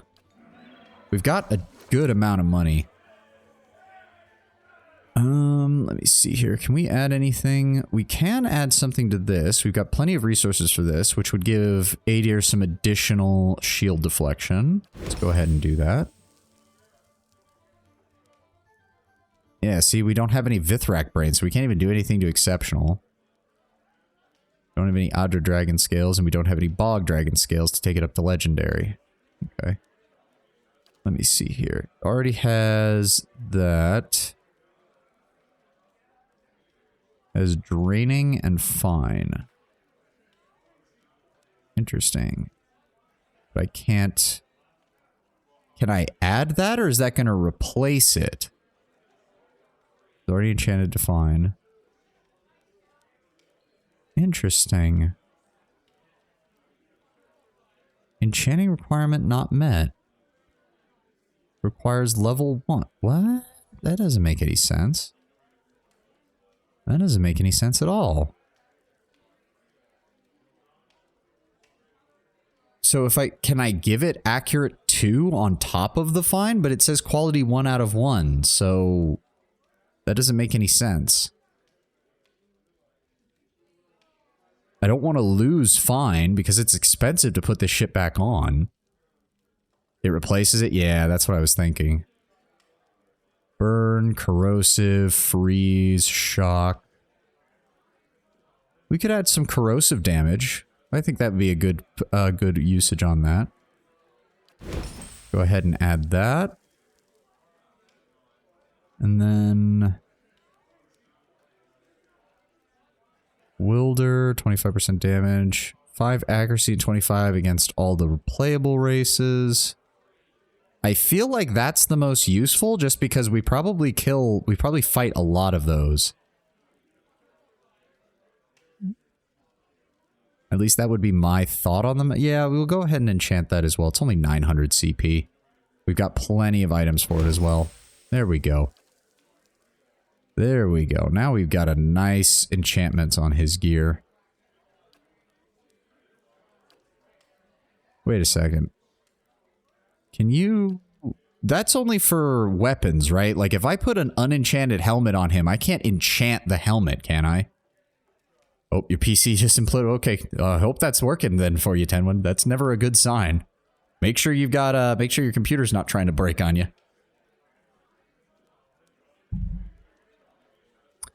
I don't want Adir to lose out on that, but the minor melee damage and having the Whispers of Treason I think would work good on Haravius since he does some support on the side.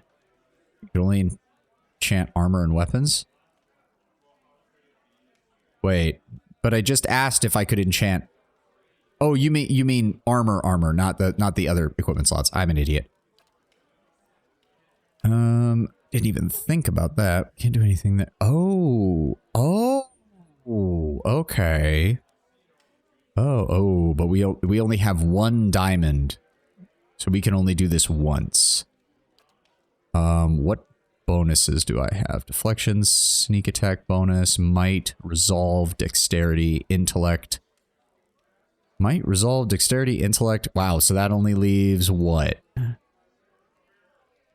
Might, resolve, dexterity, intellect. That only leaves constitution or perception if I wanted to put it on my character. That'd be a bit difficult. You can buy Vithrak Blades from Cartugo and Andra's Gift, Curio Shop owner in the Curio Shop, or Bleda in Elm's Reach. Ah, okay. Yeah, I guess I keep forgetting that I can buy a lot of this shit as well, but that only increases the cost even further, unfortunately. Weapon reach, inflicts -5 accuracy, gives additional accuracy.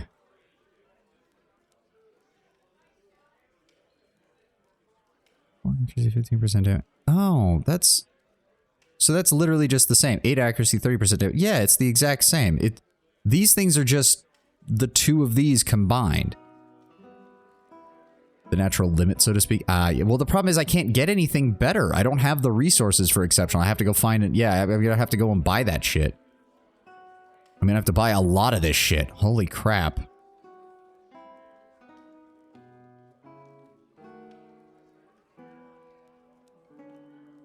That's weird. Why does it take completely different...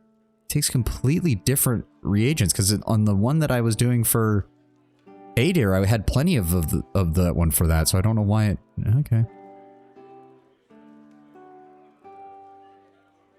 I guess some of these are modified depending on what you need for it. Again, I'm going to go ahead and enchant that with this. I'm surprised I don't have any jasper. That's weird. It's not even an uncommon stone. I guess I could throw a burning lash on there for the fire damage. Yeah. Yeah, we just straight up need more damage deflection on some of these. Corrosion proof, crush proof. Can't do freeze proof, can't do... Yeah, we need jasper for so many of these. Slash and pierce proof. Pierce is probably the most common. That would probably be a good enchantment to put on pretty much everybody. Yeah, we'll go ahead and grab pierce proof. In fact, it's really cheap to put this on there. With corrosion, right? Well, no, because, hold on, I can pull this up with Haravius. The problem with druids is they're doing Plague of Insects, which is raw damage, and then they do Infestation of Maggots, which doesn't appear to have a damage type at all. Just deals 10 damage by percentage of endurance lost over 26 seconds. Yeah, raw damage. They're just doing raw damage. The druids have a lot of raw damage abilities. And the only other one that we get hit by constantly is when they use the lightning storm, which is shock damage. So I suppose we could up Adir's shock absorption, but I can't do that because I don't have any jasper. So that's unfortunate. Alright, well, let's finish exploring in here. Well met, friend. A slender woman in dusty leather locks eyes with you. It's good to see someone from more civilized lands around here. Her unkept hair sprouts in wavy black tufts. Despite the fine features that sculpt her face, a cleft chin completes her boyish-looking appearance. I'm learning firsthand the many shortcomings of Glenfathan hospitality. Her gloved hands come to rest on the pommel of a long estoc cinched low on her hip. Because I'm not a Min-Maxer, I admit to not having any memory of having problems here, so I'm trying to figure out why. Dude, I don't know what to tell you. Every time we run into a group of druids, it's just raw damage, raw damage, raw damage. Oh, what's that? There's no way to mitigate raw damage? Sucks to be you. Again, it's one thing because, like, we have Haravius. He has those spells, but we have one Haravius. We don't have 4 Haraviuses all casting the same spells, all on the same enemies, all at the same time. I can almost forgive the hostility towards outsiders, but the temperate taverns and these watered-down drinks is just inexcusable. I hope I don't seem too forward, but I need to help my friends, and you look like the right person for the job. A sly smile carves a dimple in her cheek, which is to say, you're not Glenfathan, making you the closest thing I've got to an ally in this paranoid land. She gives you a coquettish sideways glance. And allies help each other, do they not? Who are you? The woman pats the dust off her leggings and gives you an exaggerated curtsy. Ah, where did I leave my ambassadorial manners? I'm Sewenth. Pleasure to meet you. She lifts an eyebrow with a blushing smirk. For the time being, though, I'm just another Estremor minding her own business. What exactly do you need help with? My friends have drawn some unwanted attention. Sewenth? Kewenth? Kenneth? Ugh. Sewenth looks to both sides, scanning for uninvited listeners. They were Glenfathan scouts, and not just any mob of local zealots, the Fangs. She pauses to let a name settle in the air. They're the most brutal and relentless bunch, eager to make an example of any troublesome outsiders. That's why I need help. Her smile widens as she speaks. I need someone to warn the expedition that trouble's coming, and I need someone ready to fight if it comes to that. She taps her hand on the pommel of her estoc. With any luck, we'll reach my friends before the Fangs do, but if not, the Fangs have a reputation to uphold, so this might require spilling some blood. If that's the case, why aren't you with your friends? Why not warn them yourself? Her posture stiffens at the question. It was my turn to handle far patrol. I spotted the Fangs on my trek back to camp. I knew that rejoining the main group would risk leading the enemy right to the expedition. I know the woods, I know how to stay quiet, but I didn't want to stake my friends' lives on my ability to sneak past expert hunters like the Fangs. If they noticed me warning them, we'd have all been overrun. Sewenth tilts her head to the side and points to you with a grin. But if they notice me and reinforcements, like you, we might be able to just scare them off, or put up a good fight if they keep going. What did your friends do to draw the attention of the Fangs? Just setting foot in Air Glenfath is a good way to offend some of these tribesmen. I don't know how they picked up on our trail. I suspect one of our newer scouts didn't cover his tracks well enough. When I spotted the Fangs, they were retracing a path the expedition had taken a few days before. Tell me about your expedition. Well, I'd like to think we're on a mission of reclamation. Kowith darts a shrewd smile. It is said that our armies left behind many valuables in the hasty retreat from Glanfath at the end of the War of the Black Trees. So the way I see it, we're just gathering up what our dear wooded ancestors left behind. I doubt the Glenfathans agree with me on this, she adds with a dimpled grin. My expedition set out from Defiance Bay, heading directly east across into Glenfathan lands. I split off, along with the scouts, once we arrived at the Bale, a natural frontier between the two nations. The plan was for me to keep my eyes on the Glenfathans while the main group scoured the largest area. For days, we had no problems, we easily eluded them. She walks her fingers over the back of her leather gloves, leaving a trail on its dusty surface, but the Fangs got wise to our presence. So you and your friends are trespassing. By local custom, every single one of you are criminals. Kowith frowns and blinks at you several times. You'll forgive me if I'm not sympathetic to the face painters and their barbaric laws. I'm not pretending that what we're doing is noble. I just don't believe that trespassing is a crime that warrants execution. In most cases, I would agree with you, but in others, such as this one, you very easily could have gotten permission, since this isn't an Engwithan ruin that you're talking about, or at least it shouldn't be as long as you're not lying to me. It wouldn't have been that hard to send a representative to, here and ask the Glenfathans if you could scour a specific area looking for relics from Deerwood's history. Hell, given the fact that the Glenfathans don't really give a shit about the Deerwood most of the time, they probably wouldn't give a damn. Unless, of course, this is a cover to go hunting in Engwithan ruins, which I wouldn't be surprised one bit given how most of you dipshits have been acting around here. Fine, I'll help you warn the expedition. Excellent, I knew I could count on you. Assuming the Fangs didn't already get them, my friend should now be at around the Pilgrim's Trail in the North Weald. The plan was to camp along a trail leading to a temple of Hylea. Find my comrades, warn them the Fangs are coming, and help them clear out of the forest. I'll head out first on my own to see if I can't find the Fangs astray and buy us some time. She pulls her estoc a few inches out of its scabbard and cracks a smile. The gods smile on us. We won't have to draw steel. Should it come to that, I'll be glad to have you on our side. That's the only reason I'm even doing this, is because she openly is like, look, we don't actually want to fight. We're willing to just leave as long as it means we're not fighting. That is the only reason. If she was actually doing this, like, yeah, I want backup so we can kill these people and continue our thing. No, if that's the case, I'm going to go tell the Fangs that you fuckers are here. Like, that's stupid. They've openly told you not to do this, and then you went and did it. Glenfathan Customs. Ooh. Have we read this? No, I don't think we have, because this is the Glenfathan Customs. No, yeah, we've read the Adiran ones, but not the Glenfathan ones. Glenfathan customs can seem primitive and unsophisticated to some, but all customs begin with a ritual or superstition, so why should theirs be considered less than any other? They're examined closely. Glenfathan celebrations stem from a deep and rich culture that all tie to their history in a significant way. The Festival of the Ancients takes place during Spring Dawn and is a time to celebrate the Glenfathan settling of Glanfath. It is a simple 3-day ceremony that is mostly centered on feasts. These feasts are set up around the ruins scattered throughout Glanfath. Wreaths made from tree branches and flowers are placed at the ruins, and prayers are said to the gods, thanking them for health and prosperity. The cleansing started as a protest, recreating the hardships wrought upon the Glenfathans by the early Adiran colonists when they started settling the Deerwood. It has morphed over the years, and is now used more as a game mixed with a teaching tool to inform your Glenfaths about the history of their people. I'm assuming that's to inform young Glenfathans about the history of their people, because your Glenfath doesn't make sense. The cleansing takes place on a new year and mid-year, and now acts as a metaphor for real events instead of a recreation of the events themselves. Zarup effigies are placed throughout the forest, hollow clay shells filled with sweets and gifts. The children then search the woods for the effigies and destroy them, cleansing the forest so the Glenfathans can move in and occupy the areas. Boy, the editing on whoever wrote this was not very good. After the area has been cleared, they gather for a celebration feast where the elders tell the young members the true story of their people's history. A combination of Day of Remembrance and celebratory feast, the Holiday of the Black Trees is held on the second day of autumn falling, when the trees are still colorful but losing their leaves and the land has become cold and dark. The Glenfathans use the day to tell the story of the War of the Black Trees and remember those who were lost.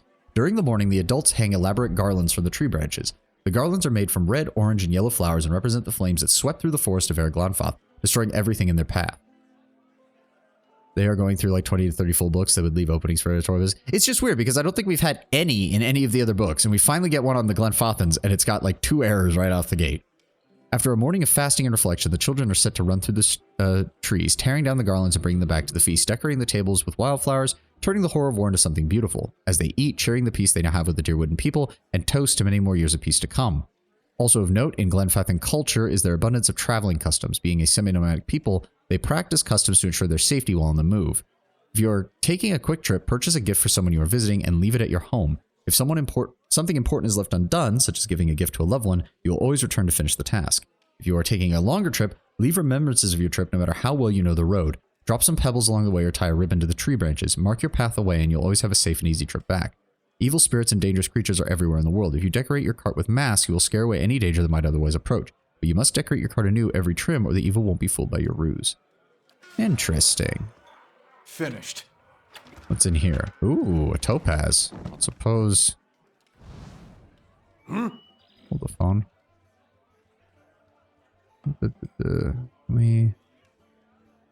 Sagani, if you'd be so kind. Topaz, that is a valuable gem that's used in crafting. I would love to be able to get a hand on it without... There we go. Yeah. Perfect. Did she manage to get it? Yeah, she did. Sweet. Sure. And poems of Ergolon. I'm not reading poetry. I'm horrible at poetry. Doesn't look like there's anything of any value. Elementary Glenfathan. Oh god, it's a pronunciation guide again. Oh no. Your soldier is not fully armed or even decently dressed without some basic knowledge of the Glenfathan language. If your scouts cannot eavesdrop, if your captured soldiers cannot recognize the word of their captors, or if the officers cannot answer a call to parley, we fail. Knowing just a few simple face painter words. Can we please stop using face painter as a pejorative? Love of God. Haravius doesn't even paint his face. Could mean the difference between tactical success and defeat in detail. Glenfathan writing is, like Aderan, adapted from the old Valian alphabet brought overseas by the Aderans long ago. The Glenfathans put their own spin on the alphabet, so there are some noticeable differences that can confuse the uninformed. Ah and ah is the difference between paw and pat. Okay, so the accent mark is a short A and capitalized is a long A. This is the difference between hen and hay. Okay. Ilk and eel. Okay, so that is a long I-E sound. Oats and ought. And the difference between butt and boot. Note that the last part in our Glenfathan, the letter W acts as our letter U. Oh, so it's like Latin. Speaking with a consonant ooh sound is the perfect way to alert a Glenfathan the fact that you're a Deerwood and struggling to learn their language. See Estremore in the glossary below. Yeah, I can just imagine Haravius just watching me read this and trying to sound it out and him desperately trying not to laugh. D is used for a hard thorn sound, such as with this or that. So, conversely, t, the actual t, is a softer sound in Glenfathan that is barely vocalized when one says thief or thought.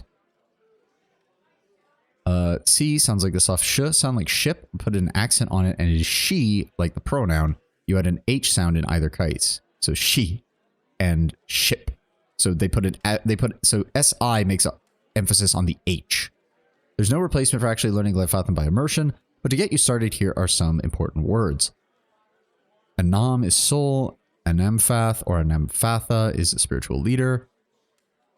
Arguis, Is. Okay, so I see what they're doing with the W then.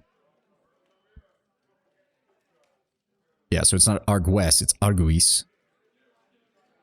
Buenan. Blythe. Yeah. Oh, yeah, so it's literally Welsh, because that's the name of the character from Elden Ring, and the guy who did that has a Welsh accent and explicitly says that it's pronounced in Welsh. It's literally just Welsh. That doesn't make it any easier. Too many fucking vowels. Too many fucking vowels in Welsh. Uretha with a soft t sound. Uin, maiden. Scath, shield. Or sketh. Hold on. Pat, so scath. Okay, so not scoff, scath. Okay. Okay. There's no way in hell I'm going to remember any of this. Okay. Still good to know. It's still good to know. Poor Blythe. Yeah, yeah. I mean, that's just classic Elden Ring NPC shit, is what happened to Blythe. I mean, honestly, he still goes out like a boss, because he's still resisting what's going on in his head during the game. I give FromSoft credit for that. We definitely get our last fight with him, and I'm glad we do. Okay, we still haven't leveled up, have we? We are so goddamn close. Alright. What is... Oh, no. Can't go in there. What is that? Glenfathan Home, Ellsreach District. We can't go there. Ronnie is best wife. Of course she is. I mean, if we could keep Melina, I would say she's a strong contender, but she pretty much has to die. So, you know, there's not much we can do about that. Yeah, yeah, I know. You don't want us to go either. I know. I'm just walking past. Jesus Christ. Still, Estromor. The rest of the city is forbidden except by order of one of the Anamfatha. Trespassing in Twin Elms is punishable by death.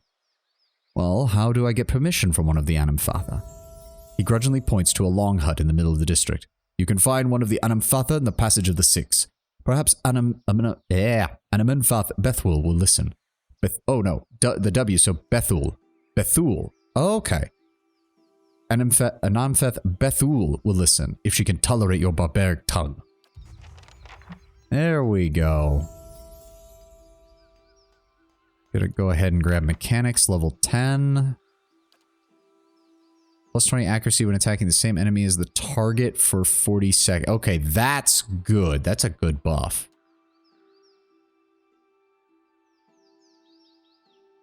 Charmed.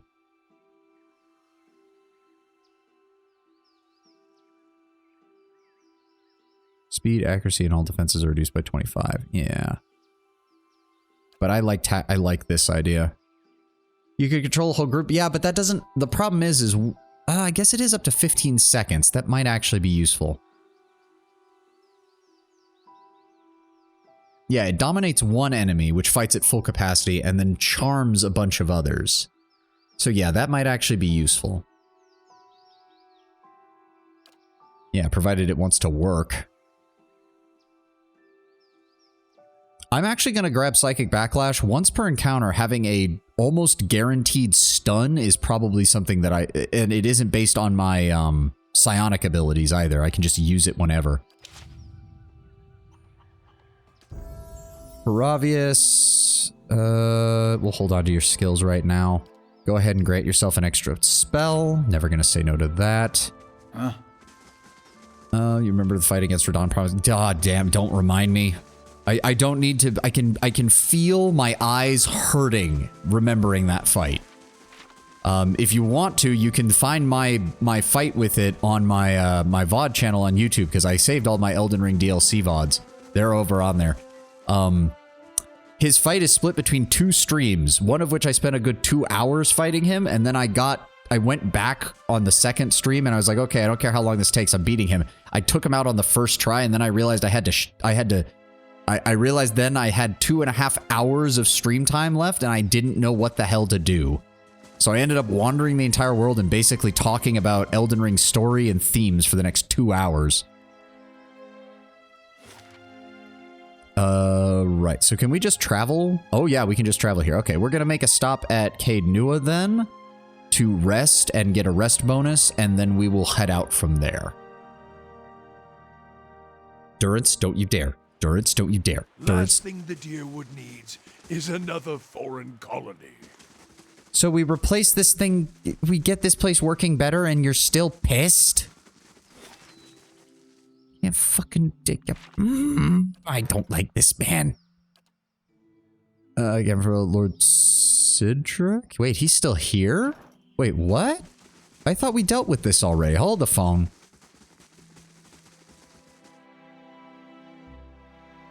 Hold the phone. Is this guy still in here? What the fuck's going on? I thought we dealt with this like a while ago. No, he's not even in here. Soon we will be receiving visitors from every corner of the world. I can't tell you how wonderful it is seeing this place restored to its original grandeur. Thank you, my lord. This keep only reflects what you've done for us. A monument, if you will. I've kept you too long. I'll give you my report. Yeah. What else have we got? We've got the tower still to build. We've got the library. I really need the curio shop. If we're going to start actually enchanting gear, I need the curio shop. I'd been putting it off because I didn't realize just how far behind our gear was starting to fall. You know, when Mikula comes out to joy, I so wish that Not if as you beautiful as the Anguithan ruins near my home, but your fortress is impressive in its own little way. Well, thank you, Haravius. You've yet to earn your place. Come to your consort, join me in battle. Yeah, it would have been really cool. It would have been really cool, but they seemed desperate to not make it so, because the DLC is accessible after you kill Moog, they really tried to make it so that you wouldn't have, like, what's the best example? Even if you've killed Moog, but you haven't lit the giant's flame, you have no dialogue with Melina at all in the Realm of Shadow, which I feel is a horribly missed opportunity. And again, I get why they did it. They didn't want people who had already passed the burning of the tree to miss out and have to redo the whole game in order to see it. But there was such a missed opportunity for that. Especially since it seems to heavily imply that Melina has some kind of connection to Mesmer because they both are associated with fire. Like, I feel like there was... Again, I get why they did it, but I definitely feel as if something was really... A really big opportunity was missed for not doing that. All right. Yes, we're going to go with the forum bonus. Go ahead and give me that. Thank you. Everybody's all rested up. All right. Oh, I still have to walk to the exit. Son of a bitch. Yeah, this place is looking a lot better now. All right, it would have been cool. Yeah, no. Well, to be fair, people even suggested it should have been, it could have been any of the endings. If you've done Ronnie's quest, she could come down and help you in the second phase. If you've done the Frenzied Flame, having it show up and like buff you in some way would have been interesting. If you've done Gold Mask's ending or something, having something like representing the Golden Order come in to help you or something would have been cool. That all could have played a part in it. It would have been very interesting. The DLC also gave me my favorite NPC, which is Ansbach, who just... His and the lore we get around Moog completely recontextualize everything that went on with Moog and the Mohgwyn dynasty. Like, it took Moog from, oh my god, he's got to be the worst of the demigods, to, oh, he really wasn't nearly as bad as we thought. He was just like on the same level as everybody else, which really is kind of saying something given his reputation before the DLC. You know what? We're going to keep Haravius and Sagani for a little bit. I like this loadout. So we're going to head over to Stalwart Village, 24 hours from Aidnua. Your party is considered high level for the content in White March. If you would like, the critical path can be increased in difficulty to give you more of a challenge. The rewards you receive will be the same. No. We're just going to take standard. I don't need the game to actively get fucking harder. Please no. We're already having enough issues as it is. For Stalwart. The White March rises up in the distance, stretching to the north and south as far as the eye can see. It beckons to you with peaks like broken fingers. The road thins to a tattered ribbon, and the shadow of the mountains falls across your path. You've barely begun your climb when the darkening sky pummels you with hailstones and turns the ground beneath you to ice. You press on. The air grows thin, and the treacherous mountain passes funnel screeching winds past your ears. A blizzard forces you to make camp for 3 days, huddling for safety while snow piles around your refuge. At last the weather clears, and you approach Stalwart under a crisp blue sky. There's a noise, high and sharp, coming from the village that sounds at first like another frozen gale. But when you top the rise and reach the village's wooden gates, you see what lies beyond them. Okay, this was some interesting description. As for what you're saying, usually that means that the auto mod is detecting something in your message that it doesn't like. That's usually what happens. I'll take a look at the whisper when I get a chance. That might be a little low. Oh, shit. With a whole pack of them. Oh, more Wilder, I'm guessing. Take these bastards! That's not good. Okay. We can take these bastards, he says as they get wiped out. Also, that fucking ogre is carrying a cannon. I'm about to get hit by a cannonball. Oh no, she got hit by a cannonball. That sucks. Can we... Oh no, we're stuck with the... Okay, fine. Then we'll just paralyze him and go after him. There we go. Take him down. Stop that cannon. There we go. Stop him. Stop him.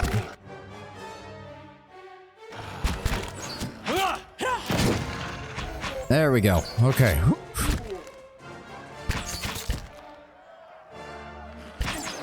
There we go. Okay. Whew. Ogre's blood. Money. Nothing from these people. Okay, so this place is already getting its absolute shit pushed in. Smelters haven't been used in a long time. No, that's not good. Anything up this way? Anything? Nope. Ah, hammer and chisel. Yeah, I don't... Hold on. Let me... Sorry, everybody. Just give me 1 second. I'll check your whispers on my Twitch here real fast.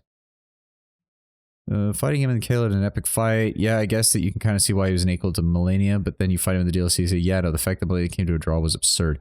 Yeah, that's weird. There's nothing in there that should be setting off the auto mod.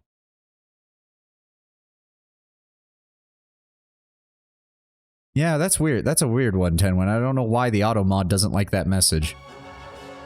Strange. There shouldn't be anything in there at all. Huh. Because, like, I don't have... I don't activate any extra settings in there. Alright, calm the fuck down. We're dealing with this. Oh, Jesus. Oh, okay. Oh, fuck. Not a chanter. No, no, no, no, no, no, no, no, no, no, no. No, no, no, no, no, no, no. No, no, no, no, no. Thank you. Oh, son of a bit. Durance. Go ahead and... There we go. There we go.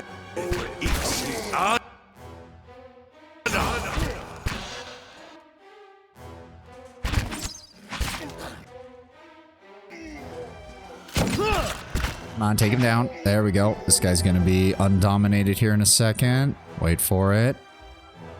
Wait for it. There we go. Yeah, we're taking some damage. It's fine. Take him down. Maybe the automod has something about spoiling Elden Ring. Is it just me, or the devs behind this game should make a Warhammer Old World game? Oh,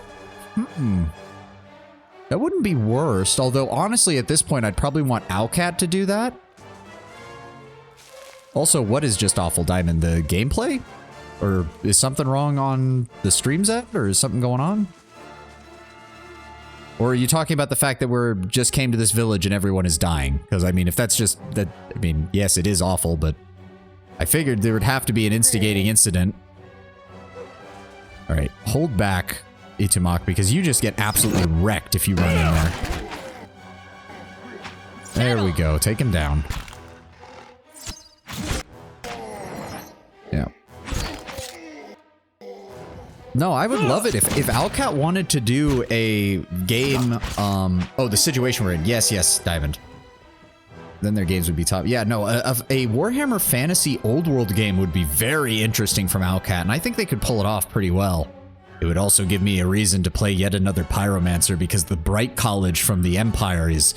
Those are some true, proper fucking Pyromancers. Their entire job is literally to be field artillery for the Imperial armies. You'd prefer Age of Sigmar? I don't know. I have a soft spot for Warhammer Fantasy setting, and I think that you could do some interesting things with Warhammer Fantasy setting as far as companion characters go that I feel is lost a little with the high fantasy style of Age of Sigmar. Like, give me the actual elves of Ulthuan, not the elves of Luminesh or whatever the heck is in Age of Sigmar. I like the backstory of traditional fantasy. Also, I am a sucker for Tomb Kings, and Tomb Kings don't exist anymore in Age of Sigmar. If we could get a Tomb King companion in a Warhammer Fantasy RPG, I would fucking love it. It has an one dude, mostly two bad card games, and a dumb choice of making an RTS both for PC and console. Yeah, Age of Sigmar seems to have inherited Warhammer 40K's title of Games Workshop starting to make slop titles for it. Which, as a 40K fan, I'm kind of okay with, because it's nice to actually, you know, have some decent games for once. Rapid recovery gives him more endurance over time. Bonus knockdown. Actually, that only gives him 1. Yeah, 40K titles have gone up recently, but that's partly because a lot of the shitty ones that were on mobile finally went out of business and Games Workshop didn't renew them. Is there anything we can get from here? 20% health, 40% health. Quick switch. No.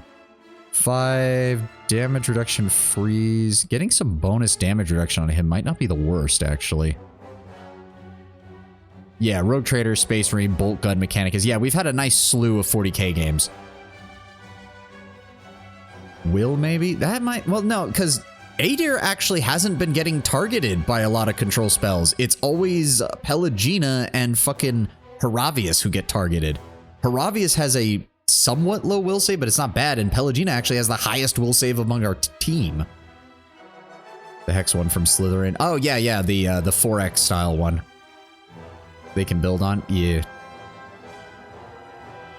Do I want to risk it? Not really, but at the same time, it hasn't been happening on him. That's the thing. Also, don't forget, we've built Adir to not actually do much damage. His whole existence is just to sit on the front line and take hits. I don't actually mind if he gets mind controlled. Well, I guess I do mind if he gets mind controlled, but still. That's definitively useless. I know. Wait a second. Why would you ever pick that then? Like, why would you ever pick that first? It plus 10 defense against Charmed, Terrified, Frightened, Dominated, and Confused. Or you could just take Bull's Will, get 10 Will, and that's all of the same things. I mean, I guess they stack, but why would you ever pick this one first over getting this one? That seems a bit weird. But no, like, my, I guess, Mental Fortress is for those with lower will stat. Yeah, I mean, I guess, but like, he's got 80 now. Like, right out of the gate. He's got 100 on reflex. He's actually really well defended against pretty much everything. He's got almost twice as much reflex save as I do. The larder door gives him a plus 26. But yeah, like, Pelagina has the second highest. Haravius has a 70. Sagani actually has the lowest willpower, but I've never seen her get targeted by any abilities because she's usually so far in the back the enemy doesn't even bother.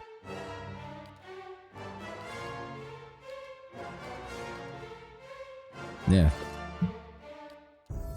You haven't had Kana around for a while? Maybe switching Kana instead of Sagani and Aloth instead of Haravius. For the DLC, I might. Once we can clear out this this initial combat section, that might be a good idea. We're just gonna keep boosting her athletics. Athletics gives her a free heal, plus it ensures that we get some other things. Yeah, covers is used for physical feats. Yeah. Oh, greater lay on hands. Even better healing. Doesn't look like there's anything else. Again, it's just, it doesn't have enough duration. 7.8 seconds is really not that much in this game. It's really, I don't know. It's just not as good. Greater lay on hands, though. An additional 53 endurance over 6 seconds. That's pretty good. That further increases her healing.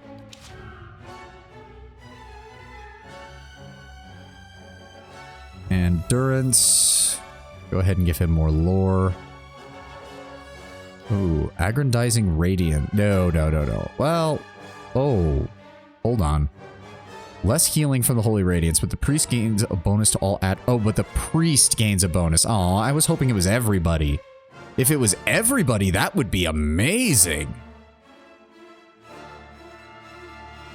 Yeah. Modifies Holy Radiance plus, yeah, it's only him. Though, seeing that, I can also see why Holy Radiance, why you could build a really good cleric for your main character. Like, I could imagine a melee cleric who builds for this kind of bonus, because that's really good. Even if it is for only 15 seconds, and it's non-modifiable, like it doesn't show up on there. But that's, yeah, that's not as good. Faithful of Magrin gain an accuracy bonus with sword and arquebus and cast a special version of burst of sun. Oh, why doesn't it affect blunderbuss? It's a gun. I'd say it's even more of a gun than the arquebus is. Interdiction, once per encounter, dazed for 10 seconds. Dazing any enemies in the area of effect for... That's actually pretty big. 8.39 meter radius. But honestly, yeah, bonus spells are probably still going to be better. The door inside is barred from the inside and does not budge.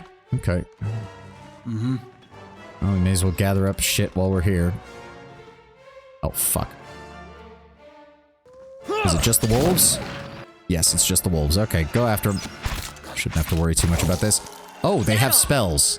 Fucking animals have spells too. God damn it. Take the fish. They also upped the music for this. The combat music in the DLC is already way better than the base game.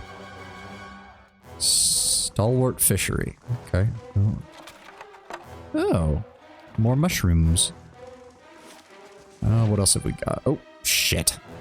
Is it just the one? Crag Ogre Cannoneer. Son of a bitch. Yeah. Can we... Ow. What the fuck? I was in the back row and he still hit me. Son of a bitch. Dead on. Come on, stand up. There we go. Alright, after the Cannoneer. What in that? Oh, he hit Itumok. Jesus Christ.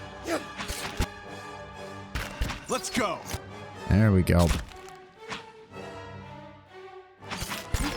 There we go. This dude's gonna... Come on, everybody. Attack, please. Pelagina, what the fuck are you waiting on? Get over here.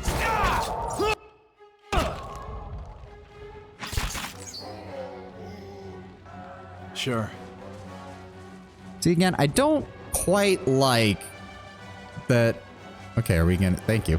I don't quite like that we don't get any experience from the... Oh, no, we have been. Oh, it's just not from the... Oh, it's not from the base ogres, but it is from the class ogres. The ogres that have, like, character classes. Okay, okay. That's good. At least we're getting something. Some ingredients. Adrabon? Interesting. Oh. Crag Ogre. Alright. Okay, we got a whole group. Oh, War Leader Darzir. Okay, hold on. Pelagina, you go after them. Horavius, I need you in the middle. See if I can swing around the flank. No. We don't want the Cannoneer. We want him. There we go. Itumok, give us a hand. Endurance. Drop, that. Ow. Can we fucking stop him from doing that, please? Hey dear, just tanking cannonballs to the face like a boss. Good job. Go ahead and use that. Give us a small heal. He's dominated for another 10 seconds. We should be able to deal some damage then. Dead on. Go for the Cannoneer. Go for the Cannoneer. He's about to run out. Get ready on the paralyze. Wait for it. He's gone there. Paralyze him. Paralyze him. Come on. There we go. Get him. Get him before he unparalyzes. Let's go. Oh my god. Where did you come from? What the hell? There we go. Finish him off. Yeah. Oh, that counted as an ogre matron. Oh, but we got a lot of experience from it. Whoa, get Horavius back on his feet. Darzir's fallen. Back to the matron now. No, but there might have been more enemies in the... But there might have been more enemies in the town that I wanted to fight. Damn it. Let me take a sip. Aggravating. You're the one Renengild sent for. She'll want to speak with you. Her house is just up the way next to the Griff's Rest. Messenger pants, waving smoke away from his face. Go to the burning building fast. It's time sensitive. Wait, what? House is burning. Hurry, they're both Wait, in there. oh, shit. Help! The hut's coming down. Oh, the roof of the hut is almost entirely enveloped in flames, lighting the snow in stark orange hues. Several beams have been reduced to ember-dotted husks. Through the hut's threshold, you see only billowing smoke. Fire roars at the limbs. The air is thick and hot. The building is a maze of flame. Withstanding the smoke and navigating the fire will be a challenge. So I'm assuming we would send someone with high athletics. Send an Adair. Oh, no, it's a... Oh, not a survival check. Except I think he doubt... Yeah. Adair leaps over the burning threshold, plunging out of sight into a wall of smoke. Inside the house, fire has pitted the walls and beams, and a thick haze rolls through the building. It's hard to see even a few feet ahead, save for the occasional glimpse of glowing embers. Crouch down to avoid the smoke. Adair moves onward through a haze of heat and soot. The hut groans and shifts as the blazing... It's a mighty groan. The burning beam comes crashing down. Caught off guard, Adair is pinned beneath the heavy log. Push the beam away. Yes, even reeling from the impact, Adair is still able to heave the debris away with relative ease. Adair gets back upright, a little winded from the ordeal. Sudden flashover singes his arms. It doesn't stop Adair, but the pain grows steadily. Pressing forward, Adair comes at last to a wider room. To the left is a man, the source of the faint cries for help. He stands trapped behind a curtain of flame, arms raised to ward off the heat. It may be impossible to reach him without quenching the fires first. To the right, a woman lies unconscious beneath what appears to have once been the roof. She's small, but the rubble trapping her looks heavy. Smoke winds its way up and into the open air, obscuring all sight of the outside. Shit. I would think getting the guy first would be good, because then he can help lift the rubble. Oh, there's a lot of choices. Turn the help woman. Doesn't stop, the pain grows steadily. Try to lift the rubble. The beam shifts slightly, keep trying. Yep, there we go, with one final effort. He heaves the woman up. Turn and try to help the man. Fuck. Try to reach the man through... Oh, God, we can't do it at all. We don't have anything.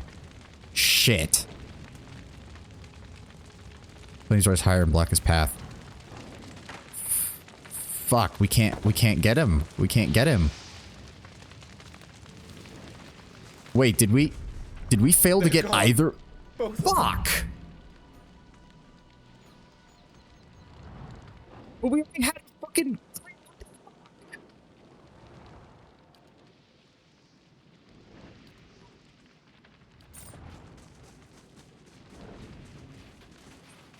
That's bullshit.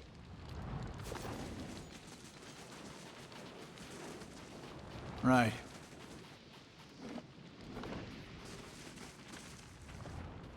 Gotten the guy, but that... We already had her free from the fucking thing, though. That was...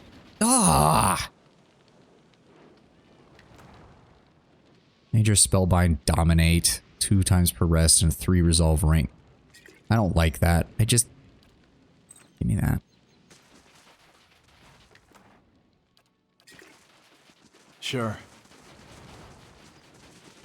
So I lost out on experience because the enemy... I lost out on experience because the enemy retreated before I cleared the rest of the village, and I lost out on the event because of the way it's fucking written. Fucking A.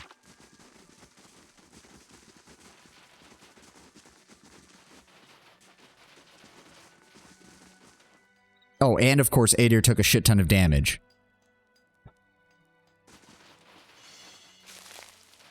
Light, flame, and sound. We'll keep Damn it. It's just such bull...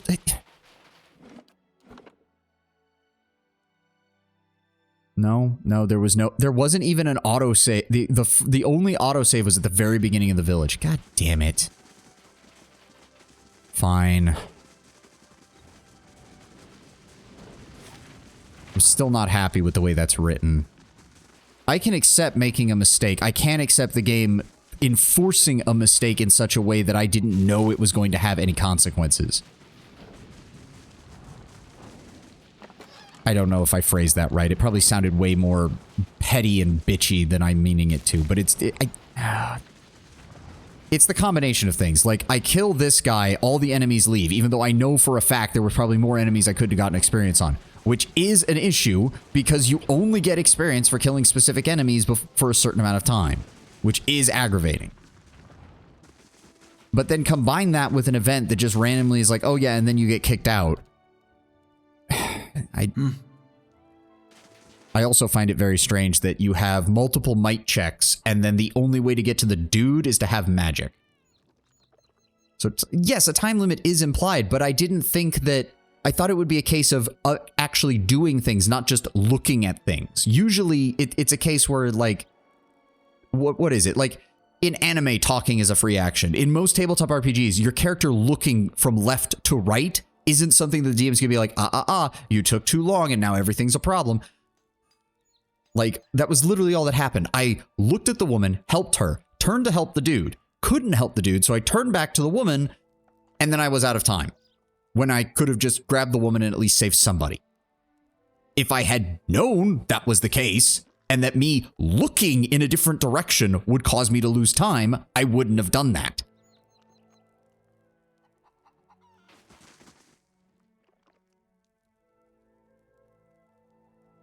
I don't know.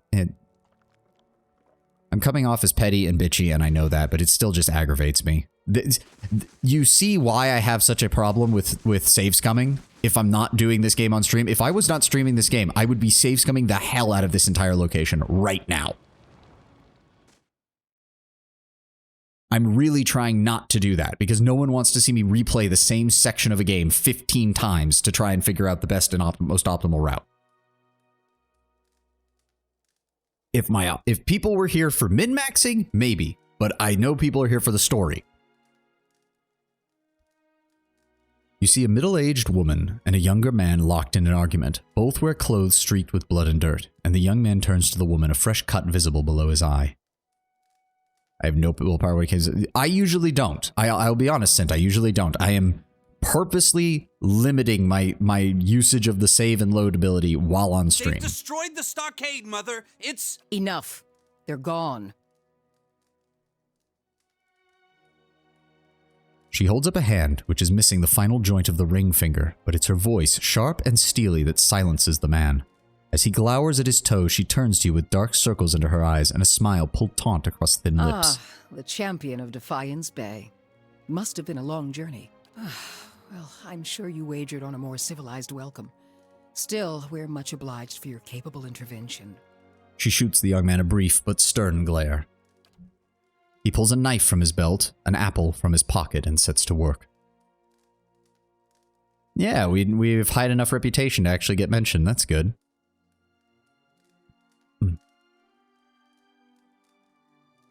It will not, but it will make it unpleasant enough to consider. Yeah, the power of Alt F4, the ultimate endpoint of a computer. If you get mad enough at it.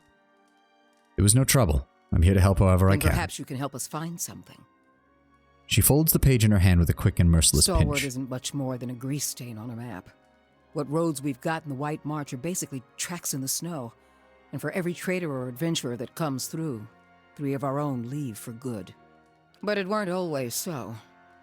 There was a time when kings and queens sent their firstborn to these mountains, when the White March was the envy of empires.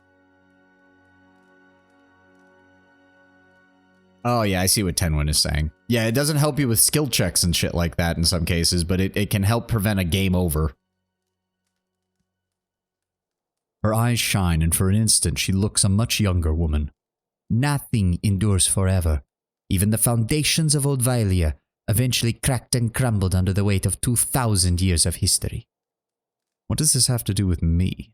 The Pargrin dwarves transformed the White March once. We could bring some of that greatness back to Stalwart. But we need the White Forge. I'll admit I've never heard of such a thing. What the fuck, Automod?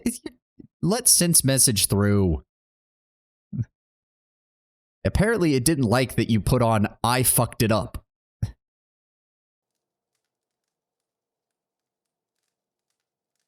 They were labeling it for aggression. Jesus Christ, Auto. Well, I shouldn't be surprised. It's not like I have an actual mod who can keep an eye on everything. I do need auto mod so that we don't get flooded by people spamming slurs in chat. I've never heard of it. Been over 200 years since anyone's felt so much as a summery breeze near it. She smooths the crease map. Aggression. I'm hoping you can do something about that. She ignores the young man, who shakes his head at the crackling logs. Me? Work a forge? I'll admit I've never done anything like that. I'm not asking you to work the White Forge. I want you to find... We've been trying to breach Durgan's battery for over a year now. Problem is, the other expeditions can't so much as dent the front door. Why is there so much interest in this White Forge? We're an old mining town. Or we were until the Adirans pulled out and left us with a half-dug mine shaft and something resembling an inn. She thumps the sturdy wooden wall with her fist. Since then, it's been a steady decline. You've seen the roads. Isn't much we can produce that the Valians can't ship cheaper. Especially with how far north you are compared to everyone else in the Deerwood. It is what we do. But the White Forge... Well, if we could fire it up again and start producing Durgan steel, or something close to it, wouldn't matter if we're in the White March or the Living Lands. Business would come. She folds her arms and gives you a stiff nod. The young man still says nothing, but he tosses a sliver of the apple peel into the fireplace. Tell me about these other expeditions. A dozen different groups have come through at our request, and several more besides. Been hoping that one of them could clear the way through Durgan's battery. But young or old, green or seasoned, it don't seem to matter. They cast their spells, chisel at the door, and search the grounds until they've worn new treads into the old stone. The lucky ones eventually go home. Plenty more find themselves on the wrong side of a blizzard, or an ogre raiding party. And so that's why you called on us. That's the long and short of it. We're laborers and fisherfolk, not adventurers. But Durgan Steel could put Stalwart on the map again, open up the mines, bring in new business. We just need the White Forge. Why is Durgan Steel so special? Because you can shave stone with it, cleave cast iron in two, and the stuff's as rare as it is remarkable. In her enthusiasm, Renengild shifts on the balls of her feet. She props one bent arm on the other, pointing distractedly towards the eaves of the house. Steel is steel. It may be light, it may take an edge well, but per complanca, the legends grow with each passing year. If we could make something even half as good, we'd have a market at our doorstep and work enough for all of Stalwart. For a split second, her gaze flickers to Uldric. She keeps looking over at her, what I'm assuming is her son or somebody related to her, and obviously he has a very different opinion of what's going to be going on here. How is it that no one's managed to get into Durgan's battery yet, then? Where should I start? Ogres, blizzards, or sheer damned inaccessibility? She ticks the items off on her fingers. It ain't for lack of trying, I'll tell you that much. Got untold riches in Durgan Steel lying just inside, and never mind the White Forge itself. So I'm going to go out on a limb and take a guess that the first part of the DLC is trying to get into the Forge. And the second part of the DLC is the exploration within to try and find the Forge itself. The Adirans who first settled Stalwart tried to crack it. So did the Valians, and every other cocky adventurer with more metal than sense. She folds her arms, shaking her head at a pitted floorboard. But the place has a funny way of sealing itself up.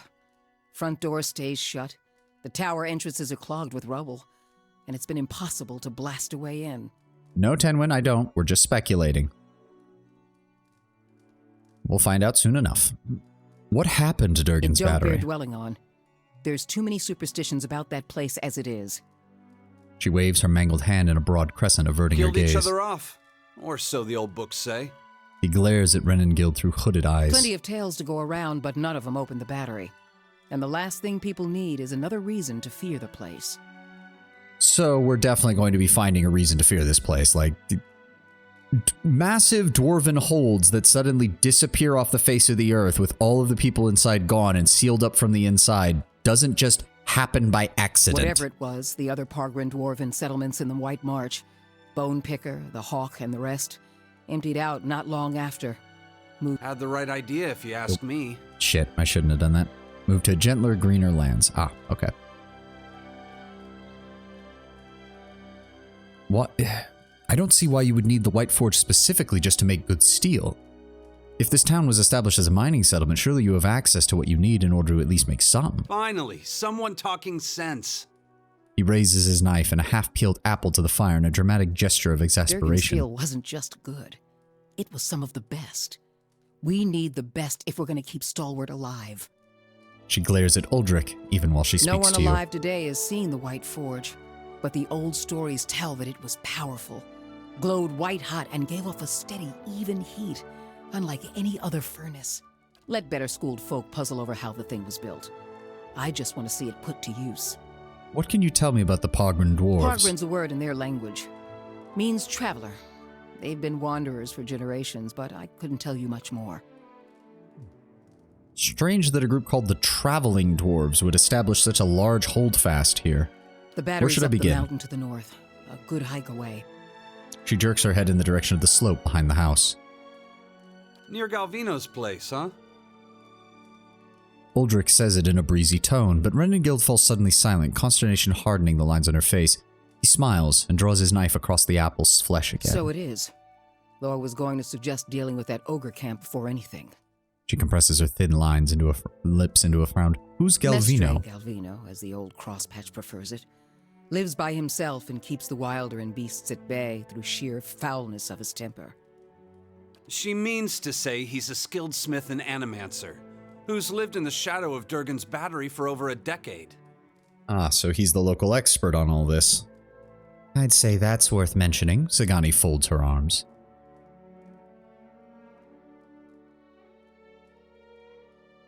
Yeah, I've never been one who understood peeling an apple. The apple skin is probably some of the best part of the apple. There's not many fruits that you really skin, though. I guess maybe some people really don't like peach skin. And he butters his bread on both sides and fits his left shoe before his right. But that's neither here nor there.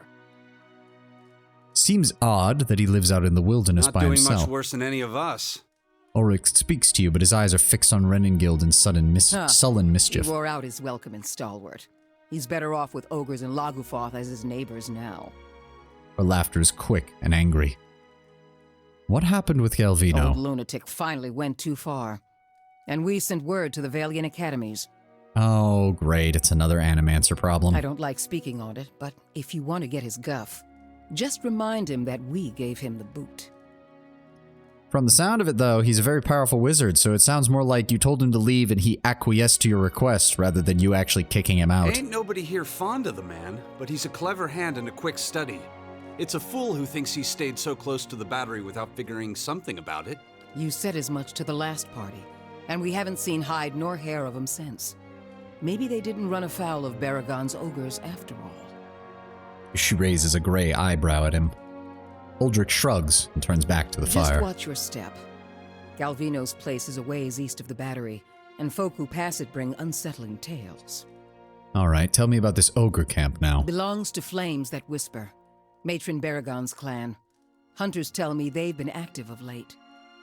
I mean, I don't think you need hunters to tell you that. Your town literally just got raided by them. Hunting elk and otherwise minding their own damn business. My dude, did you not see what happened outside this house? He pops an apple wedge into his mouth and chews it aggressively. Minding their own business. Never mind the latest expedition's disappearance or the broken stockade. She pinches the bridge of her nose, squinting. I'm saying we shouldn't agitate him further. He makes to toss another slice of peel into the fire, but fumbles and drops his knife. He bends to pick it up, cursing. What does the matron have to... Yeah, what does the matron have to do with anything? The brawl outside was just the latest patch of trouble. The ogre clans are getting bolder, and we'll all sleep easier knowing they aren't circling our walls. Also, Baragons like to have whatever the last expedition found. Rumor has it they disappeared near her turf. She crosses her arms and looks over to Uldric. Killing a matron will only make our problems worse. The way to approach Baragon is with your hands held high. If anyone could parley with an ogre, I suppose it'd be you. But they aren't known for their patience with prattle. Renengild shrugs with a heavy sigh. All right, I Good. see the situation. Before you leave town, stop by the Grave's Rest.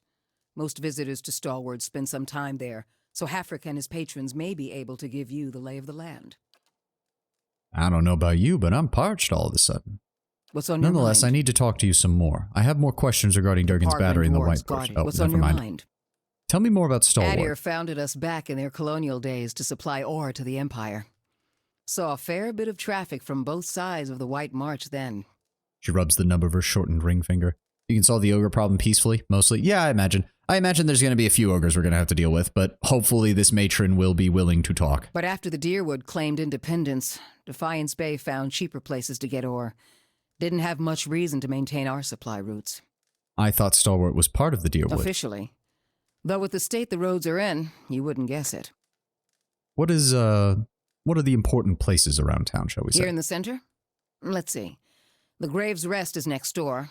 Hafric can set you up with a room and a hot meal there. The fishery's just on the edge of the lake, and the Temple of Andra is next to it. No one keeps a secret like Lavda. Or so I'm told. A few folk live in this part of town, too. Seemed a lot safer before the ogres broke through the western gate. Thiersch lives next to the old mine shaft, and Tana, the old mine overseer, is next door to me. And what exactly do you do here? I'm the mayor. Or so I'm reminded every time there's a game shortage, ogre attack, or a neighborly dispute. I'm a builder by trade, though. Traveled all over Air Glonfoth and the Deerwood in my younger days, but ended up back here anyway. She gives you a vague smile that's gone as quickly as it appears. What's on your mind? Can you tell me anything about the last expedition that went out to Durgan's They Battery? didn't volunteer much, and I knew better than to ask. She scratches her jaw, I've frowning. seen all types charging through here. Professional companies with shiny new equipment as brazen as you please, and hopeless runts with nothing but tattered leathers. But these folk, I don't know what they were after, and the way they looked at you made you feel cold all over. Oh, God, don't tell me the leaden key came up here, too. Oh, boy. She shakes her head as if dislodging a bad dream. Wish I could tell you more. What's on your mind? Oh, God, of course they were up here. Why am I not surprised? What have you got in here? Daily affirmation focus efficiency. We've seen that. It's like a correspondence of Giftbringer Ed and Andrasard. Yeah, we've seen that. That is some vegetables. There is... they usually don't care if I unlock things, just so long as I don't take anything from it. Finished. Oh, an exceptional pistol, tundra clothing, and a stalwart bony. Oh, they have a different... Residents use a assorted piece of carved fish bone as a supplemental currency. Most bonies are carved from a large flat spot on the skulls of the speckleback fish. The carvings are intricate enough that outsiders find them valuable for their artistry. Oh, scrimshawing for coin. Very nice. Judging from the large hole behind the gills, it could be safely assumed this trophy fish was shot with a pistol and not caught by hook or net. Okay, I like these people already. They're going fishing with pistols. Something else you need? What do you know about Durgan's Battery? You spoke up quite a bit when the mayor was It's talking. a fool's hope. A fantasy that's kept these parts inhabited longer than they should be. Glances around the old house and its worn They furnishings. say the Pargrunan dwarves developed Durgan's steel, became powerful, rich, and then one day, they locked their doors and died. He shrugs, turning his palms toward you. Nothing like a mystery to stir folk up. Most of Stalwart is convinced that some Pargrin secret will save us all. But that don't stop them from whispering a prayer when they pass the old fortress. A sour smirk crosses his lips. Earlier, you suggested making peace with the matron. About the only thing folk here haven't tried. Killing one more matron won't change things for long. Besides, her clan's flames that whisper. The one that attacked us was Wolf with many mouths. I'd know him anywhere. Okay. Okay, see, that's good to know. I didn't realize we were dealing with multiple clans of them. They're cut from the same cloth, Aldrich. Only a matter of time before Baragon marches through that gap in our walls. Now. I've worked with ogres and fought them at the same time. They can be reasoned with. Fishing with guns, Fantasy America. Specifically, it looks like Fantasy Alaska. Which, I've been up to Alaska. Very nice state. Really need to go in the summer more. It's a beautiful fucking state. You employ one. You're best friends with one. I mean, I consider him a friend. I don't think he really gives a shit as long as I pay him and feed him. But that means he's willing to kill people if they come to annoy me at my fort. Specifically, I like to see how far he can throw them. It seems that you disagree with Renengild on quite a few matters. Mother's convinced that a magic forge will turn this frozen crack into a hub of civilization. She can't accept this place is dying. This is your home. You shouldn't just give up on it. Give up on what? There's nothing here. He scrapes the sole of his boot on a straight but weathered floorboards. I don't really agree with that sentiment, but at least he's willing to engage in other options for some of the other issues they're dealing with. What exactly do you do here? I'm a carpenter, Mother's a builder, so it felt like a good fit at the time. He presses his lips into a wry frown. Not that we've got a lot of new folk to build houses and furnishings for. These days, I spend most of my time fixing up the stockade. Well, it's still a good occupation. Farewell. Don't have anything else from them.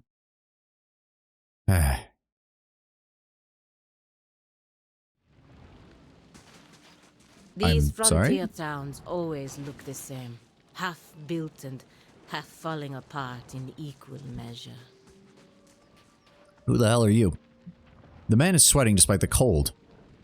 That is weird. He opens his mouth to speak, but all that comes out is a loud howling cough. He bends forward, bracing his hands on his thighs while he heaves and gasps. After a lengthy duration, he raises a finger, still panting. Oh, Hayfrick's fault. Damn fool sent me. The other side of town looking for you. At last, he stands again. He wipes his dripping brow with the back of his hand and offers you that hand in greeting.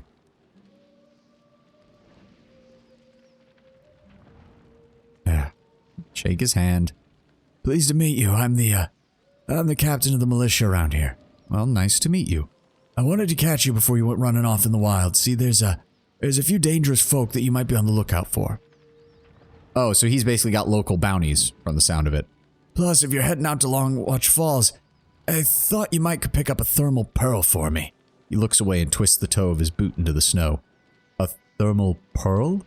Well, that's the thing. I already found it. I just need somebody else to go out and get it. I saw it in the hot springs up near Longwatch Falls. Would have grabbed it myself, but that's when I looked around and saw the Lagofath. Must have been near 50 of them. These bounties are ruthless? Oh dear. Okay. I would have fought, but I started to wonder what the rest of Stalwart would do without me, so I ran. For the sake of the village, of course. Slow down. What is a thermal pearl? Oh, they form in the hot springs. Something to do with the minerals in the water. They smell kind of funny, but they're all full of minerals. You just gotta crumble them into a pint. Let me guess. They cure scurvy. Like I said, the pearl's in one of the thermal ponds near Longwatch Falls. Shouldn't be hard to spot. Interesting. So the hot springs have a variety of microvitamins inside of them in the minerals. And it would make sense. A place like this wouldn't have access to much in the way of fresh fruit, which would make getting enough vitamin C something that's very hard to come by.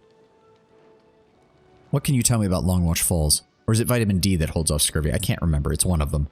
It's found in a lot of citrus fruits. I'm pretty sure it's vitamin C.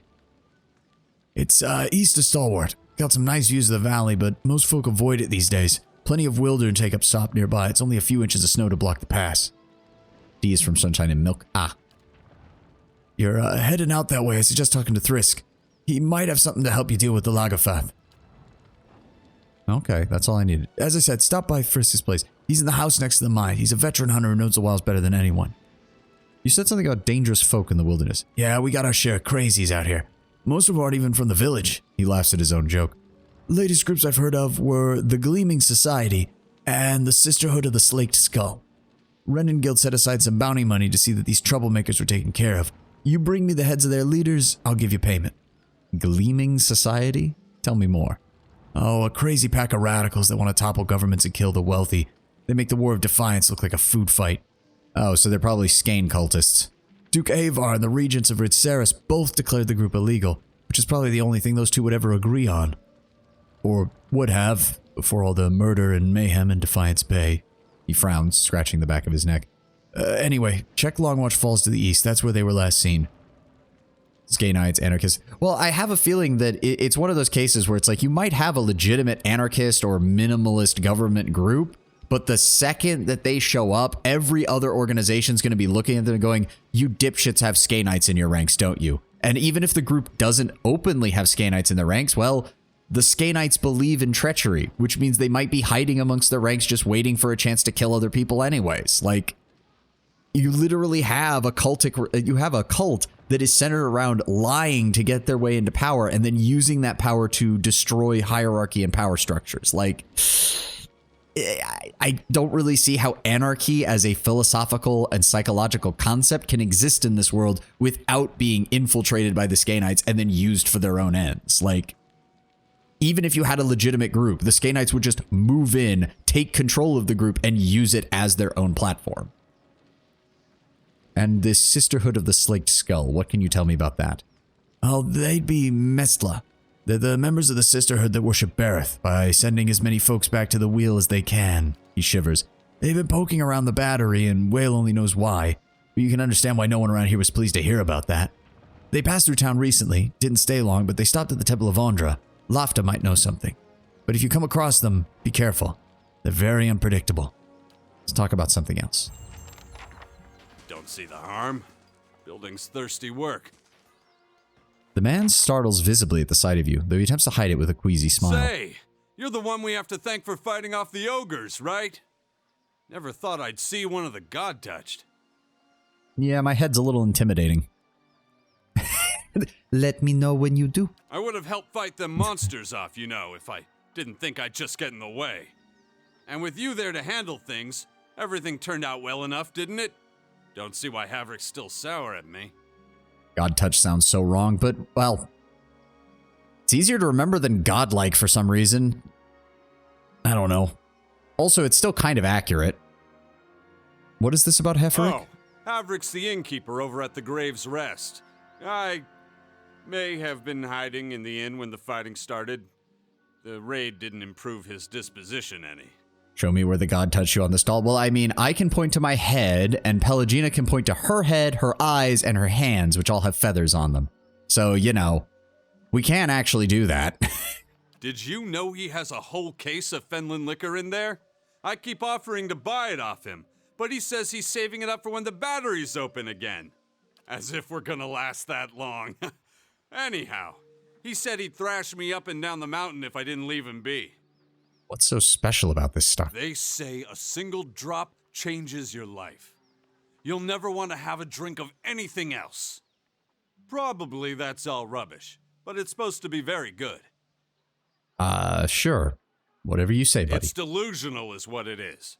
Point of fact, what with you dealing with ogres and everything, maybe you'd, you know, be willing to help me out. Yeah, a single innkeeper in an outpost town makes you enemy number one. I'm about to say, he's either the most beloved man in the village, or he's a badass enough to have to deal with a bunch of rowdy customers. Either way, you don't want to fuck with him.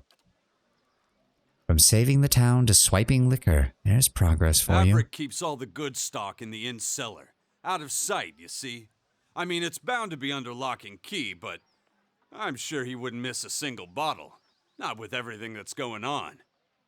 What does stealing wine for you have to do with fighting off ogres? Well, Havrick can be a little intimidating when it comes to his beverages. But otherwise, not much, I guess. Yeah, no, I'm not going to rob the innkeeper for you. Shh, all right, keep it down. I didn't mean anything by it. But if you happen to come across some, then maybe you could share? Ref's Rest, okay. This should be the inn from what they said. If they knew what was good for them, they'd be walking that fiery path instead of warming their hands at it. Durance, you have seen this town, right? The only people who have stayed here are those who are willing to endure its hardships. Calm the fuck down. Villager, child, villager. Ooh. Still can't feel my fingers. I'm liking the greater number of dialogue. I also really like that the companions are perking up more over the course of the discussions. I found shelter when I stumbled across this little village. Guessing you did too, huh? The Lady Farah raises a frosty mug to you. Even though the warmth of the hearth reaches you here, her hands are wrapped in wire wool, or weir wool, and her ears muffled by a hat. Her face has the taunt, wind-beaten look of someone who recently came from the road. As much blood as there was in the streets, I'm lucky the ale's still flowing. She takes a drink, tilts her head back, and you see a bruise purpling her jaw and the crimson bloom of scraped knuckles. What happened to Thought you? all the whispers about Durgan's battery were just village superstition. And maybe they are. But I might have been on my guard if I'd listened. I was part of an expedition, hunting for relics from Durgan's battery. We picked up a good haul, too. It better not have been the two most recent ones, because one's a murderous cult and the other's a murderous cult that's obsessed with an ancient dead god. So, you know, that's not exactly good on you guys, so I certainly hope you're not part of those. So it figures that's when the winds pick up and the sky starts dumping snow. We lost sight of the road. Meanwhile, something else found us. Took Leenum out before we even realized we were surrounded. And then we see him coming out of the snow. These little four-armed wilder. Laguthoth, they're called. Wilder, huh? So we might be able to actually negotiate with them. Interesting. She shakes her head, staring at the Quick embers in the little fire pit. bastards. Francesca and I held them off as long as we could, but when they filled her full of darts, I turned tail and ran.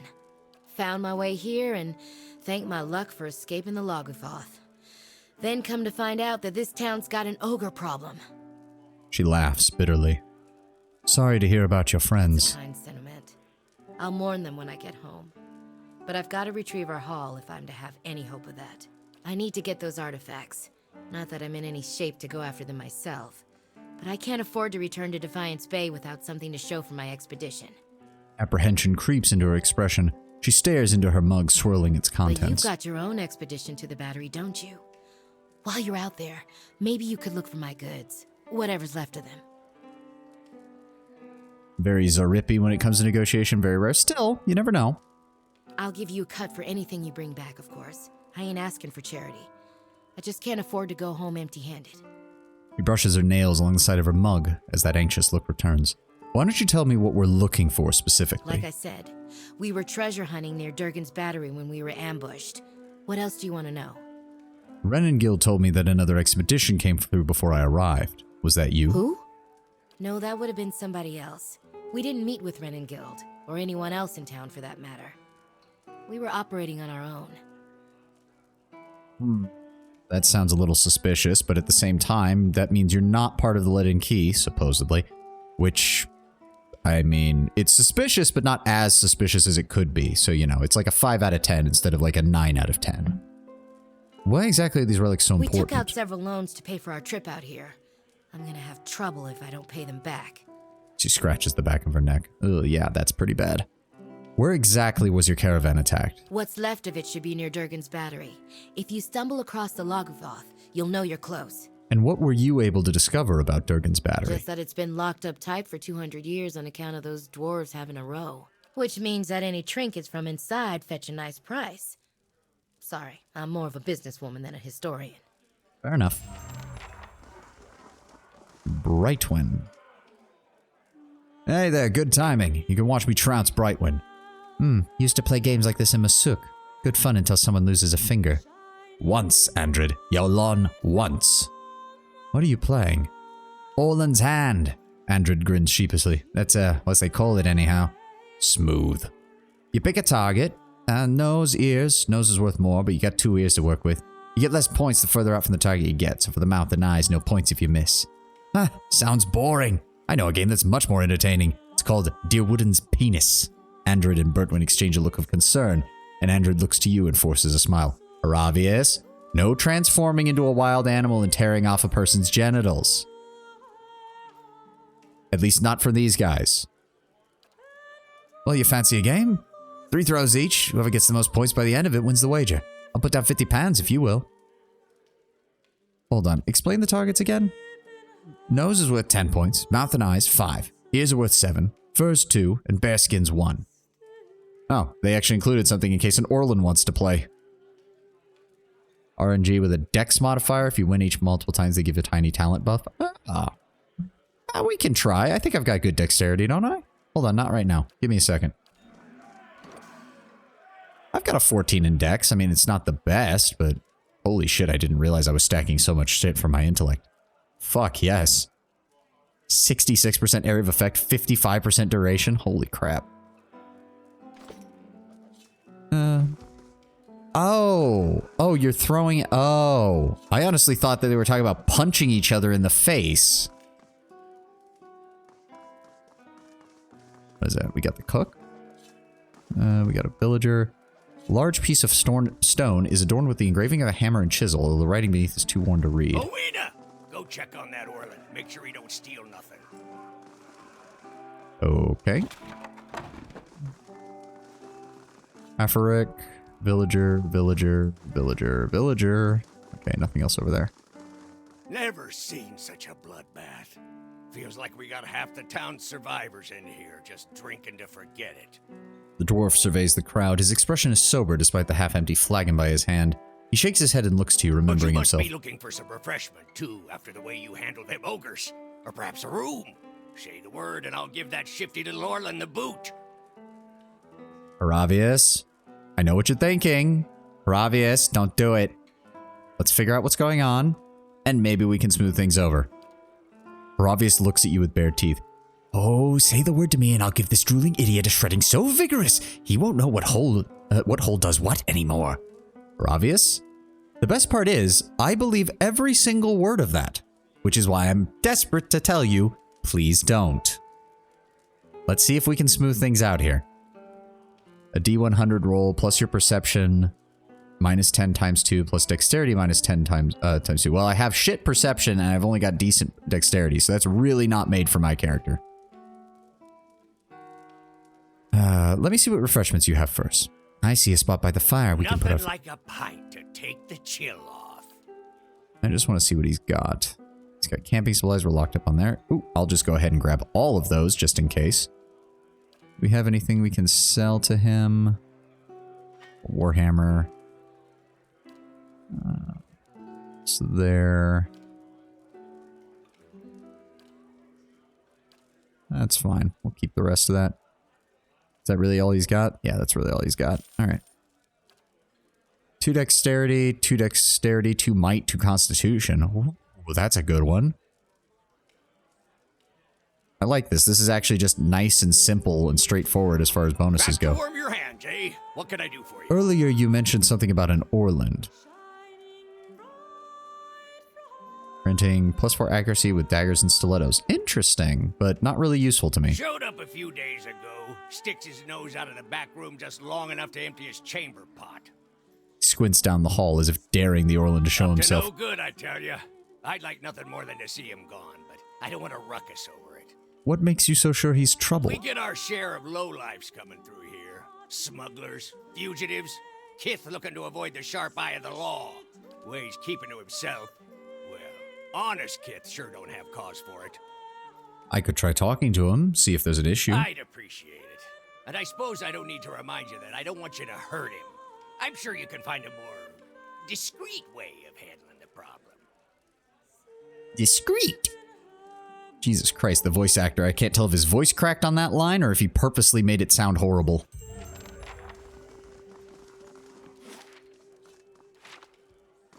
There's a disc-based minigame in the cellar. You win 3 times, you earn moderate positive reputation with star and the talent Dozens Luck, which converts 4% of incoming hits to crits. Ooh. But you can no longer play Dozens. Interesting. Maybe we'll take a look at that one. That's a bonus that actually sounds pretty good.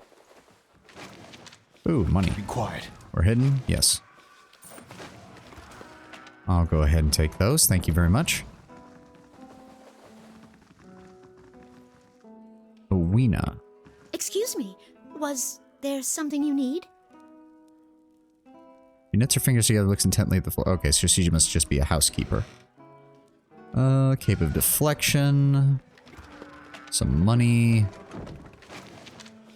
Ooh, freeze. That's probably pretty good. Oh, they're Nasataki boots. Those would be perfect for Sagani. Right. We can get a chance when she's not in that room. Actually, hold on.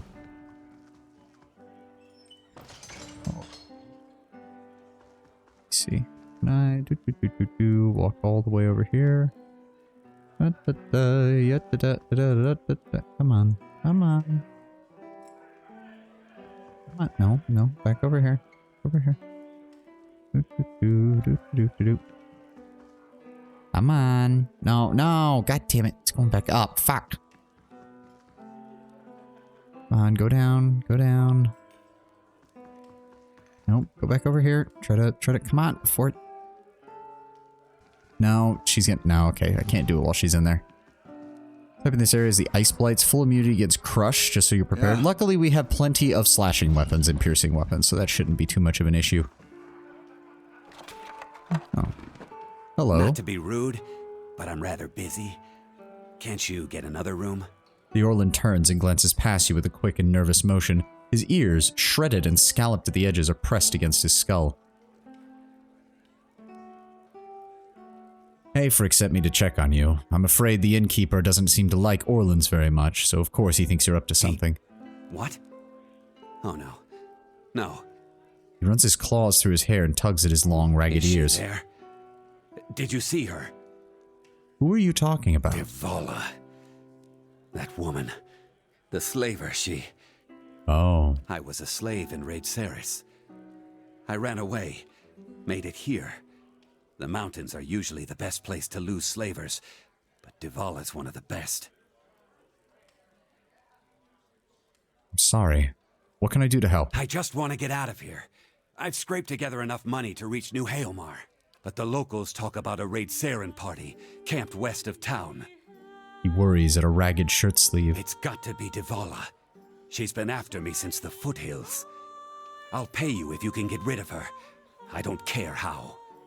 I'll do it. Thank you. But be careful. Yeah, no, if she's a slaver... Oh, no. She gets one chance to leave, and if she doesn't, I'm taking her down.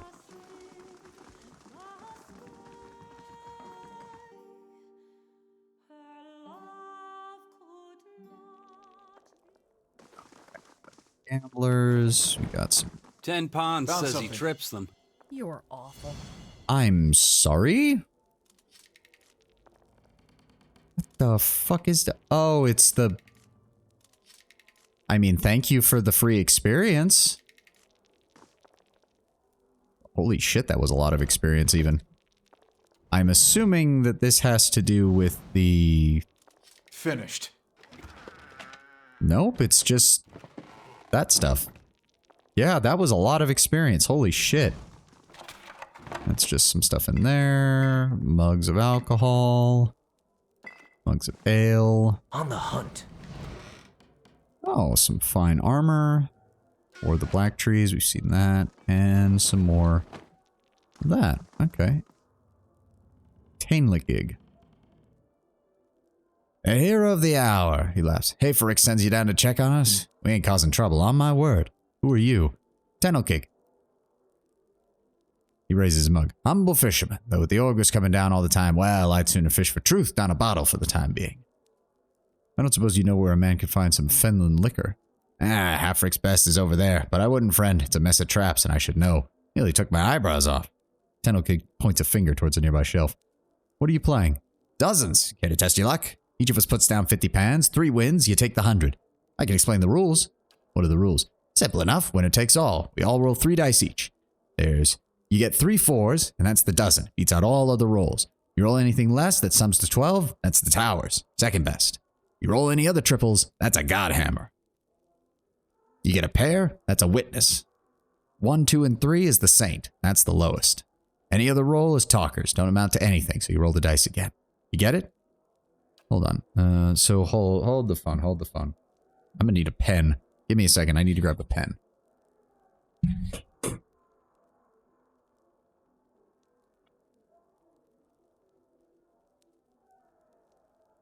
Okay, so got a piece of paper over here with me. So 3 4s is the highest. My pen does not want to work. Come on.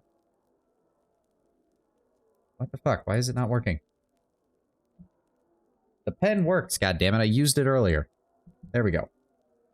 So 3 4s is the highest. That's a dozen. Beats all of the rolls. You roll anything else that sums to 12. So 3 to get 12. That's the second best. You roll any other triples. That's a godhammer. Triples. You get a pair. That's a witness.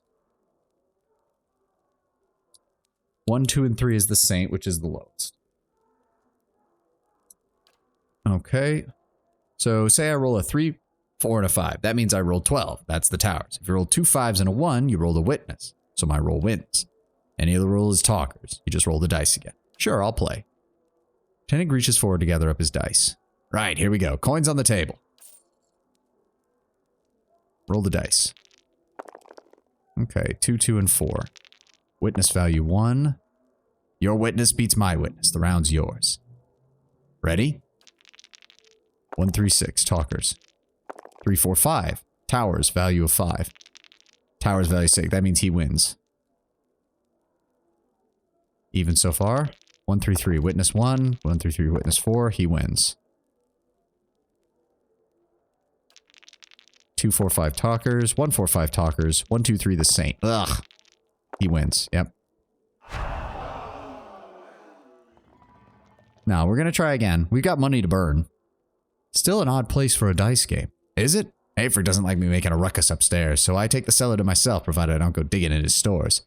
That's a fair bargain, right, lads? We all have our fun. Alright. Talkers, witness value 3. Towers value 6. He took the first round. Okay, we took the second. He took this third.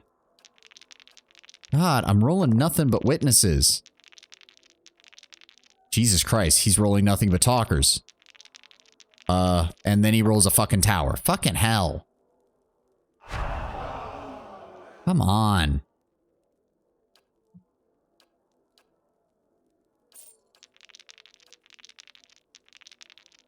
Evenly matched. Witness value 1. God damn it.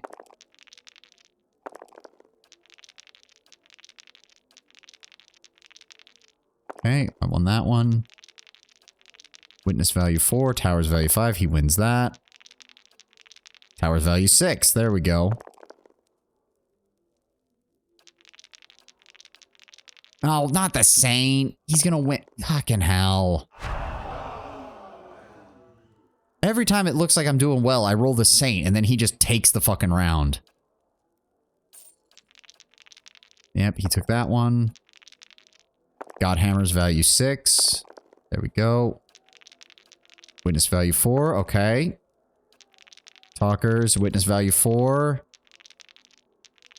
Towers, he went. God damn it. No, not the saint again.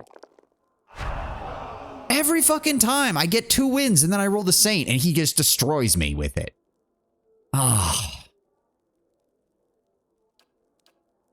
That is bullshit. Oh my god. Not again.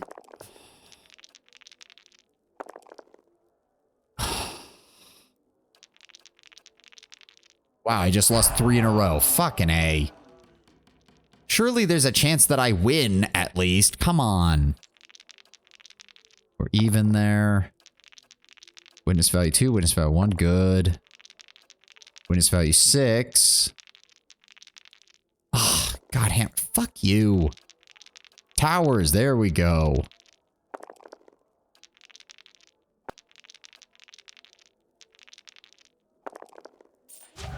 There we go. Okay.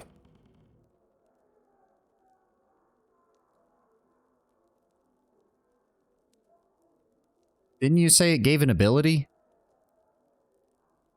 You win. Oh, you have to win 3 times full. Oh. So, oh. Oh, God. All right, 1. Oh, he rolled a dozen. Fuck you. Wow, he just crushed me on that one. Fucking A. Really? We tied twice? And then he won. Fuck you.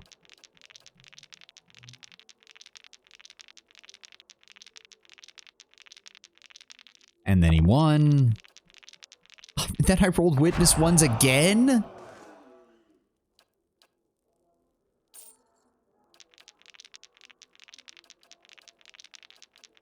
no point in reading any of this.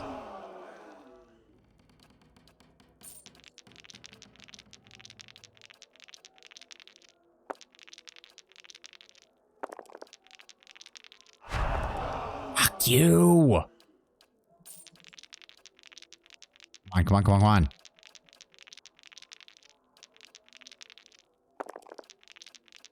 Saint. God damn it, not the saint again. Why do I roll the saint so many times? Okay, there's 2. That was the second win. 1 more.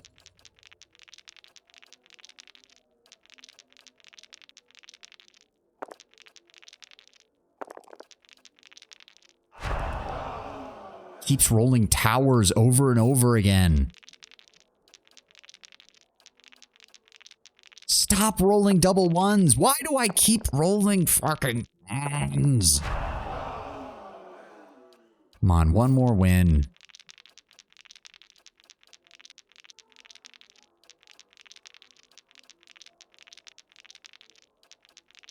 Come on.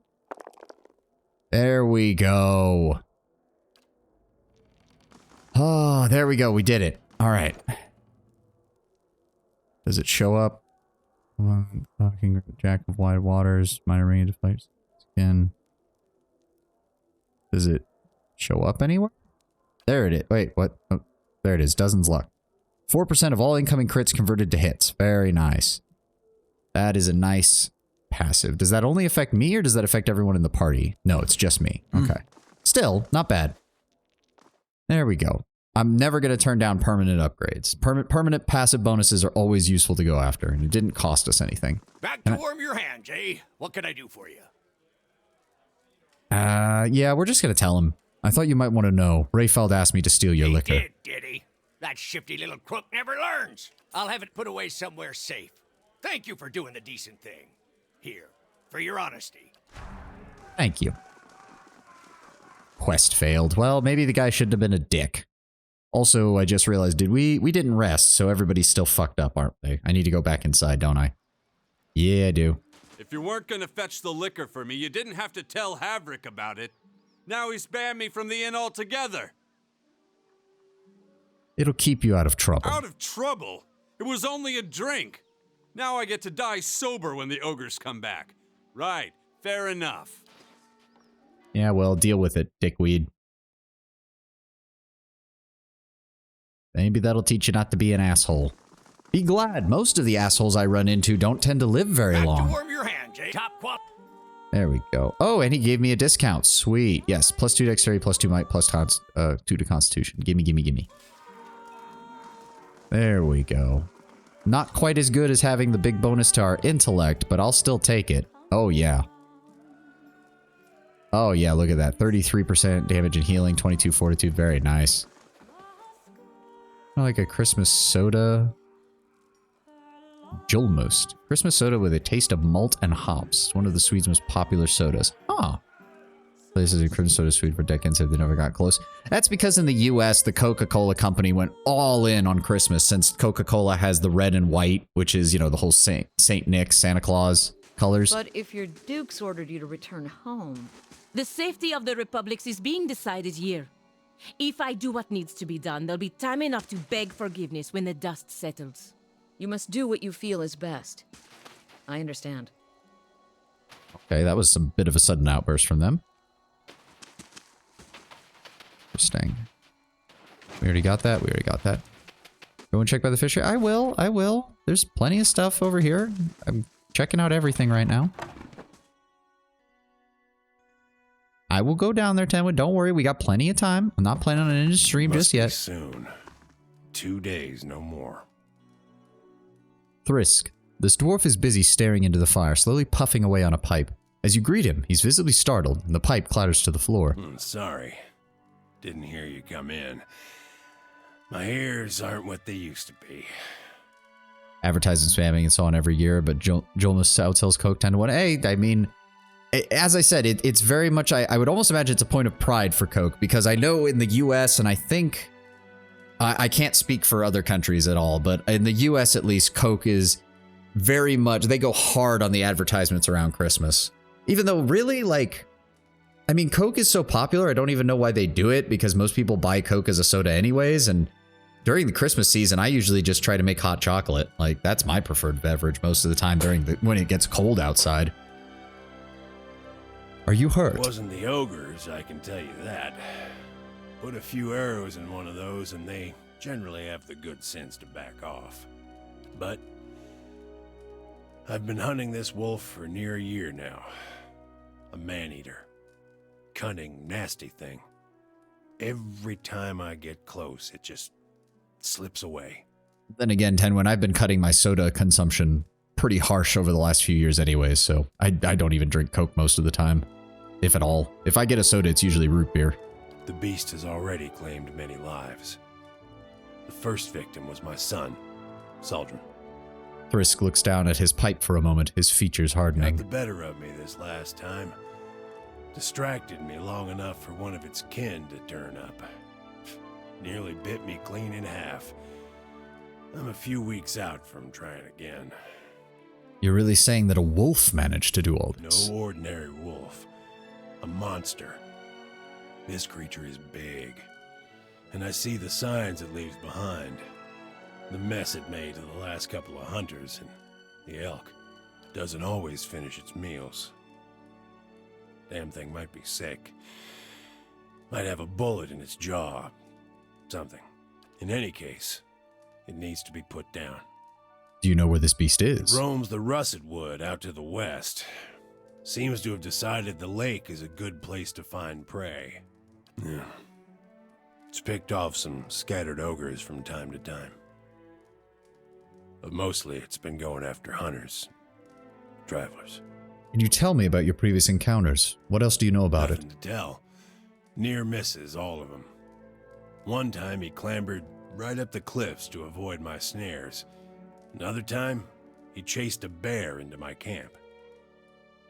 It sounds strangely intelligent for a wild animal. Are you sure this isn't a shapeshifted druid doing all this? We've already encountered some dangerous druids, but I really don't want to have to fight another druid. Please don't make me fight another I druid. nearly had him once. I could hear him below, eating, and I had the gun aimed right for him. Until the wind changed. Shit luck. He charged headlong into the tree to get at me. Nearly knocked me off my perch. And when I righted myself, he was gone. That does seem to be the game's way of upping the difficulty. Oops, all druid spells. It needs doing. But I warn you, this beast is not to be trifled with. It must make its lair somewhere to the west. If you mean to go there, keep your wits about you. Watch yourself on the mountain. In these lean times, everything looks like prey to something. You even. I'm Thiersch. Thiersch, I've lived here okay. long enough that Kith have started calling me the Old Hunter. And that's about all I can say for myself. Well, I have some more Coming to your elders questions. for advice, is it? What can I do for you? Tealdor said I should talk to you before I head to Longwatch Falls. Good thing you did. Hot springs north of the road, crawling with Lagerfeth. Surprised Tealdor found himself out there. Thing to know about Lagerfeth is they're fast, tolerant to the cold, too. Try another angle of attack. Something seems to occur to him. He pats his pocket, clenching his pipe between his teeth. Here, this'll come in handy. Use 'em if you get in trouble. He hands you a few sealed bottles, and the old hunter looks you up and down, puffing on his pipe. Oh, potion of mirrored image. Very nice. But if I'm being honest, you may not even need 'em. You handled those ogres well enough, you look like you'd hold your own against the Lagerfeth, too. He taps his pipe ash into the fire pit. What can you tell me about Stalwart, the town? Well, I can tell you it won't be here much longer if things go on as they are. With the mines closed, we've lost what put us on the map in the first place. Yeah, but I hate using things that I don't know I can get more of. Trust me, you should see my inventory in Elden Ring. I don't think I used any consumables at all in that game because I was always concerned I wouldn't be able to find more of We're them. losing people every month. Too many mouths to feed and not enough to support them. Even the game's dwindling. Yeah, see, Grizzly gets it. Consumables are for hoarding, but what if I need it? What if I need it later? You're at the final boss. What if I need it later? I've been lucky. I've hides and horns enough to keep the traders happy, but now the ogres are picking the rest of us off. Bosses could have a fifth phase. Who knows? Hey, if anybody's a Souls fan, we all know what happened the first time fucking FromSoft threw a 3-phase boss fight at us.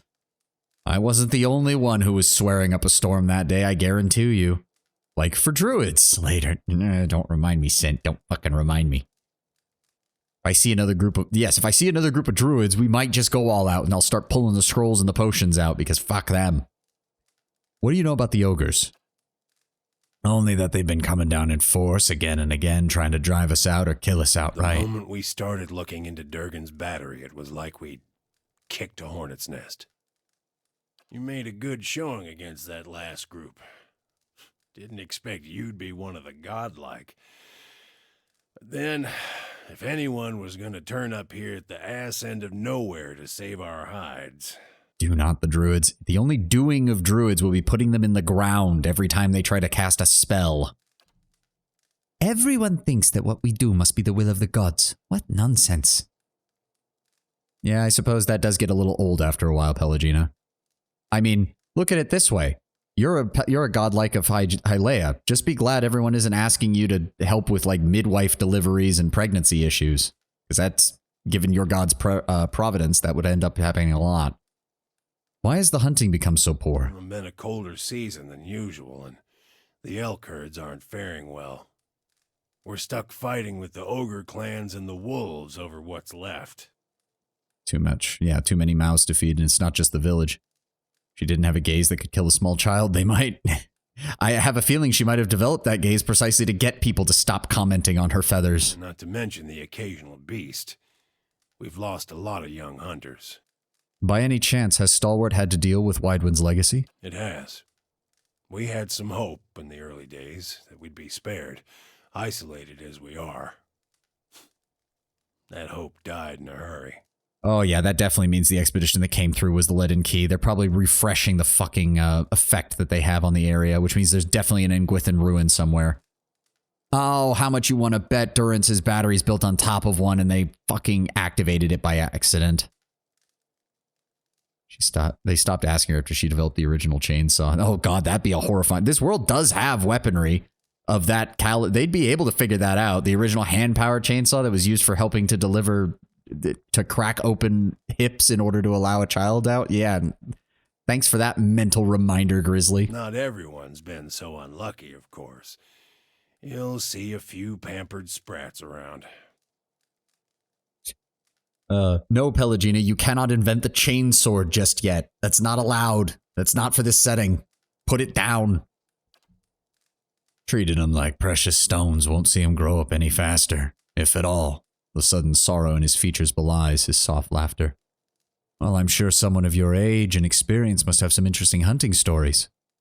I do love swapping tales. Does anyone have a spare pipe? Long hours checking snares and waiting out elk, mostly. Used to hunt some of the big ones. Bear, stelgare. But up here, it comes down to necessity. Which means keeping Stalwart fed, or else keeping it safe.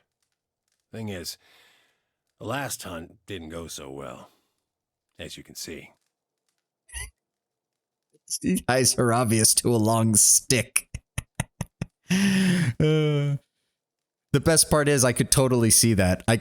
I could totally see Pelagina pulling, what is it, Wolverine's fastball special kind of thing, throwing Haravius over the heads of the enemies, having him transform into a Stilgar while in midair, and then just landing on top of them. I could totally see them doing that. And you know Haravius would come up with it too. Thanks for checking us out, Grizzly. You have a good one. Yes, Haravius would be all for it, Tenwin. He would be the one to suggest it. Adair would think it's crazy. Pelagina would think it's insulting. But then he'd be like, but don't you want to see the look on their faces when a giant transformed Stilgar lands on top of them with claws out? And Pelagina would think for a moment, realize that that actually would kind of work, and would offer to do it once. And Haravius would take that as a win. The Orlan bows to you. Ah, the adventurer who saved the village. So good of you to visit my humble wagon. I'm Yudurin. We were? Yeah, I guess you're right, we were. Ranger Go will come up with a story for a tribe where that actually worked. I mean, it probably would work at least once. It just depends on who we throw him at. If we throw him at like a troll or something, it's not going to work. But if we throw him at a bunch of normal dudes, oh god, it's going to end horribly for those guys. How's business? He gestures at the village around him. Poor, like this place. Not much coin to be made trading in furs and fish. I came to the White March because I assumed there'd be no competition. And true, I have none. There's nothing to compete over. I mean, we have a spare ogre. I'd rather not throw Haravius and Stelgar form at our ogre friend. Nasitak, was it not throwing it? It was tossing a dwarf. If you're not making any money out here, why do you even stay? His eyes lower. I was rather vocal about my inevitable success with my friends and family. I give up and return with little more than I left when... His hands ball into fists. No, it won't be like that. I'm not giving up yet. Show me what you have. Ooh, an exceptional hunting bow. be good. Go ahead and sell that off, as well as the rest of these traps that we picked up from in there. There we go. I don't think there was much else that we were needing to sell off. Any more traps? Nope. Okay, good. He's got a bunch of uniques. Yes, he does. Light armor, DR3, recovery speed is pretty good. Grants mirror image when hit by a critical hit. That's okay. Defense against charmed and defense against dominated. Nice, but it is really light armor. Like, not even, I don't even think, yeah, it doesn't have fine or exceptional attached to it. So it is base DR3. That is not much at all. Monk's outfit, DR3, enhancement speed minus 15. Frequently worn by practitioners of unarmed combat. This outfit is light and durable. Tundra clothing. The ultimate hat of alluring perfection. +2 to might, +2 to constitution, -2 to intellect, -2 to resolve. Definitely something that we'd only want to put probably on either... I was going to say Adir and Pelagina, and then I remember Pelagina is a godlike. She still can't wear any helmets. Refoex Watchful Cloak Mark II. 2 enemies needed in order to flank, and a +2 to perception. Interesting. Buy the robe just to look at it. The monk outfit, you mean? The one that's literally just a loincloth, basically? Yeah, sure, why not? It's only 150. +9 Ring of Deflection, okay. Ryona's Buckle. Accuracy when below 50% endurance. 20 defense against disease and poisoned attacks. That actually sounds really good. Gauntlets of Accuracy is just a straightforward +5 accuracy. Actually sounds really nice. Tundra Hood. Interesting. Some scrolls, some traps, some potions, some ingredients, pry bar, rope and grappling hook, and some lockpicks.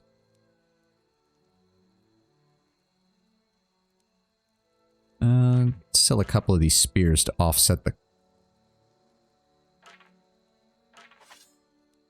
cost slightly.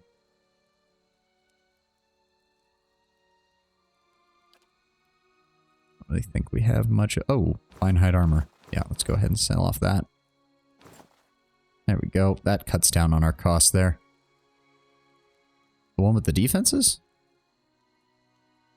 Oh, the raiment, you mean? The light armor. Raiment of whale's eyes. Mirrored image. I mean, I guess. Grey Cloak is covered in a multitude of styled symbols. Symbols of the god Whale is said to have been created by the wizard Gorin, who hoped that the pious endeavor might invoke Whale's protections. Set against the many eyes of the 100 mysteries, Gorin hoped his enemies would stumble after falsehoods while he would remain resistant to the bewildering effects of the world's mysteries. Those who have come across the cloak since have found much use in its enchantments. What became of Gorin himself, however, is unknown. However, for nothing else remains of the man nor his works. Alright, sure. We'll take a look at it. Put that back. Still a lot of money we just used up, but still. Why are you putting these in my inventory? Knock these off, please. Don't need the grimoire. Don't need the spear. Don't need that either. Ooh, that is pretty good.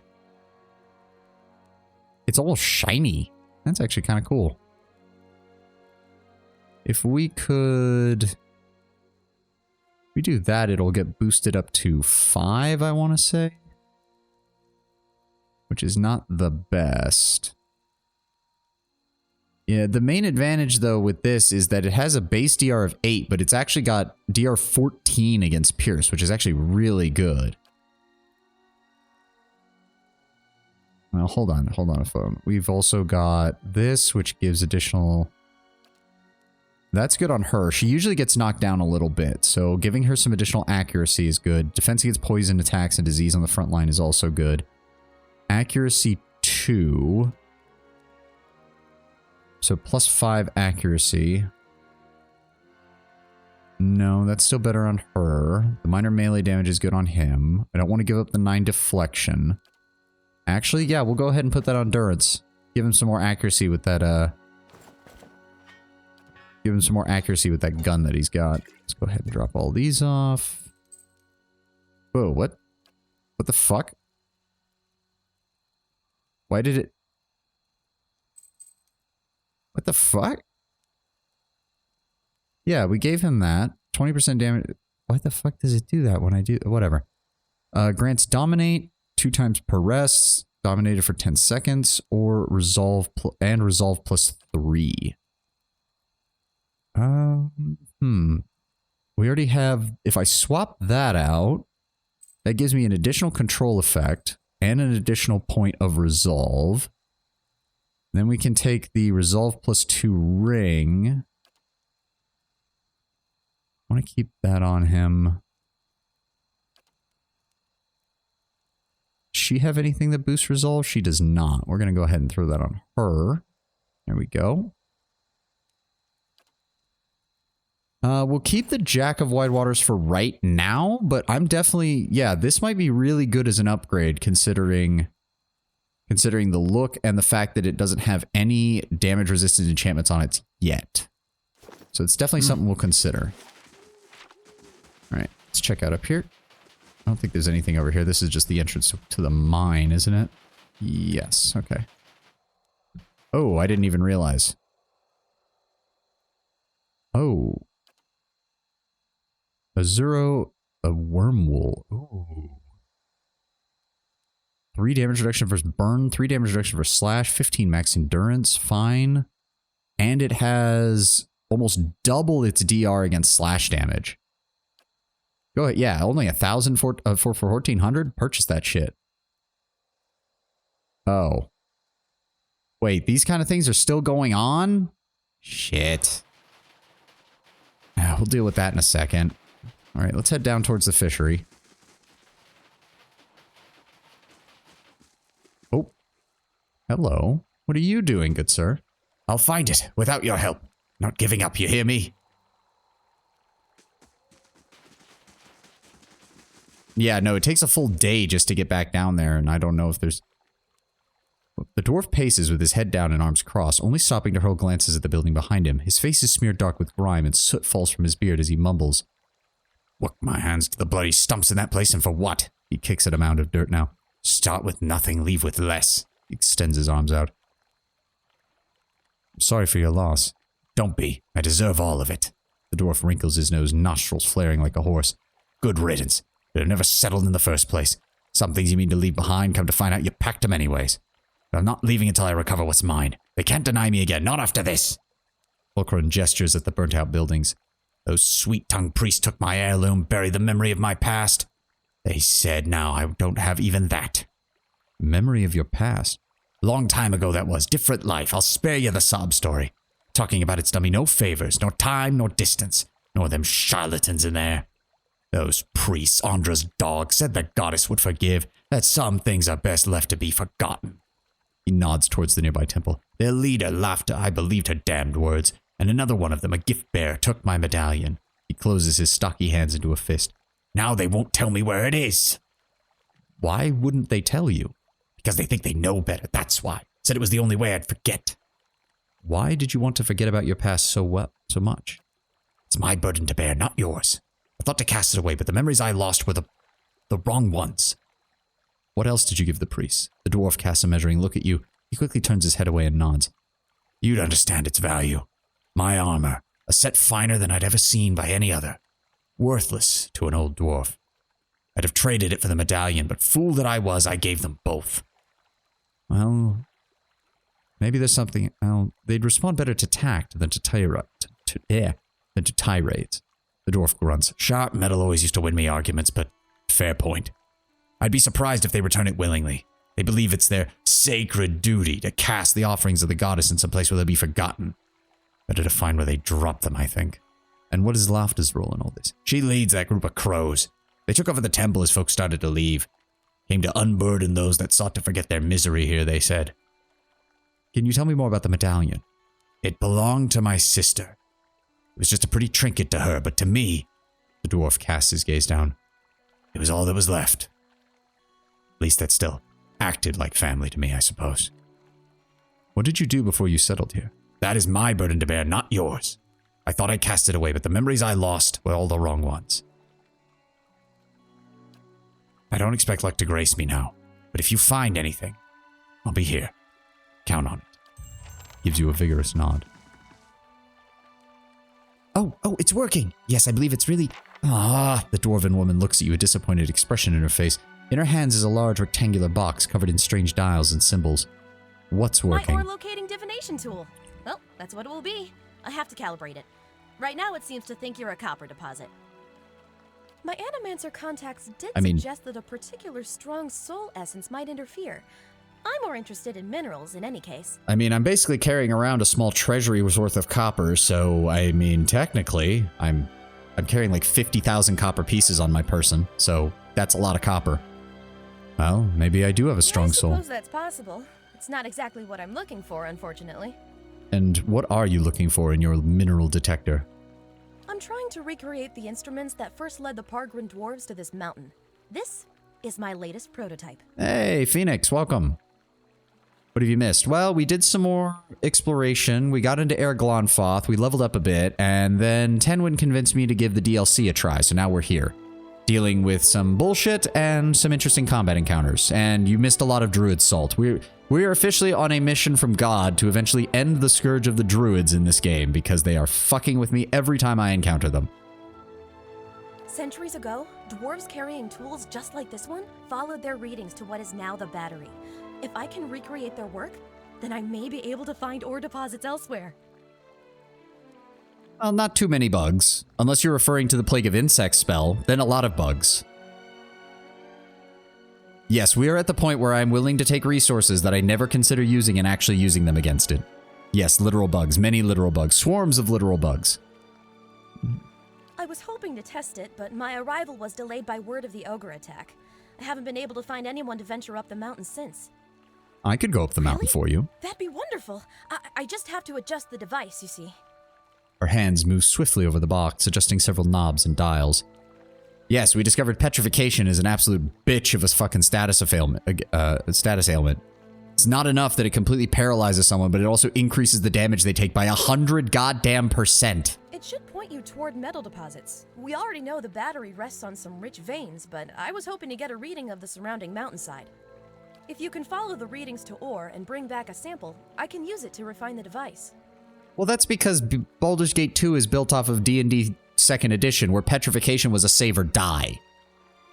That's a completely different school of thought, like design-wise.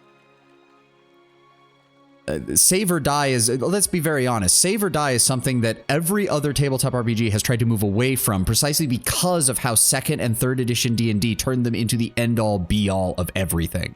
There is a reason that in 3.5, or the 3.5 edition D&D, the cleric, the wizard, and the druid are considered by miles and leagues the most powerful classes in the game. It's because they have access to the widest variety of save or die spells. And the cleric and the wizard are the only ones of those two who can also stack enough buffs on themselves to prevent save or die spells from happening to them. Yes, it's AD&D. It's not good game design. We've been trying to get away from save or die spells for years. D&D had to do an entire redesign of their system going into 4th edition to prevent it, and 5th edition has done everything in their power to stop anyone from developing a spell like that. Instant death is always bad. Yes, it always is poor encounter design. Pathfinder still has a few of those because it was based off 3.5, but even Paizo tried to reduce their frequency. How successful they were is up to interpretation, but given the fact that the wizard is still considered the most powerful class in that game, yeah, that kind of tells you something. Well, not in Pathfinder computer games, but on the tabletop.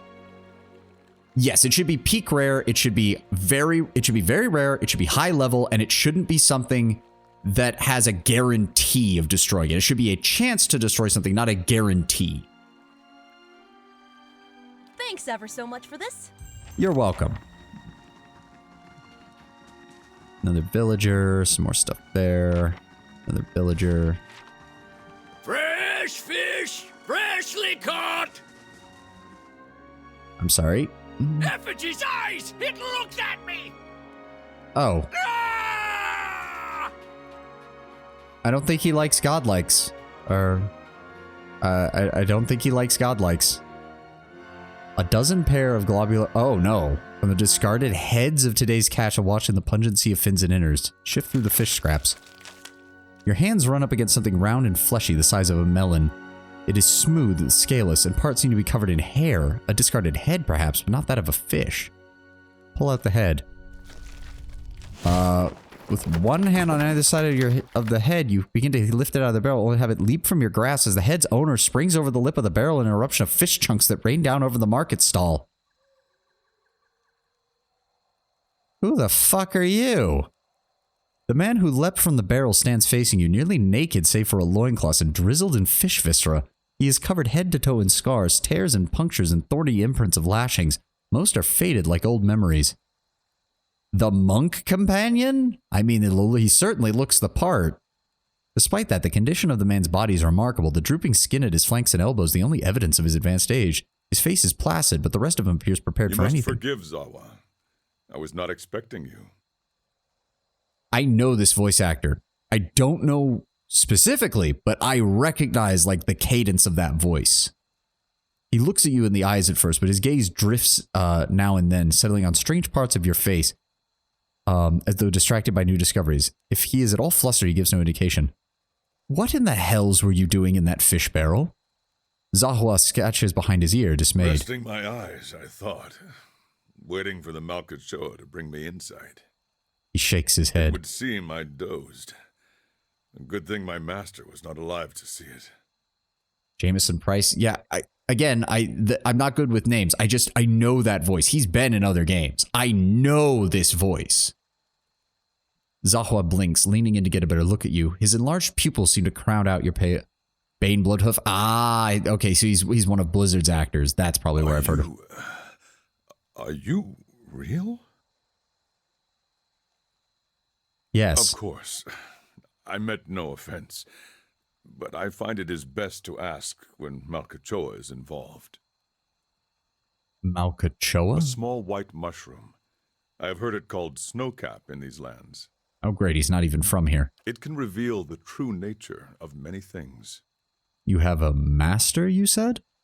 The man traces your inadvertent glances at his scars and smiles politely. A teacher, not an owner. Zawa is a free man.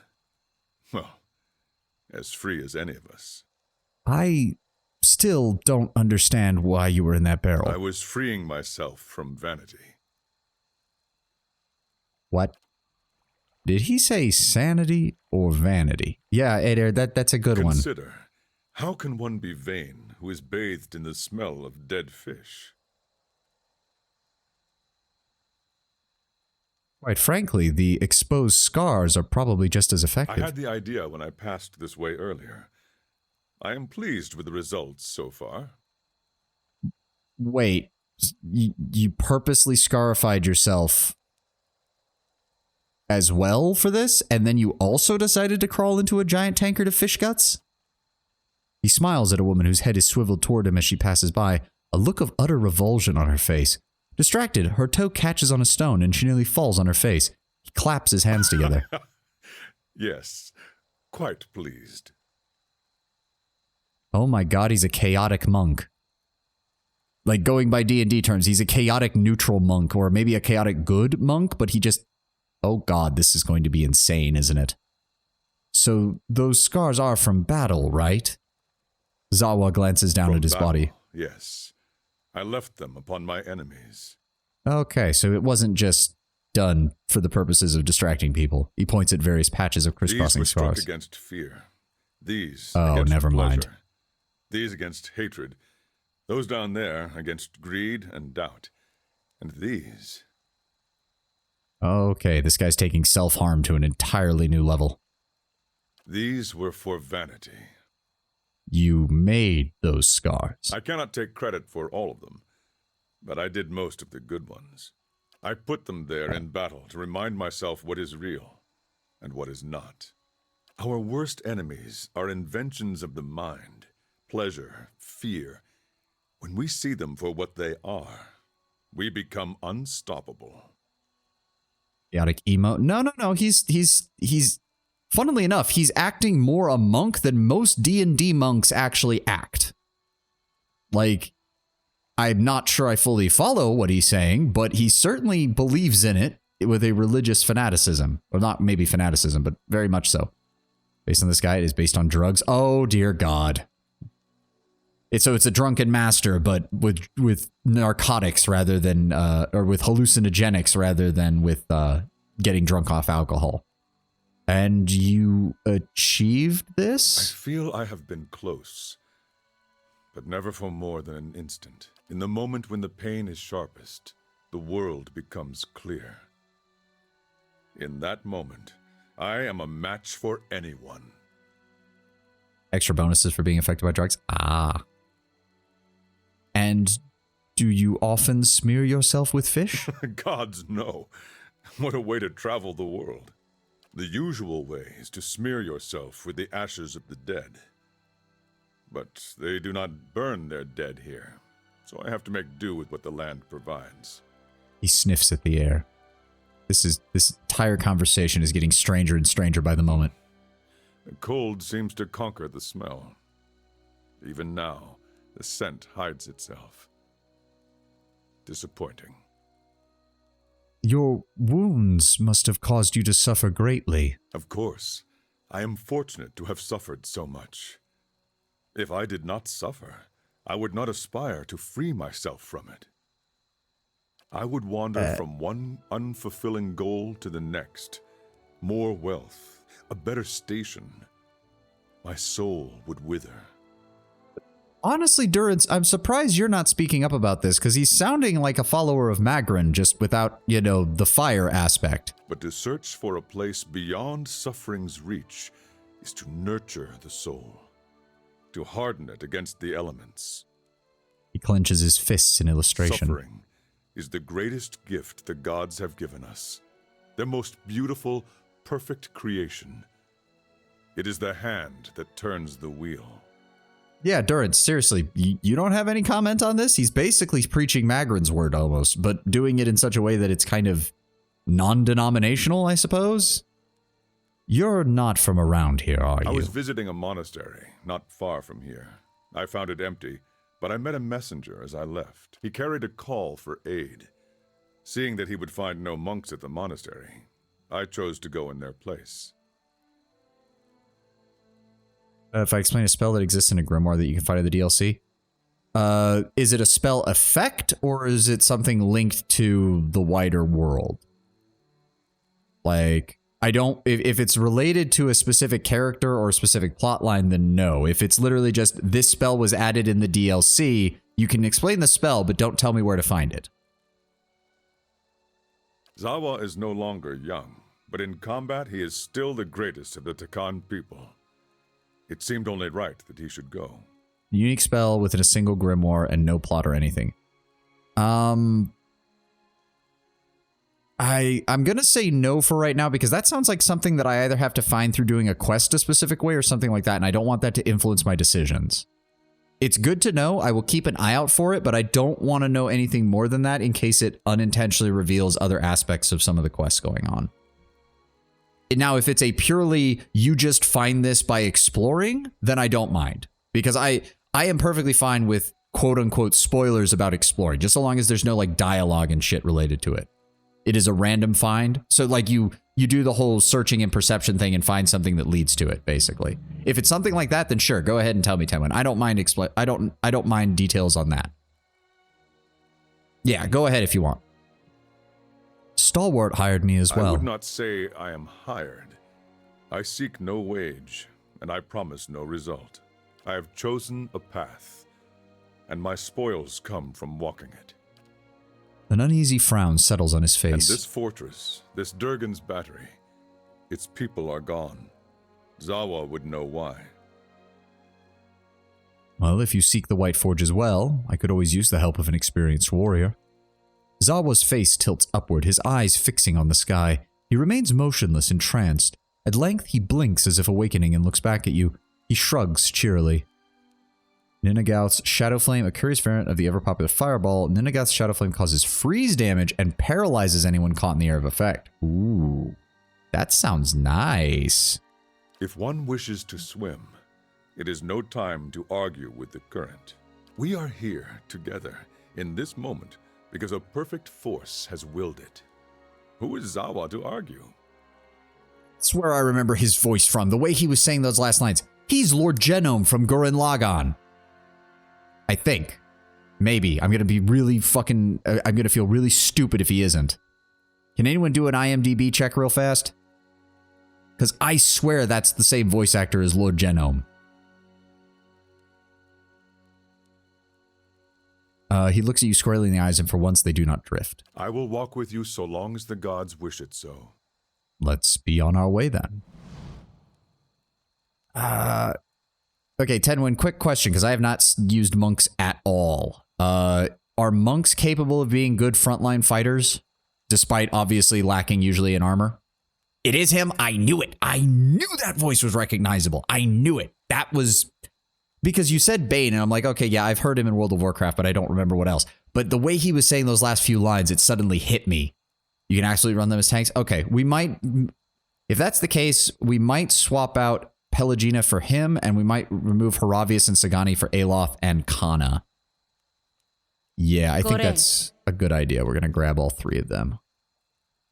Yeah, there's a lot of good companions and all that, but we've had Pelagina for a while now because we needed another frontliner. If he can function as a frontliner, I'm willing to take him on for a bit.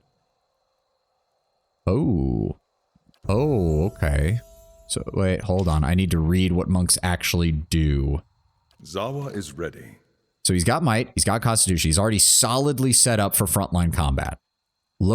Fairly low resolve, perception, intelligence. So kind of makes sense, He's got good defenses right off the gate. Concentration. Yeah, prevents being... He is examital, right? Savannah folk philosopher. Are based on wounds, and wounds come from being hurt. Ah.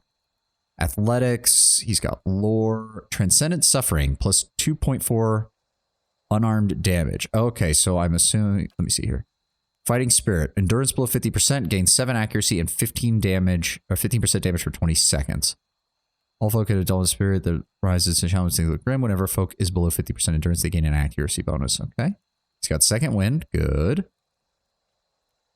He is... Oh, well, yes, but I'm looking at the abilities right now. I don't even know what a level 1 monk's abilities are at all. Torment's Reach requires 1 wound, melee only, speed average, foe AoE minus 2 might for 20 seconds. The user does a full attack, 15 to 21 crush damage, 15 to 21 crush damage, accuracy versus deflection, plus 50% additional damage as crush. Okay. Enemies in a cone behind the target suffer as well, and have their might reduced. Very nice. Transcendent suffering. Monks achieve greater understanding of their body's capabilities through enduring the hardship of existence. Their base unarmed damage starts much higher than other characters and increases permanently every 3 levels they gain. Okay. What else do we have here? He has a monk outfit. He has unarmed, and he can also back it up. So in case we run into anything that's immune to crush damage, he can swap over to a pair of swords. I'm assuming he doesn't want any armor to impede his, or not much, to impede his recovery speed. So I have to wonder if outfitting him with some of this clothing wouldn't be a bad idea. Wow, that looks kind of ridiculous on him, and I'm not quite sure why. That looks doubly ridiculous on him. That's a bit better. Ice Blights, the only thing that exists here in the DLC that are immune to crush. Okay, good to know. Good to know. I guess we'll just leave him with the standard one for right now. Nope. Shit. Why did that... No. There we go. Now, what can I give you? -1 perception, 20 defense against poison attacks and against dragon breath attacks. That doesn't really do me any good. Overseeing is useless on him. Eternal funding is useless. Grants combusting wounds. That would be kind of cool on a monk. You could give him the robe. Oh, yeah. The blood-drenched skein robe would do really well on him, as would the Whale's Eyes, DR3. So this gives him more damage resistance, because it's exceptional. And this would give him recovery speed, mirrored image, and defense against charmed, which... Yeah, even at a low level, his will is way lower than his other saves, so that would probably be a good idea. Alright. Yeah, either one works. This is just raw damage resistance, whereas this has special abilities. So we'll go with these for right now, because it still keeps him at the same damage resistance and the same recovery speed.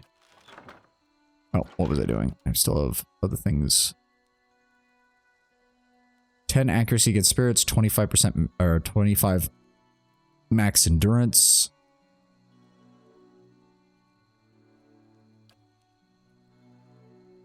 Yeah, it would, but we don't have anything for his head slot right now.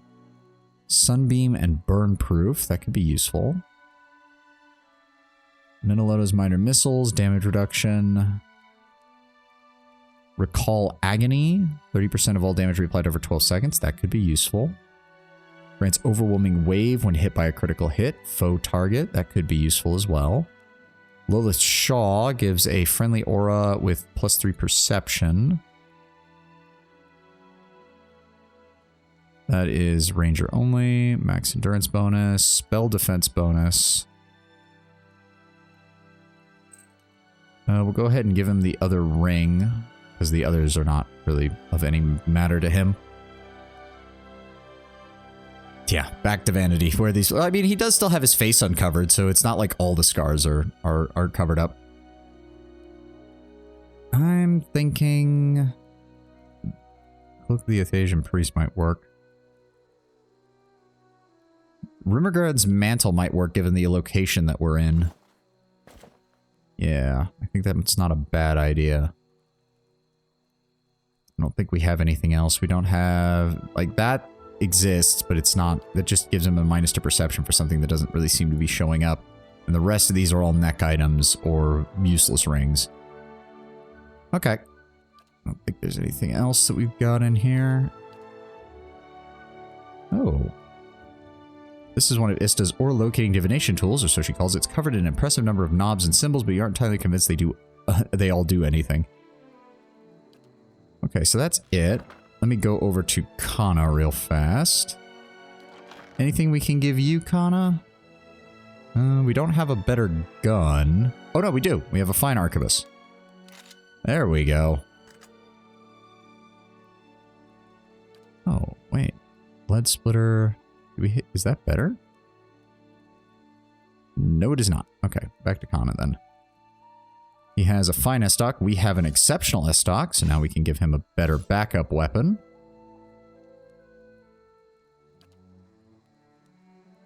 And he has a breastplate, which is already giving him -40, so if we really want to... there we go. Exceptional breastplate. That's even better for him. Or I could give him the exceptional leather armor, which would have the same DR as his old breastplate while giving him 10% recovery speed. No, we'll stick with the same armor level for him. You, in fact, had an objectively better gun. In fact, maybe even... Oh, no. Don't. Why does it do that when I try to re-equip it? What can we get on here? We can't increase that. We can... We don't have any Jasper still.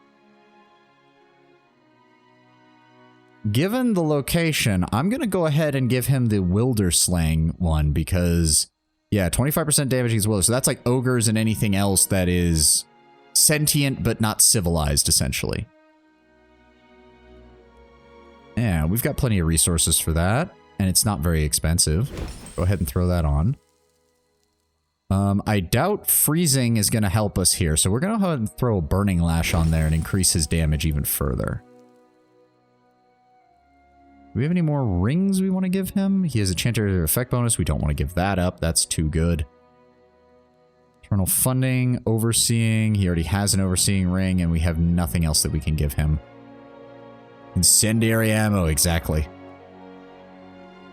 And Aloth. He's got our usual setup. Oh, nope.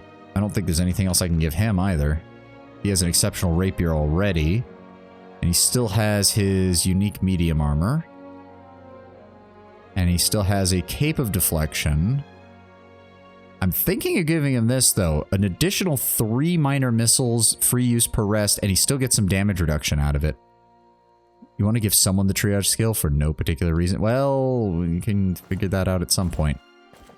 Yeah, I like that. Let's give him some additional spell casts and some additional spell resistances. Aura of Stealth, no. And Recall Agony and Overwhelming Wave when hit by critical hits. I don't think there's anybody else I'd really want that on.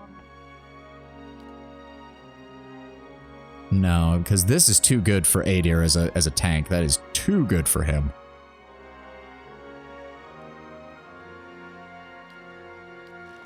Okay. Oh, right. And lastly... Oh, hold on. Let me... 1, 2, 3. Let's go ahead and pop these open. Nothing in that grimoire. Aha. Grimoire imprint. What does that do? Oh, 3 free spells from the target spell list. Right. And arcane dampener, which I imagine is a... Yes, enemy AoE beneficial effect suspended for 21 seconds. Very nice. All right. Yeah. Kana, it's been a while, my dude. Let's go ahead and up his lore. At the sound of his voice, the killers froze stiff. Foe AoE paralyzed for 11 seconds. That's pretty good. But we also liked summoning with him. AoE terrified. That doesn't really help. Paralyzed. Foe AoE charmed for 11 seconds. Okay. 90-degree cone. And friendly target gains additional endurance, immunity to frightened and terrified. And the caster gains endurance, immunity to frightened and terrified. 2 bouncing beams of pure light that restore endurance and grant immunity to frightened and terrified on all allies struck by them. Okay, but I'm liking... AoE paralyzed sounds really good. We're going to grab that. He doesn't really need anything there. Implements are wands, scepters, and rods, so that doesn't really help. 2-weapon style, 1-handed style, 2-handed melee only, so that doesn't help him. 20% ranged attack speed reduction, but gains 5 DR bypass. Marksman wouldn't hurt. Okay, but what is defined as distant enemies is the problem. That's the issue. I don't like that it's not defined. Also, you just said I need somebody with field triage. And to be fair, I have wanted to get that at some point. Having the ability to restore at least some health per rest is nice. That way, if one person gets targeted down and loses a lot of their health. Also, it's Kana. Kana's the nice dude. You know what? Making a story decision here. Kana would be the one in the party to know field triage. He absolutely would be one of the members of the party to know field triage. I'm giving it to Kana. Max activation threshold of 4 meters. So about half, so half range and higher, basically, because most of the guns in the game, I think, have 8 or 10 meter range. Yeah, but no, I was making an executive decision. Kana is the nice dude of the party. He absolutely would be the one to know field triage. Absolutely. Ooh, level 3 phrases. Athlith uses Mythfear. Gives a friendly aura with 25% additional burn damage. So that's just a straight up damage bonus. Funnily enough, also works for spells. Oh, really? Oh, now that's something that's a bit more interesting. Allies in the area of effect gain a bonus to freeze and shock damage. That could be good. A bonus to defense against the prone affliction. So hold on. Duration, standard duration is 8 seconds. It lingers for an additional 5.6. So that's 13 seconds. And it deals burn damage and shock damage per 3 seconds. Okay. Oh, increases deflection of allies in the... That's also really good. For right now, though, I like just the 25% straight up burn damage. And in an area that's filled with creatures resistant to ice, I think this is probably a good idea.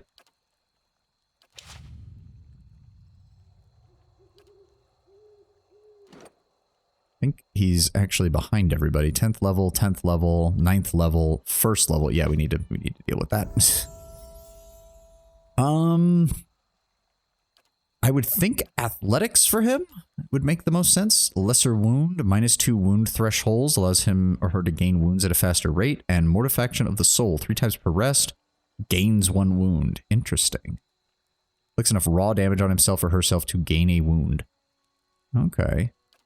Well, right now we're going to go with this, allowing him or her to gain wounds at a faster rate. Let's do that. Lesser wounds. And he's going to level up again. We're going to push athletics even higher. Swift strikes, 25% attack speed for 10 seconds. That really doesn't seem that long. 5% burn damage per wound, not bad. +2 pure move speed, also not bad. Force of Anguish requires 2 wounds, melee only, speed. Foe target is a 7-meter push. Accuracy versus fortitude, if successful, prone for 10 seconds. Can't take action, dexterity reduced by 2, reflex and deflection reduced by 10. That sounds really good. There's no restriction on per rest, which is also nice to see. But passives are usually really nice. Redirected his attackers while the monk has any wounds, he or she wields a proportional fire bonus to melee damage. 5% is not that much, though.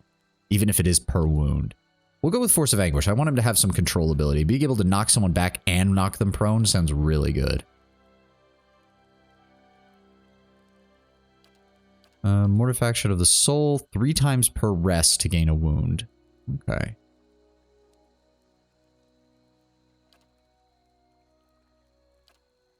Savage attacks, 20% melee damage, -5 accuracy. Envenom Strike, interesting. 3 times per rest to deal raw damage. Implement, that's not them. His would count as a 2-weapon style, correct? Because when he has nothing equipped, he's got both hands, right? So this should affect his dual-wield attack speed for his fists, right? Tenwin, do you know anything about how the monks work with that? Because if so, 2-weapon style would make the most sense for him. I don't think anything for defense is really going to help him here. Arms bearer, range recovery. Yes, it does affect it. Yeah, I'm thinking that's the best choice for him right now then. 2-weapon style increases speed. Further increases athletics. Okay, here we go. Stunning blow. 2 per encounter. That's good. Stunned for 3 seconds. Dexterity, perception, intellect all reduced by 4. Reflex and deflection reduced by 30. Clarity of Agony, 2 times per rest, -50% duration for hostile effects for 10 seconds. Not bad. And Soul Mirror, 50% chance to reflect a ranged attack. That's really good. Targeting only the monk back to their point of origin. Ooh. Only attacks resulting in a miss have a chance to be reflected back. Oh, that's kind of annoying. I thought it was just a 50% straight chance. That's kind of aggravating. If that's the case, we'll go with Stunning Blow. Can't really... I don't think any of the rest of these really do anything for a monk. Doesn't have a shot. Summoning isn't going to do him any good. Prestigation missiles aren't going to be doing any good. The barbarian, though, one could work for him. Channels of power similar to a barbarian's tremendous rage, increasing attack speed, might, and constitution.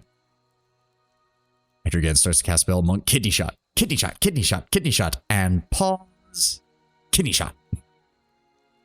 No, the Outlander's Frenzy would actually seem to be really good for a monk. 3 might, 3 constitution, 25% attack speed. Yeah, he loses deflection, health endurance concealed for 12 seconds. That's still really strong. I don't think any of the others could really work. Yeah, Charmed, Gallant's Focus, Aspirant's Mark. Once per encounter, foe AoE, -8 deflection, -8 reflex. That could be useful too. Oh, or the sneak attack. That way, when he's flanking people, he gets melee damage. Why does it feel like Apprentice sneak attack should be on every melee character at some point in their build? Because it's just a straight, oh yeah, you're flanking an enemy, you get an additional 15% damage. That's no good. Mortifaction of the Soul. You know what? We take enough damage. I'm sure we can pick this up later, and we still have many more levels to go. I think I'm going to grab Outlander's Frenzy, especially since it's 1% counter. I can do this at any time to give him a temporary bonus to, like, 25% attack speed with 3 might and 3 constitution actually seems like it would be useful. Plus, I don't think there's anything... Like, none of these count for unarmed, I don't think. Hatchet, spear, quarter... Oh, no, they do. +6... Ooh, okay. Accuracy would be useful. But not as much as the Might and Constitution. Yeah, we're getting Outlander's Frenzy. Then, ooh, okay, we got even more of these now. Grants duality of moral presence, deflection, user gains +8 deflection, or all defenses except deflection. Oh, that sounds really good. Yeah, we're gonna grab that. I think. Wait a second, what? Monks gain temporary insight through endurance, gaining a temporary bonus to fortitude, reflex, and will whenever a hostile effect expires. Oh. Clarity of Agony reduces the duration, move speed, burn damage. Oh, see, now that's spicy. Because now I could combine Swift Strikes with the Barbarian ability and get 50% faster attack speed for about 10 seconds. That's looking a bit better. Long Pain. The monk becomes capable of projecting force into their fists, inflicting damage at a long range. Oh, but that's also really good. 12 meter range. This shit has more range than the goddamn bows and crossbows. What the fuck? Literally, I cast Fist. Well, that's just... And it's for 30 seconds. That's actually really good. Yeah, I'm going to grab that. I'm actually going to grab that. I think that's good. 3 times per rest to gain 1 wound. Yeah, we'll do that. That's just good utility in case we need it. Athletics is going higher.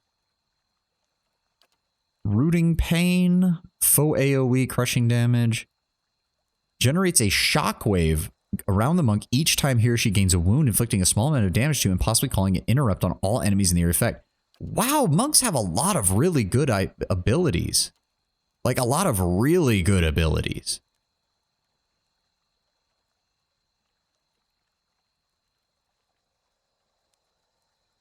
Also, I'm looking at this and I think like 8 deflection on its own really isn't that good because he doesn't have a lot of other abilities to use with it. Target weakened for 15 seconds. That's not the worst. Clarity of Agony, move speed, turning the wheel. You know what? I think, yeah, I'm going to grab Swift Strikes. I want to pair that up with the Barbarian ability and see if that works. Lightning Strikes, plus 25% damage as shock. Requires 1 wound. Energizes the Swift Strikes to also deal additional shock damage. Fuck yes. Exactly, Tenwin. I cast Fist, kidney shot. Okay, I'm now very interested in how this is going to work. Yeah, plus 3, plus 25% attack speed. And then he can also...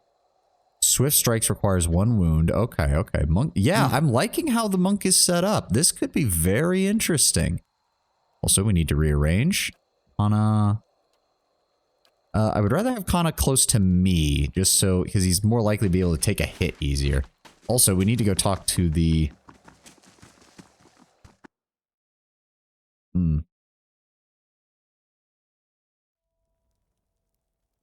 Oh, Aloth leveled up too. Probably because we entered the building. Level 5 spells, right. Arkmire's Wondrous Torment. Foe target takes a -10 to resolve, -10 to intellect, and -10 to perception for 14 seconds. That is pretty good. Creating 2 less powerful versions of the effect that jump to nearby enemies when the first effect ends. Oh, that's nice. Unconscious. For 8.4 seconds. Dexterity is reduced to 0. Reflex and deflection are reduced by 40. Area of effect of 3.88. That is really good. Kitzel Spirit Lance. We're not a... Yeah, we're not a melee damage wizard. That's alright. They really do give you enough buffs to make a melee wizard incredibly viable. Ninagaut's Bitter Mooring. Oh, this is the same Archmage as made that other spell you mentioned, isn't it, Tenwin? Target takes damage and everybody in the beam also takes damage. Torrent of Flame. Instantiates a terrifying inferno of flame around the caster, inflicting burn damage on everyone here. We don't need blowing off our own people. Transform a single kith enemy into a pig. The pig has very poor defenses but can move quickly. Helpless beast form for 14 seconds. I'm really thinking Call to Slumber. Unconscious, even just for 8 seconds, is very good. Ninagath is known for their fascination with cold and death. Sorry, her fascination. Yeah, that kind of makes sense. If you take into consideration, the self buffs have no delay between spells, so you can get your 10 buffs up quickly. Yes. We're definitely taking the Call to Slumber. Arcane Veil, twice per rest, gives deflection. Remorse Slam, useless. Penetrating Blast, concentrates the power of blast, negating some of the target's damage reduction. Could be useful. But bonus level 4 spell. Yeah, we're taking that.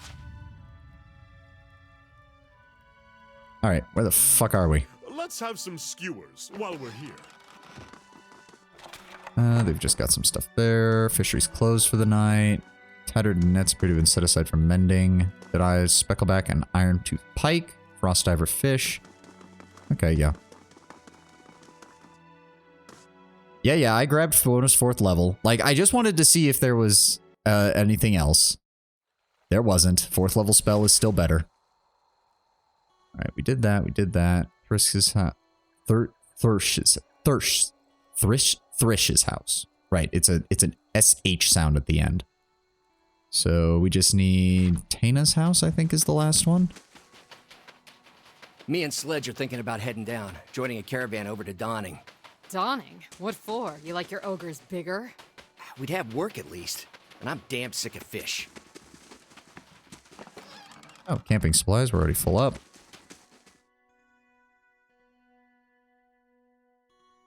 There's a dot you were walking around? What? Hold on, we'll get to that in a second. They gone? Have those nasty brutes finally left? I heard the ogres outside, tearing down walls and murdering folk. Don't remember how things got this bad. The elderly woman kneads her hands. Her knuckles are swollen knobs and her palms are rigid with calluses that scrape and rasp as she rubs them together. You're the new adventurer. Renengild's latest volunteer. She squints at you, leaning precariously forward on her wobbly legs. She said you don't suffer nonsense. Bet you'd whip those layabouts at the mine into shape. I'd like to ask you about something. Something, dear? Why don't you tell me about yourself? Me? I was the overseer at the mine, back when it was running. Got shut down decades ago when we couldn't sell or ship the stuff. But I still remember plenty about the mining business. And I got as many folk as I can digging out the entrance. She taps her head, a spotted dome under a thinning thatch of hair. Pretty sure we didn't see anybody digging at the mine. I think this woman's a little off her rocker. Praying to the salty wench that I don't forget too much before they finish the job. That's Gotta all. speak up? Yeah, this woman is not all there. We got some store bonies. We got some stuff in there.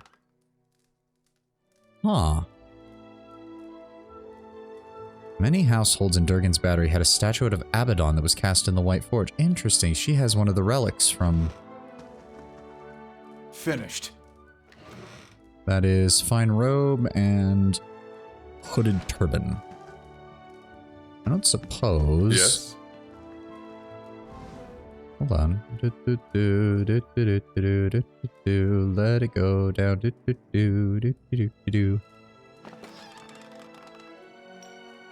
Take that. Sure. Don't mind us. We'll be leaving now. There's a dot you were walking around. Yeah, well, hold on. What are we missing in here? Come on, let me... Stalwart Hot Springs, Russet Wood, Durgan's Battery, Longwatch Falls. Oh, yes, there's a named person over here. Holy shit.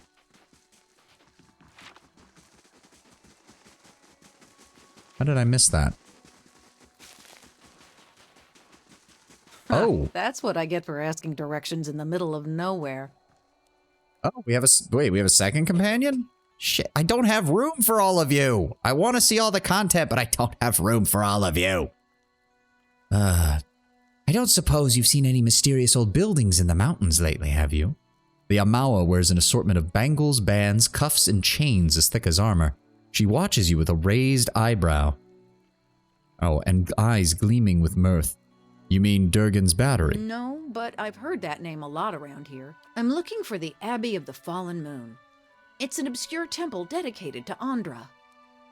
Why are you looking for the abbey? I'm a gift bearer. My job is to gather tokens of things people want forgotten and surrender them to the Lady of Lament. Best place to do that is the Abbey of the Fallen Moon. What kind of tokens do you take? Anything that represents a moment or a memory someone wishes to leave behind. Well, love notes, awkward family heirlooms, bad poetry, the kinds of things you want to forget. I might be here a while. Half the villagers have never heard of the Abbey, and the ones that have, no one knows where it is. So I'm trying to think of this as an extended holiday in a remote mining village that smells like fish. Manaha and Zawa's companion quests are in the second DLC. Well, yeah, but we're a long ways off from that. I've got business in the region. We could travel You together. won't regret it. I've got a lovely singing voice. I like her already. Kana likes the big woman. Sorry. Oh, she's a barbarian. Okay, okay. Oh. I want to see all the dialogue, but the only one I could really get rid of for her would be Adir, probably. I don't want to send Adir home. Adir's my bro. I can't afford to send Durance home. And we just brought Aloth and Kana. Yeah, should have thrown one in the pit. It would make it easier to sit. Shut up, sent. Her and Pelagina is funny together. Really? Oh, you can't just tell me that, Tenwin. Now I've got an even bigger problem.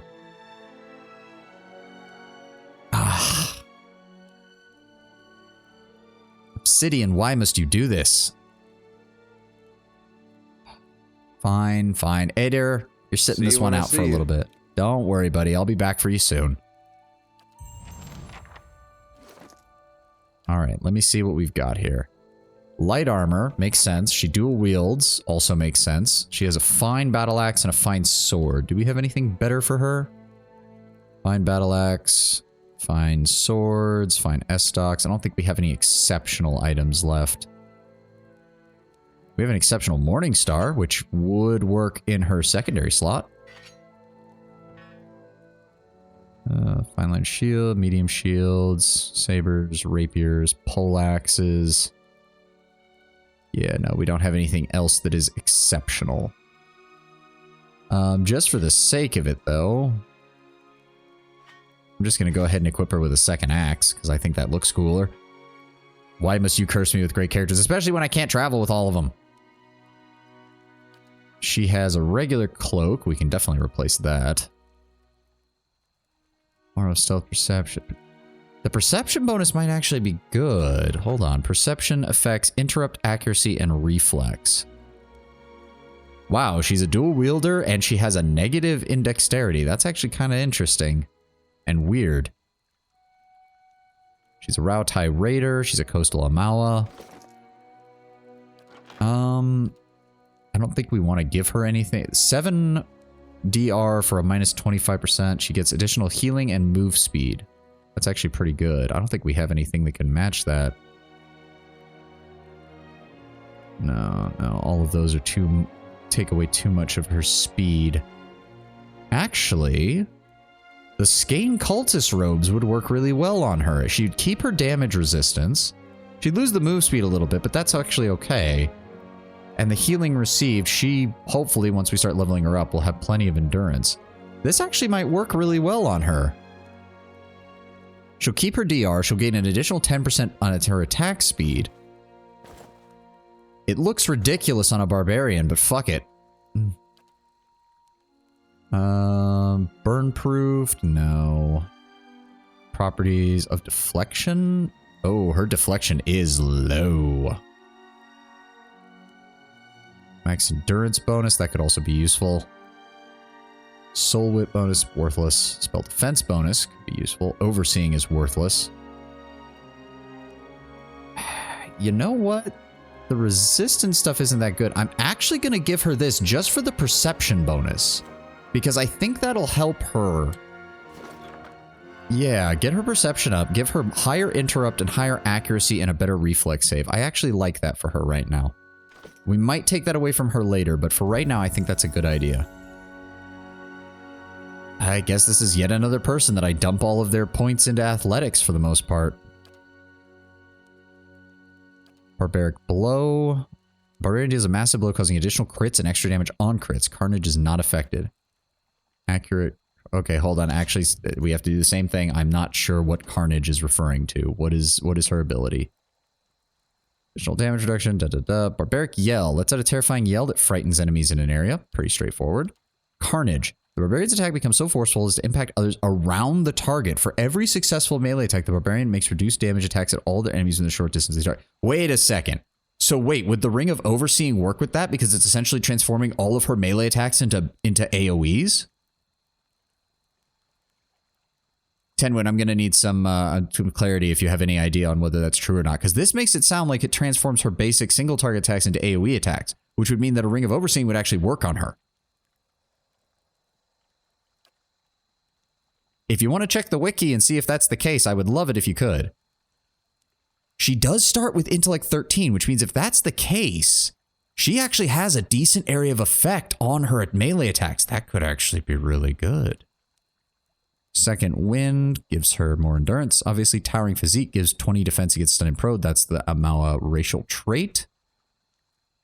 Okay, okay. As I was saying, we're going to boost that up. So hold on. Barbaric Blow deals a massive critical hit and extra damage on crits once per encounter. Carnage's radius is affected by intellect. Oh, yes. So that means Overseeing should work on it too, which means it's an additional 10% on top of whatever she's got. Okay, we're definitely adding that. We definitely want Accurate Carnage then. Improving the accuracy of secondary attacks against from Carnage. Yes. Yes. I'm liking this. I'm liking this a lot. I mean, maybe it does, maybe it doesn't, but it can't hurt to try since I don't really have anything else I can give her. Sends the Barbarian into a frenzied state, granting Might, Constitution, attack speed bonus, causing deflection penalty against incoming attacks. While the Barbarian's frenzy is active, his or her endurance and health are concealed. Yep, yep, yep.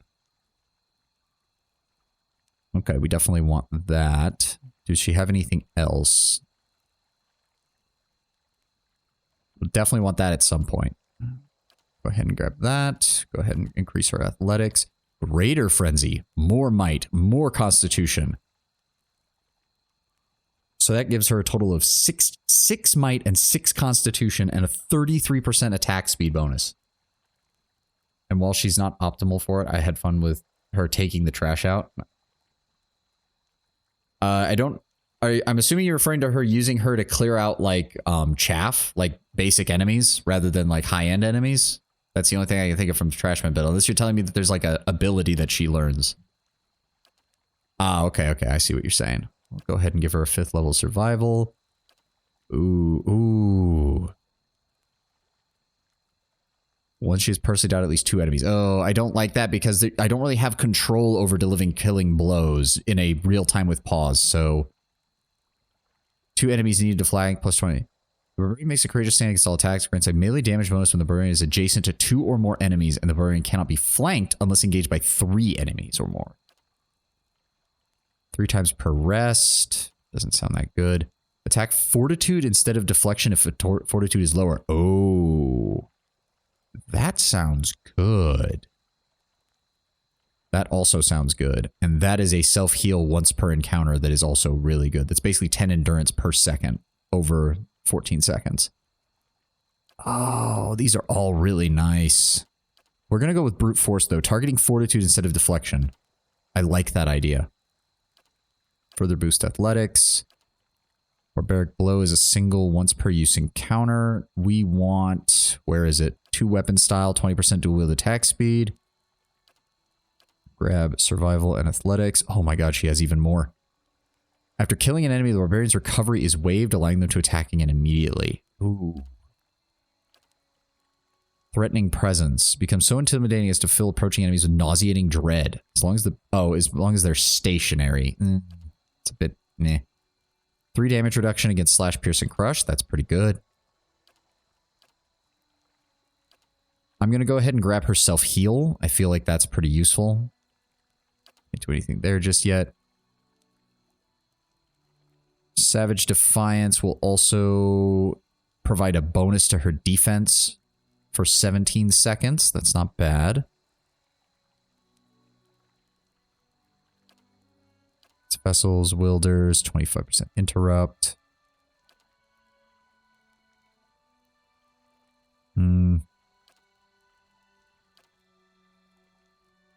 It's 20% melee damage, minus 5% accuracy. What do I have on her? The axes? Hatchet? No, they're not hatchets. They're specifically axes, battle axes. So we could get her +6 accuracy from that. No, she doesn't have that. No, none of those are going to be. Once per encounter, 30% of hits converted to crits. 25% area of effect. Yeah, we'll go ahead and grab Barbaric Blow. Get her athletics up to 10. Oh, that is just a passive 3 damage resistance on top of everything. Wild Sprint gives more move speed and 12 defense when disengaging, not stopped by engagement for 6 seconds. Could be useful. But I think she's going to be taking a lot of damage, so getting a damage bonus whenever her endurance is low might be good. Barbaric Shout. Let us out a dreadful roar, terrifying enemies in the area of effect. Twice per rest. Terrified for 23 seconds to reduce resolve and dexterity by 4. And accuracy is reduced by 20 for all sources. That actually makes it better. Tanking the enemy's ability to actually deal damage, I think, is a good idea. I'm going to grab her athletics again.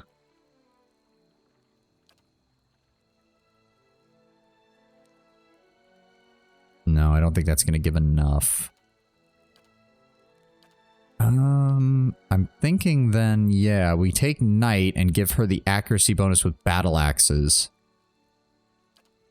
Or we take Savage Attack, reduce her accuracy slightly, but gain the damage.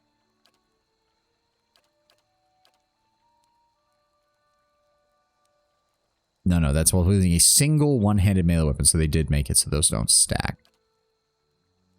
Actually, 20% of hits converted to crits against targets with low endurance, and a plus 50% damage multiplier against targets with low endurance.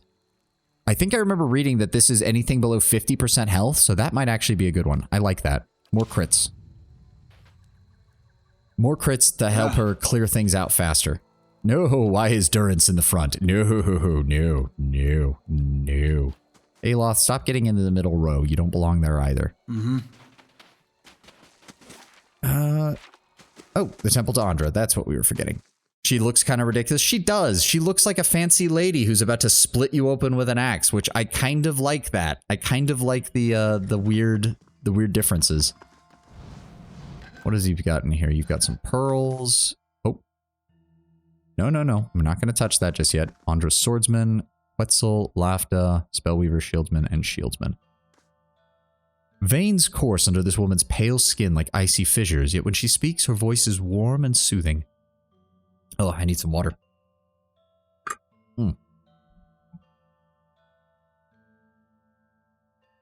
Andra welcomes you into her embrace. Her features soften with compassion. We are here to ease the pain of past and ready to take your burdens. With a thin smile, she nods. If you let the goddess help you with your hardships, of course. I need to talk to you about Okran's heirloom. The dwarf already asked. We gave him the counsel he needed. Slight irritation creeps into her tone. She seems to catch herself, modulating her voice back to a pleasant timbre. Naturally, we'll do what we can for you as well. Ask what you will.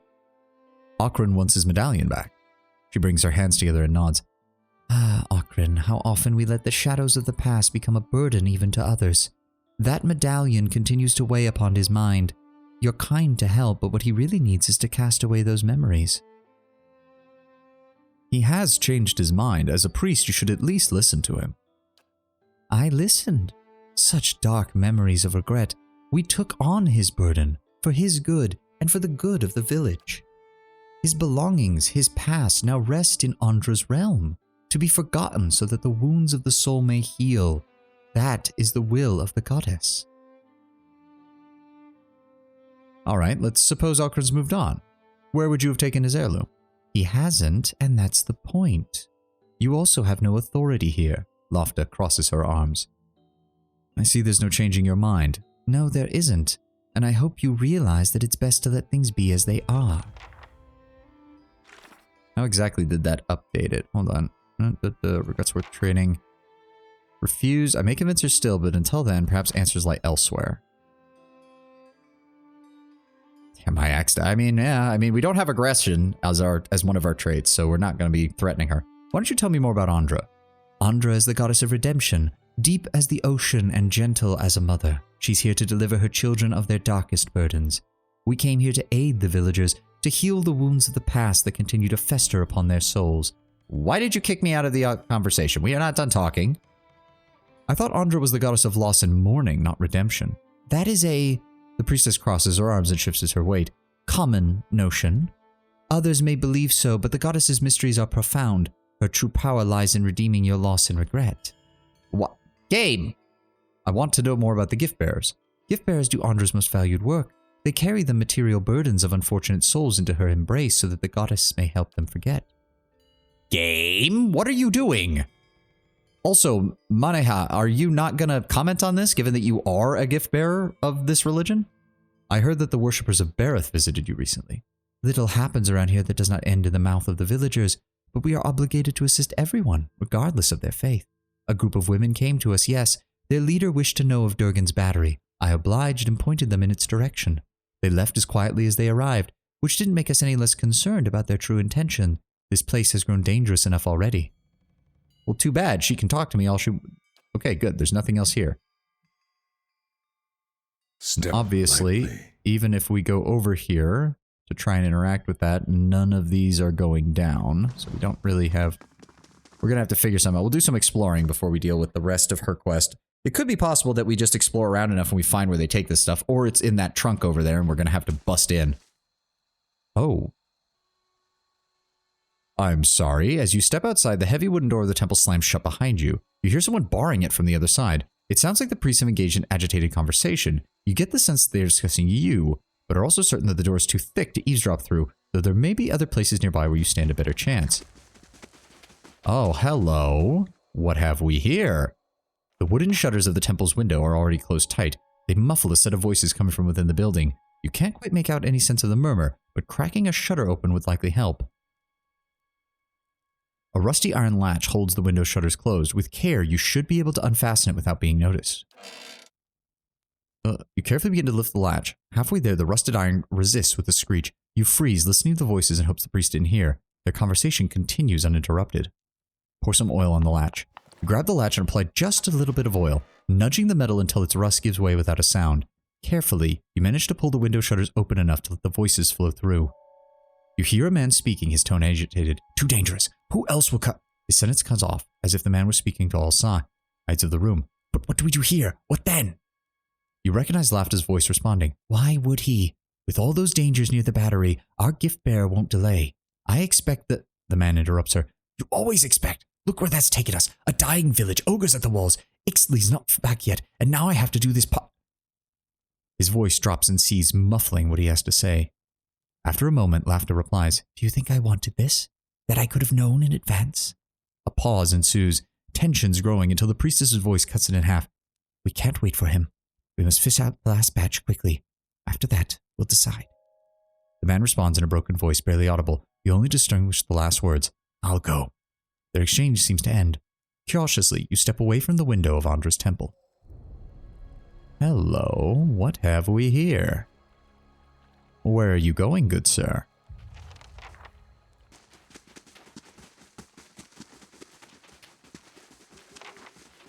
Oh, he must have been heading out towards the russet woods. That would be my guess. Looks like the gift bearer left on a journey that takes him near Durgan's battery. Perhaps this gift bearer knows where Alkran's heroes are cast away. Oh, okay, okay. Okay. I would... Oh. Feels like it's hardly worth putting the huts back up. Better than standing out here shivering. Can we talk to you? Nope. Okay, hold on. Pull up the world map. So we have the Russet Wood over here. We have the Long Foch Walls here, and we have Durgan's Battery here. These both look So that looks like it can link back up at Durgan's Battery, or we can take a path directly there from the village. Whereas the Russet Wood looks like it's all on its own, so I think we start there. We've got a few more minutes before I have to finish upstream, so let's see if we can get a little bit more done.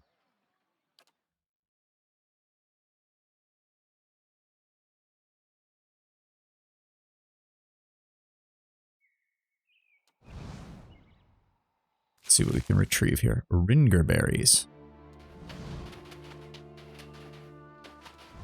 No, nothing here. Oh. Oh. Oh, no, not these fucking pieces of shit again.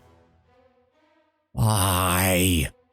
Why? I don't want to deal with fucking dryads. Zawa is ready. Yes, Zawa, I know. I'm Thank here. you. Need you guys to move over here. Druid. Seize control of the druid. Seize control of the druid. Zawa is ready. Following your How did you end up at the front, Kana? What the fuck? Tell me. Sure thing. Yes. Somehow, both of my frontliners did not actually manage to reach the front line. This is shocking and annoying to me. The Dryad, though, is under our control and is taking a lot of damage. Good. Okay, get in here. Go after them, please. Thank you. And the Dryad's all that's left. Take it down. Okay, so he does Zawa gather is wounds ready. pretty quickly. Yeah, Awaken Dadra. Sure. Oh, those are mushrooms. Yeah, tin hat. There we go. Nice and quiet. It's done in the bestiary. Oh, you're right. Oh, wow. We managed to actually get quite a bit of experience from them over the course of the game. Huh.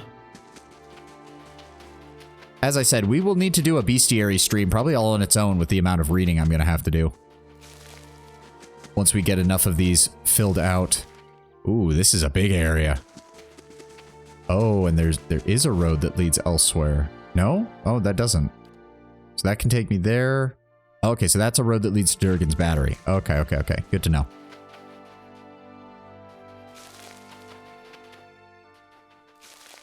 This looks like a... Is this a Gallowayne shrine? A simple shrine is covered in a thick layer of snow, fallen leaves, and feathers. A pair of curving bones flank the altar. Examine the shrine closely. The shrine does not appear to be frequented very often, though traces of old candle wax line the edges of the stone. Under a dusting of frost, you notice a rectangular section of the altar's surface that seems to be cleaner than the rest, as if something once rested here. Touch the altar. You feel a tingle run up your arm as you set your fingers to the altar, and in the instants after, the wind seems to die down, the sounds of the wilderness growing muted in your hearing. You hear a sudden low growl, quickly joined by more. A vision strikes you like a sudden memory, though it is unbound by time or place. Within a sea of darkness, you see a great beast, formless save for gleaming fangs. It growls, it snaps with increasing desperation and savagery, and for a moment you feel a rage as your own, a possessive fury that tears at you. Something has been taken, your territory threatened, the price for it will be blood. The vision fades just as swiftly as it came. The altar stands silent and still, and the air fills again with the occasional trill of birdsong. Interesting. Does this have to do with the wolf that the dwarf is hunting? Did somebody take something from a Gallowayne altar which led to it attacking everybody around? That could kind of make sense. Patient discovered the landslide. Interesting. Oh dear, there's a person's feet sticking out of there. Boots of speed. +3 to move speed. Oh. Well, thank you. Hold on. Let me see how... Yeah, boots of speed. That might actually be good on him. Might be good on either of them, really. Clearly not fast enough. Yeah, true. Barbarian or monk? Who would be a better choice for that? Also, we can, we don't need anything else from these grimoires, so we can put them over here. I'm gonna go with the monk. I think speed is good for him. Yeah, monk is good. Yeah. Speed is good. Oh, we can sneak through here. Hold on. Oh, shit. Oh, okay, so that gave us... Okay, hold on. We move right there. Winter Wolf. Okay, so there's definitely an encounter on that side. How fast does he... Doesn't look like he moves any faster, but... Oh. Pale elves. Okay, hold on. Oh. Oh dear. Oh dear, hold on. A group of elves stands in a scattered ring around an ogre, but they do not appear to be engaged in battle. The ogre is bound with rope, and one of the elves tugs harshly on the line tied around its neck. This is pointless, beast. You won't get anywhere being stubborn. The ogre snorts angrily and pulls backwards on the rope. Two other elves prod him somewhat timidly with their long pole axes, and the ogre does not budge. Vamril, look. One of the pale elves has turned to look at you, motioning at the man occupied with the ogre. The elves turn to look at you, hands falling to weapons. Vamril gives a final sharp yank on the rope before he turns as well. Jesus Christ. Punch the nearest elf. Okay, that doesn't seem like it's... What are you doing to that ogre? This creature will accompany us to the Westrand. We've had some trouble on the roads, but having an ogre along would put an end to it. I purchased him from some slave hunters not far from here, looking to recoup their expenses, I expect. Not sure he's worth so much coin. Where's the option to tell them to fuck off? I want to... I get it. I want to tell them to fuck off. I don't want to actually kill all of them just yet. Punching them is how this is going to lead... Maybe we can get something with clever. I'm going to try that since we do have an intellect. Seems a rather sad specimen for an ogre. He came cheap, and we need muscle. God knows ogres aren't good for little else. Vamril gives the rope another tug. The ogre's already impressive scowl deepens. Good thing Cograk isn't here. I think he'd find this a shade embarrassing. Yeah, that's putting it lightly, Kana. I think he'd already have squashed the elves flat if he was here. The ogre gives a great bellow and suddenly lunges backwards, tearing the rope free from his captor's hands. With a triumphant roar, the ogre pulls apart the bindings on his arm. Look what you've done! Vamril glares at you. Oh dear, I think that worked a little too well. Stop that ogre! Don't damage my property! Bring me that fool's head! Oh, really? That gets me in a fight with all of them? That's bullshit. Hold on, no, we're gonna retry that. We are going to retry that. I want to free the ogre. I don't want to act... You guys bought a slave. You were lucky that I didn't just fry you on the spot. There's no way to avoid fighting the ogre? Oh, that's a shame. We're gonna try nonetheless. You had 5 siblings? Really? You had to start a conversation right then as we were walking in here? Yeah, we've seen this. What are you doing to that ogre? Punch the nearest elf. You stride forward and knock the elf flat with one solid blow. As they heft their weapons, the bound ogre takes advantage of the commotion and hurls backwards. Yep. Yeah, we're in a battle with all of them. Yes. Damn it. He can be on your side? Well, he's not doing it. So it must have been that lore option that I can't do, which is a shame. Uh-huh. Oh, yeah, see, it even gives a range on all of her attacks. Zawa is ready. That does mean I need to be careful, though, so let's try to... I'm hoping if I kill the elves fast enough, the ogre will calm down. Also, it occurred to me, I haven't updated his chanter abilities at all, so we need to deal with that at some point. Go ahead and shoot him. Actually, what we can do, just go ahead and grab control of the ogre to keep him from fighting all of us. Give me magic missiles on them. And endurance, shoot him. I don't think that's There we go. And we're gonna run in. Kana, oh fuck, I forgot to change Kana back to his ranged weapon. I deserve that. Come on, keep attacking him. Endurance, keep attacking them. What is that, 3 per rest? Yeah, we don't want to use that just yet. We do have the basic ones though. Let's go ahead and grab that. Go after him. Keep attacking them. There we go. Go ahead after Vamril. Following your lead. Go ahead and summon up some worms for me. Both of you go after him. Worms, go after them. Damn, Vamril has a lot of health. Deal with the assassin. Oh, the Crag Ogre is back up. Let's see if we can take control of him again. There we go. Everybody focus on Vamril. Said everybody focus on Vamril. Then I'm going to also paralyze him. There we go. That should do it. That should do it. Come on. There we go. Come on, buddy. Don't do it. Don't do it. You don't have to do this. We ended combat. Oh, god damn it. Nope. I tried. I tried. Right. I tried.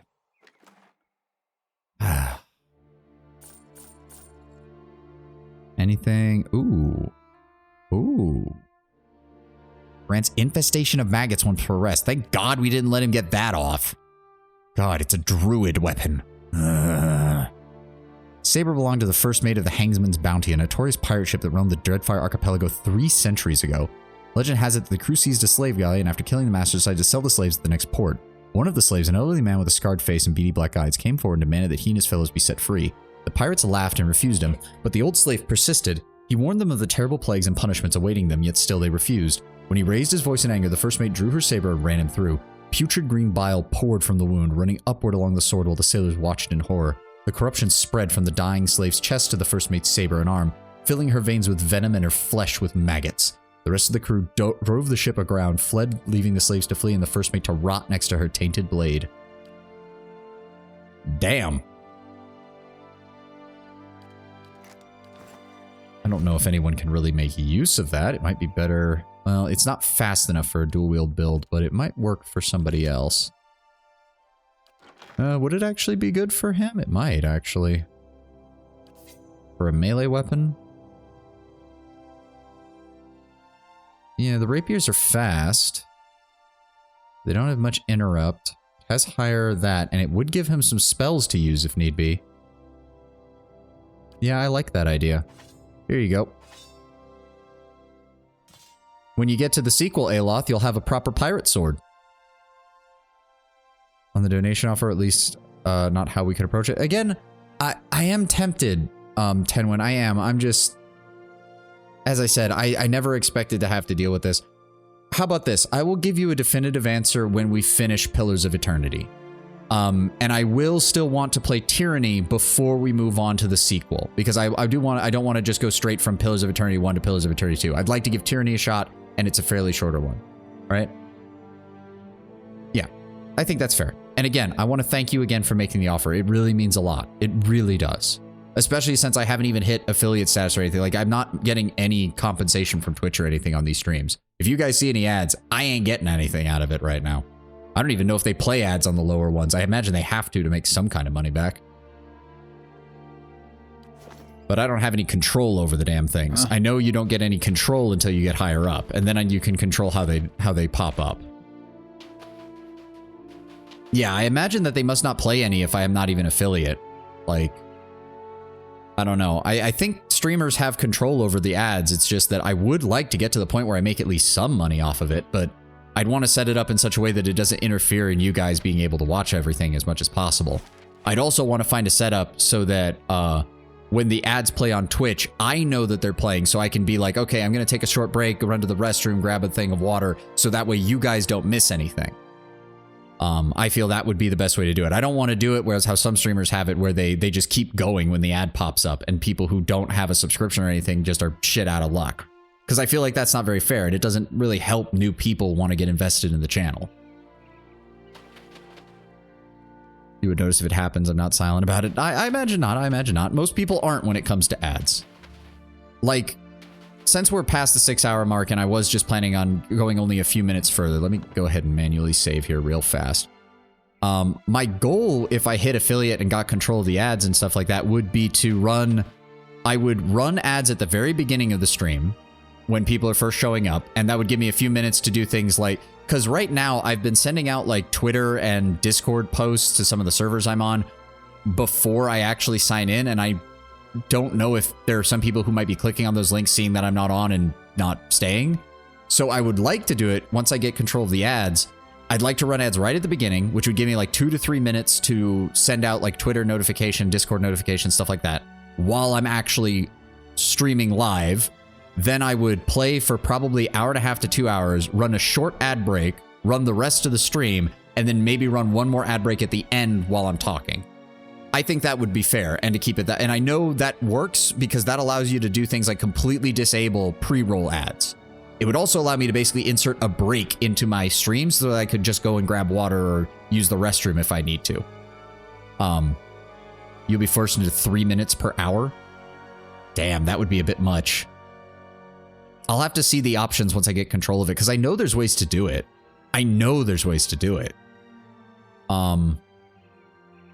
Well, and that would also be the idea, Sent. If I could run 3 minutes of ads right at the beginning of the stream when I'm getting everything set up, then I don't have to worry about other people having to see them as they come into the stream, at least for a while. And I'm not like, I wouldn't encourage people to just sit around and watch the ads. It's not like your computer can keep track of that. I'd be like, hey, yeah, if the ads are playing, just like put your thing on mute, go grab a thing of water, go use the restroom. Yeah, start of, middle of the second hour at a break, and then 3 at the end. Yeah, I could easily do that. That's what I'm thinking, Tenwin. That would be my idea. And I don't want to sound like this is all about money, but it's like if I can make even just a little bit off of Twitch, that would help on my end. Like even just a little bit. And you don't really start growing until Twitch can start advertising you because you've got enough people to make their stuff worthwhile in putting that out. But yeah. You can't delay it past an hour. Oh, okay. Again, I'll have to take a look at all the options. I'm sure there's resources out there for how it's all broken down. It's a moot point until I actually hit affiliate and beyond, though, because they don't give me any of those options regardless. Light, flame, and sound. Oh, stray of tough fur caught in the shrub. You recognize the scent of wolf. Okay, so that's definitely related to the wolf quest that we got. There's good resources. Oh, I'm sure there is. Oh, fucking hell, beetles. A lot of beetles. Holy shit. Give me a... Yeah, you know what? Just give me a fireball spell, Aeloth, if you would, please. Thank you. Go for that. Go for that. Following your lead. Then we're going to... Silent Scream. Raw damage. To all damage within has a high chance of interrupt. I think that's a good idea. Wait for them to get a little bit closer. There we go. Cast that on him. Okay. We're also going to give a Soul Shock on Zawa, so it hits everything around him. There we go. What? Durance, go ahead and give us a... There we go. Keep attacking. There we go. Oh, I forgot to switch Aeloth back to his ranged weapon. There we go. Just punching these beetles to death. You do you, Zawa. Oh, we managed to dominate that one through the scepter he's carrying. Yep, wait for it, wait for it, wait for it. Go ahead and attack. There we go. Sure. Yeah. Come on. Ooh. Yeah, lots of beetle shells. And those are new beetles, so we're actually getting some experience off of that. That's nice. Step lightly. Okay, well that makes up for the fact that I was late today. So we're gonna do one more manual save. It's time to go find somebody to raid. I always feel awkward when I start doing when I get to the end. I'm never sure how to fully end a stream very well. I'm just really glad that y'all showed up. I really am. It means a lot. Oh, Black Pants Legion is doing some stuff right now. Prophet Oreo is in Monster Hunter. And everybody else that's suggesting to me are streamers who are really, really big, and I would feel incredibly awkward about raiding into. So we'll go with the Black Pants Legion. It looks like they are playing Elite Dangerous right now. And I was not even aware that the Black Pants Legion had a VTuber on their staff, but apparently they do, because that's what he's playing right now. Yeah, rating big streamers is used. I mean, if it was someone that I really like, there's a couple of VTubers that I really, really like that I would not mind rating into just to, yeah. Well, most of the ones that I would rate into, I haven't rated into in the past, but I've seen them respond to smaller raiders. I'm just more like, yeah, most of the time it's just useless. I'd rather rate into someone of similar or just slightly larger size. And Black Pants Legion is honestly a good one. They, as I said, I've seen their content on YouTube. They do really, really good work. Their streaming is really eclectic and really just random. because I think they have like 5 or 6 different people who all have access to the Black Pants Legion account. They all stream through it just as a group. But yeah, I'm going to drop you guys off with them. They're playing Elite Dangerous right now. And yeah, apparently they have a VTuber on their group. I didn't even know that was a thing. So yeah, we'll go ahead and start the raid with them. I guess just thank you so very much for everyone joining in, and thank you so very much for checking me out this weekend, and I'm glad I had you here. Oh, I almost forgot. Oh, hold on. I've almost completely forgot this. Cancel the raid real fast. So quick update for everybody. This week is going to be a little weird. I'm going to be traveling for most of the week, and I'm not going to have access to my PC.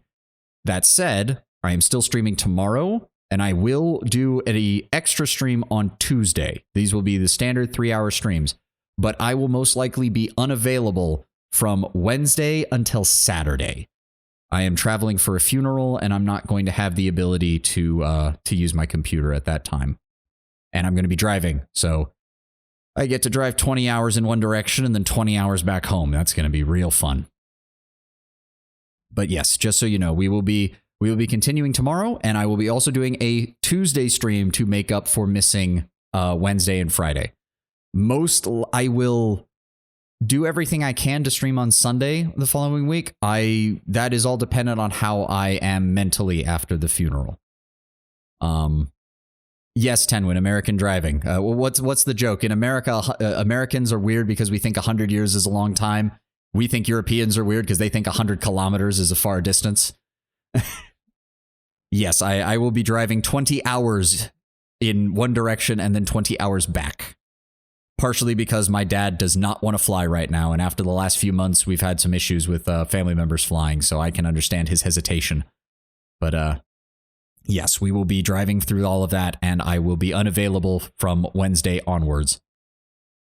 Across Europe, essentially. Yeah, pretty much. I'm driving from the Midwest all the way to Arlington Cemetery in Washington, D.C. So yes, it is quite the distance. But yes, I will be leaving a Twitter post as well to let everybody know that I will not be streaming on Wednesday and Friday. And again, I hope to be back with you on Sunday. Quite honestly, I really like streaming, and it, as you guys saw on Friday, it really helped me get out of a funk that I was in throughout most of the latter half of last week. So honestly, streaming on Sunday was probably going to be a good idea just for my mental state. But if I'm really out of it, I will let you guys know on my Twitter page if I'm not going to be streaming. Again, I'm really going to try to stream by next Sunday. I don't want to miss a long stream day because these are really valuable as far as getting viewers and stuff in, especially on the weekend. That said, I'm going to go ahead and restart the raid now. Please rejoin. Sorry about that. I'm so sorry. I sort of remembered that I had to make that announcement because I got distracted because of the talk of the ad revenue and everything. So again, thank you all for coming. Thank you all for joining in. And thank you so much for being here for this. And I will see you tomorrow, and I will see you Tuesday for the extra stream.